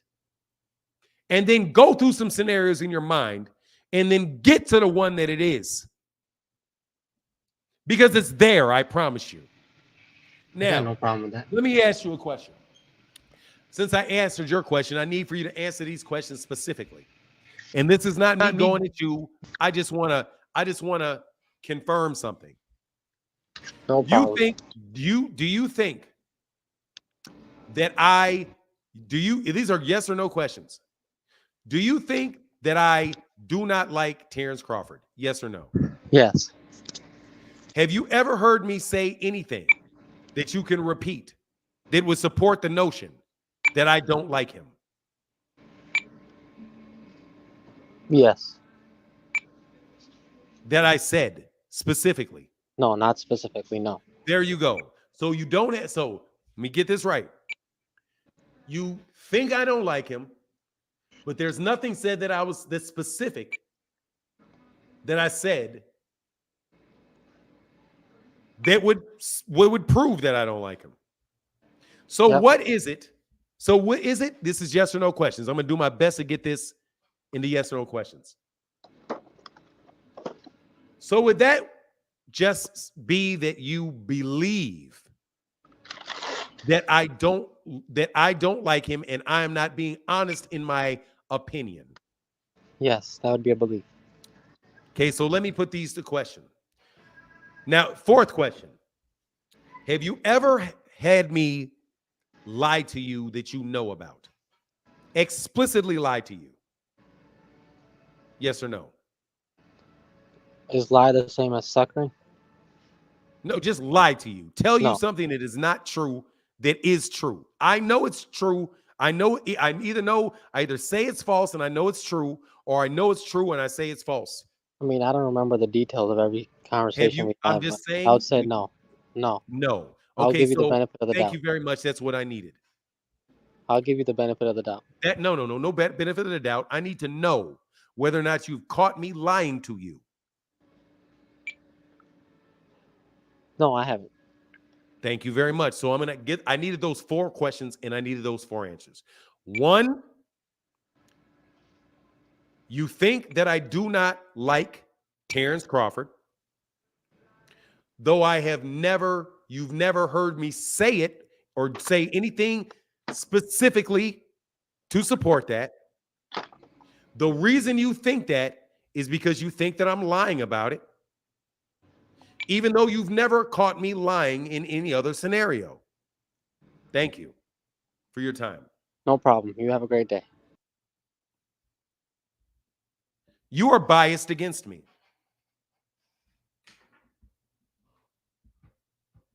You are biased against me.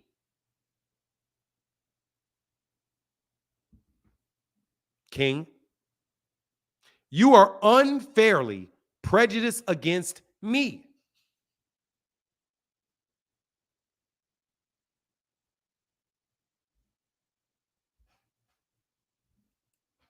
I just proved that you're biased. Because the definition of bias is unfairly prejudiced, an unfair prejudice. You admit you have a prejudice. You think I'm a liar, even though you've never caught me lying. You think I don't like Terence Crawford, even though you've never heard me say anything that would support that. Specifically, it's just a general feeling that you get that I'm dishonest. That is you being biased against me. But yet, you continually come on here and tell me that I'm biased.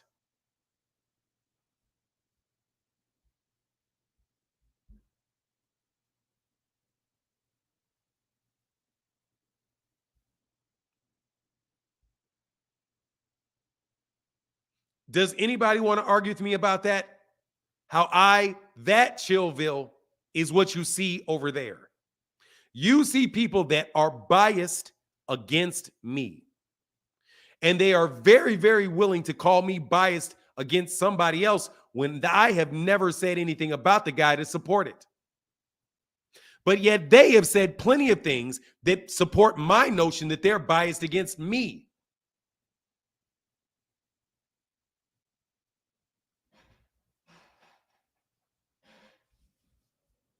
Thank you very much. So, Chillville, nope, that's my answer to that question. Michael Sanders, I don't know why you're back on here. This chat is going to end soon. How can I help you? All right, quick question. You had, well, not a question. This is kind of like it is a question. Your previous live that I seen when you was talking about Buzz dropped the belt, right? Do you think in your opinion, if Jerron Ennis, do you think he would just want that IBF belt, or would he want a shot at all undisputed? What you think? I think it doesn't make a difference. You think it doesn't make a difference for? That's a distinct. That's what you call a distinction without a. Let me explain this. That's a distinction without a difference. Number one, I don't know what's in his mind. However, no, that's your opinion. If he fights for the IBF belt against Terence Crawford, he's going to get a shot at all the belts. If Terence Crawford drops the belt, then he will fight for the IBF belt. So the answer is both. That's what I think, because that's what he said. Both. Oh, so you think he would want? So you think that he would want Terence to drop the belt, and then he'll just only be entitled to one title, versus him being entitled to all 4 titles, well 5, including the lineal belt? I don't have to think that. That is what Jerron Ennis already said. Jerron Ennis said, if you're not going to fight me, Jerron, I don't have to give you an opinion. I'm going to tell you what Jerron and Bozy Ennis said. I know it. They said, if you're not going to fight me next, drop the belt. That's what they said. So I'm going to take them at their word and say they want the belt. They want to fight for a title next. They'll take the fight with Terence. They would have taken the fight with Errol. And if those guys go to 154, drop the belt, and I'll fight for whoever I have to fight to get the belt. Yeah, that's what he said. I don't have to think that. That's what he said. You gonna let me get another question, or you going in I'll give you a third one. Sure. All right. So when he was before why did he drop himself out of the WBO? He didn't. Why did he go to IBF route when he had an opportunity to? He didn't fight Bud at. He did. He did.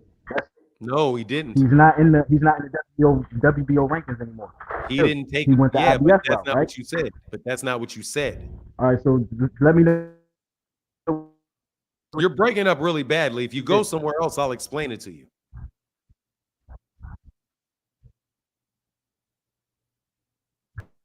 You're breaking up.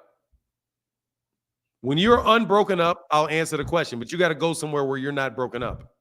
Okay, well, you're breaking up. Just stay right there until you find something better. Double R, how can I help you? Double R, how can I help you?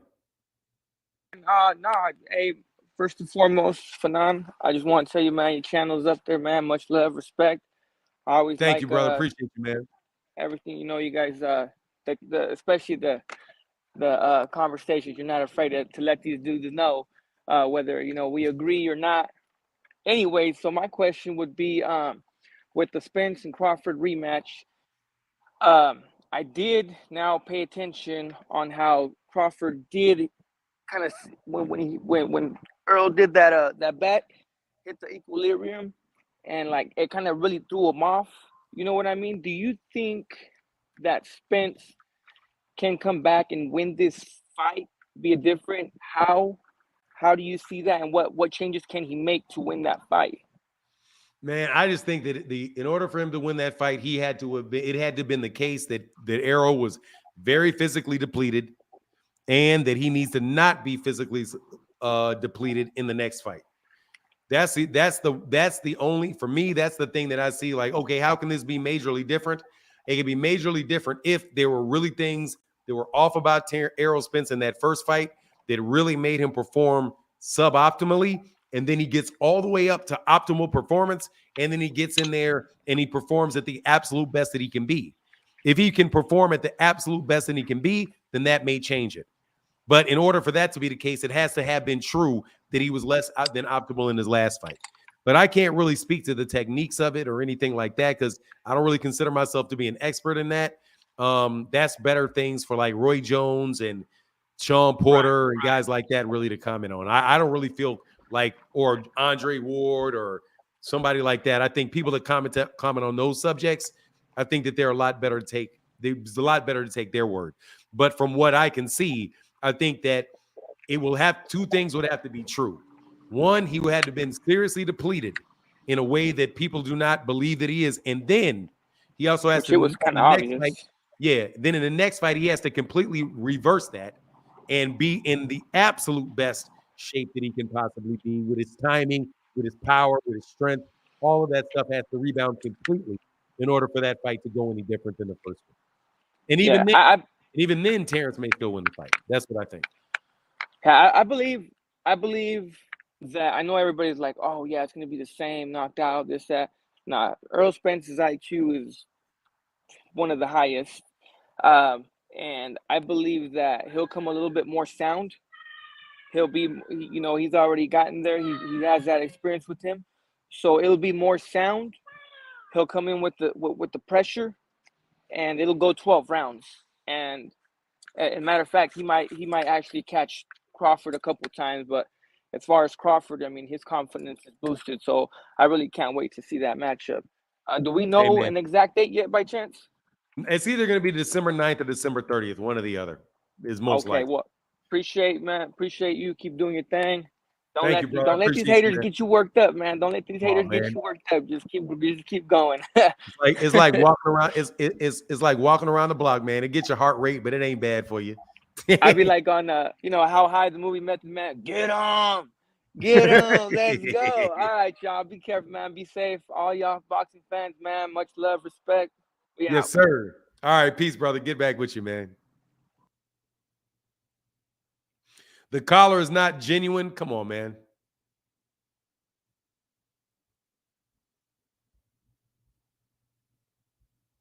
I'll ban you for saying it, clown. Hey, Mr. Saunders, hit that link again. That's it. I'm waiting on you, man, to answer that question where I know you can hear it. After that, I'm going to bounce. I've had a longer chat today, but that's all right. It helps me with my fast. I don't get as hungry when I go a little bit longer in the chat. So where you at? And we've had a good conversation, man. I appreciate that, man. I believe every good fighter has to learn from a defeat. Yeah. Look, man, we're going to get the fight. I just need y'all to stop talking all that craziness that y'all be talking. But come on, man. Are you coming back, Mr. Saunders, or not? I like talking to you, man. I really do. Once you calm down with all of that stuff, we can have a good conversation, really. And even to here for boxing, if you calm your ass down, we can have a good conversation. If you out here pulling games, it's gonna get ugly. That's because I have a weakness. I lack self-control.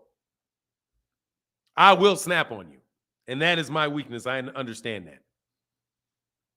So understand that. You know what I mean? That I know that I be snapping on you and I got no patience for you. But really and truly, it's a weakness. I already know where you're going to go and I know what you're trying to do. And I don't want you to do it, so I'm not going to let you do it. This man, Ghost Lover said, this man treats you like his children and y'all take it like his children, especially G-Man. This guy sounds like he wanted to cry. Dude, be a man. What? This man just insulted you in every way. Ghost Lover, watch this. Fuck out of my face. Kick rocks, bro. I ain't talking to you like you're my child. I'm talking to you like you're a kid.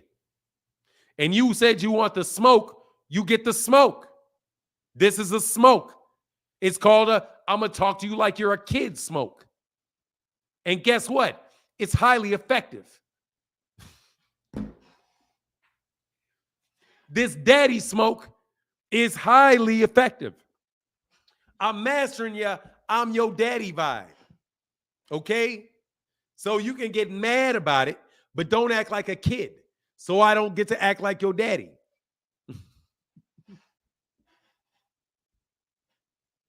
Hey, Bobby Fontino said just a little something. Been missing the lies, but I catch up. Thank you, brother. Still Team Spence. You know what it is. It's the daddy smoke. Get your young ass up here, bro. Dog, seriously. I'm gonna treat y'all, dude, because you know what? Because here's the problem. You think because you're physically in your prime, that mentally you're in your prime. You're not.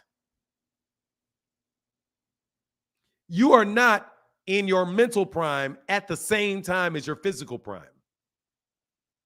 You're not. You're not in your mental prime till well after you are in your physical decline. And you guys are twisting being an adult with being grown. Mr. Sanders. I said it's Sanders. You're spinning. You're still in bad reception. Come on, man. Come on, man. You can't, hey, bro, seriously. You can't get smoke if you can't start a fire.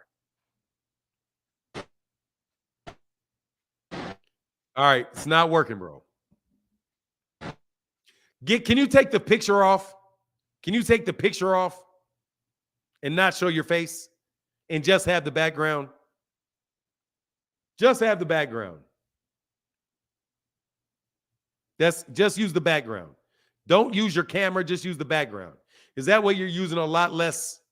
It's not going to slow down your feed. You're using a lot less data. Less information has to fly. Right now, you're sending the picture and the audio. Only send the audio because the audio takes less. It's easier to get the audio through. Come on, man. I want to finish this because I got to go, man.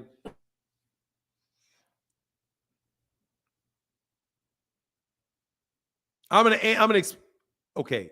Are you there?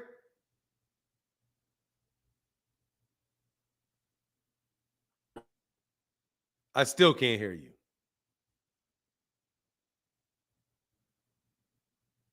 Let me explain. I'm going to answer your question and you can come back some other time, bro.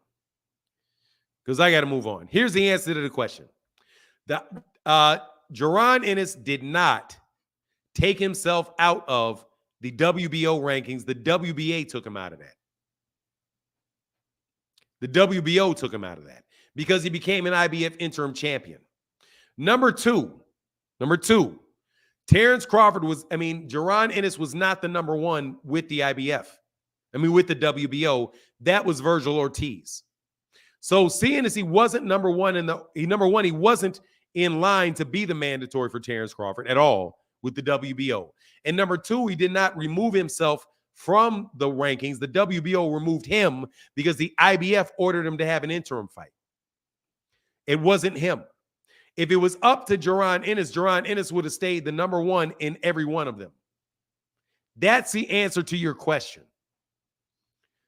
Okay? That's where I'm telling you, you guys got to stop thinking I'm hating and listen to what I'm actually saying. Because I am being specific.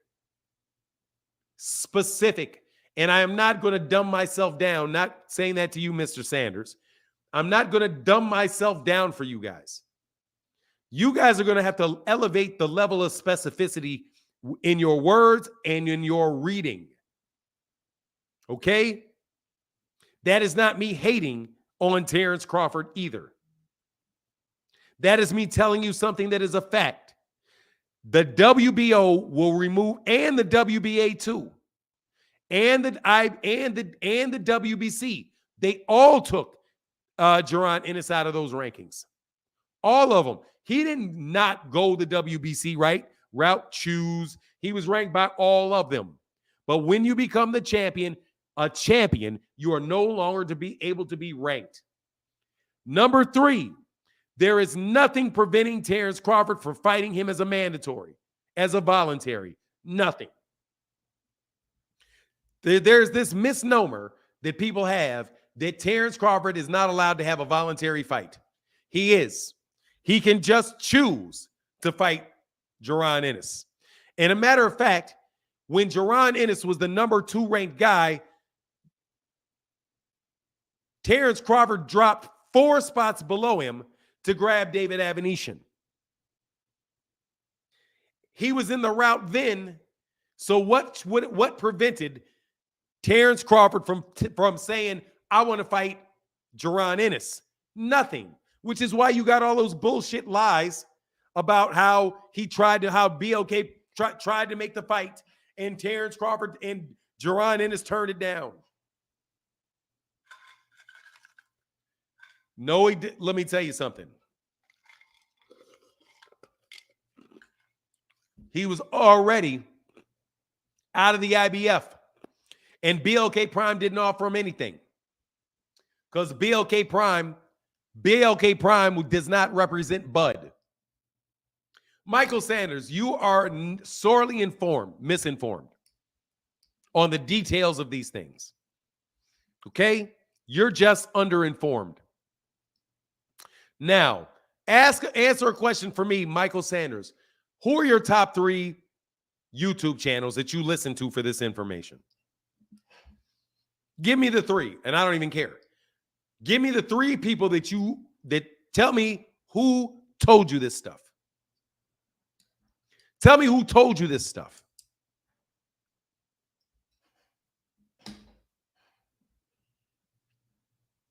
Who told you this stuff?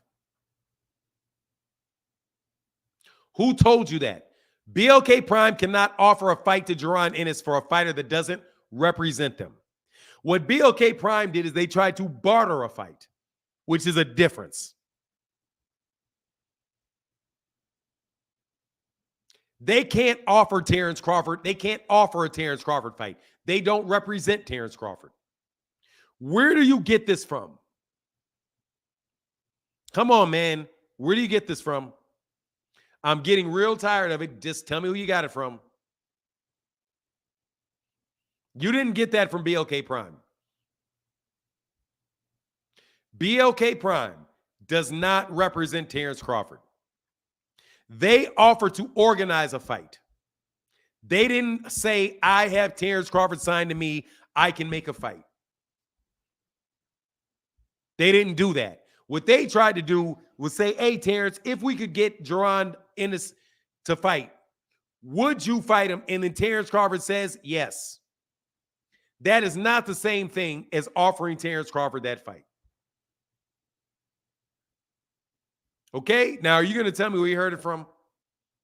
I won't repeat it. I just want to know where you're coming from. Because this shit is getting real old to me. It's easy money, but old nonetheless. It's low-hanging fruit to me. It's low-hanging fruit. Terence Crawford, if he didn't have anything to offer, if he didn't have anything to offer Terence Crawford, if he doesn't have anything to offer Terence Crawford now, he didn't have anything to offer Terence Crawford then. Because absolutely nothing has changed with Jaron Ennis between now and then.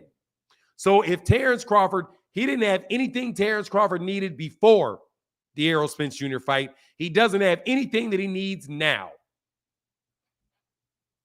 What did Terence Crawford have that he needed from Jaron Ennis then?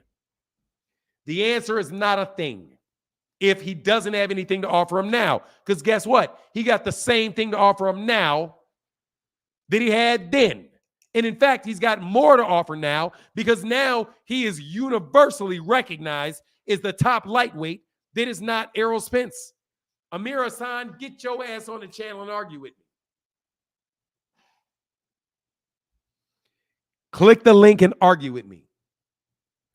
If Jaron Ennis, who is the top welterweight right now, not named Errol Spence and not named Terence Crawford, he has nothing to offer him then. He said he didn't need it then. What are you talking about? He said he didn't need him. He didn't need it then. You just making shit up, bro. Garbage ass. Click the link or forever hold your breath. You are forever going to hold your chat breath, you clown. King. I need to know where Mr. Sanders got it from. I know the people that said it. I just want to know where he got it from.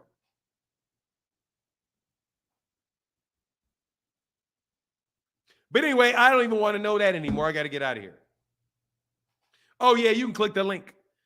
But I need to get out of here, though, seriously.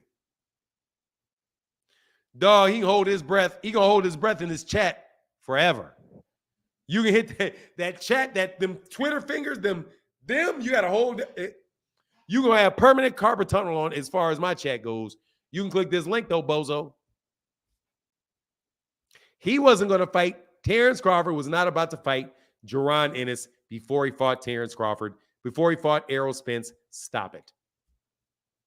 And he ain't going to fight him now, and it's for the same reason.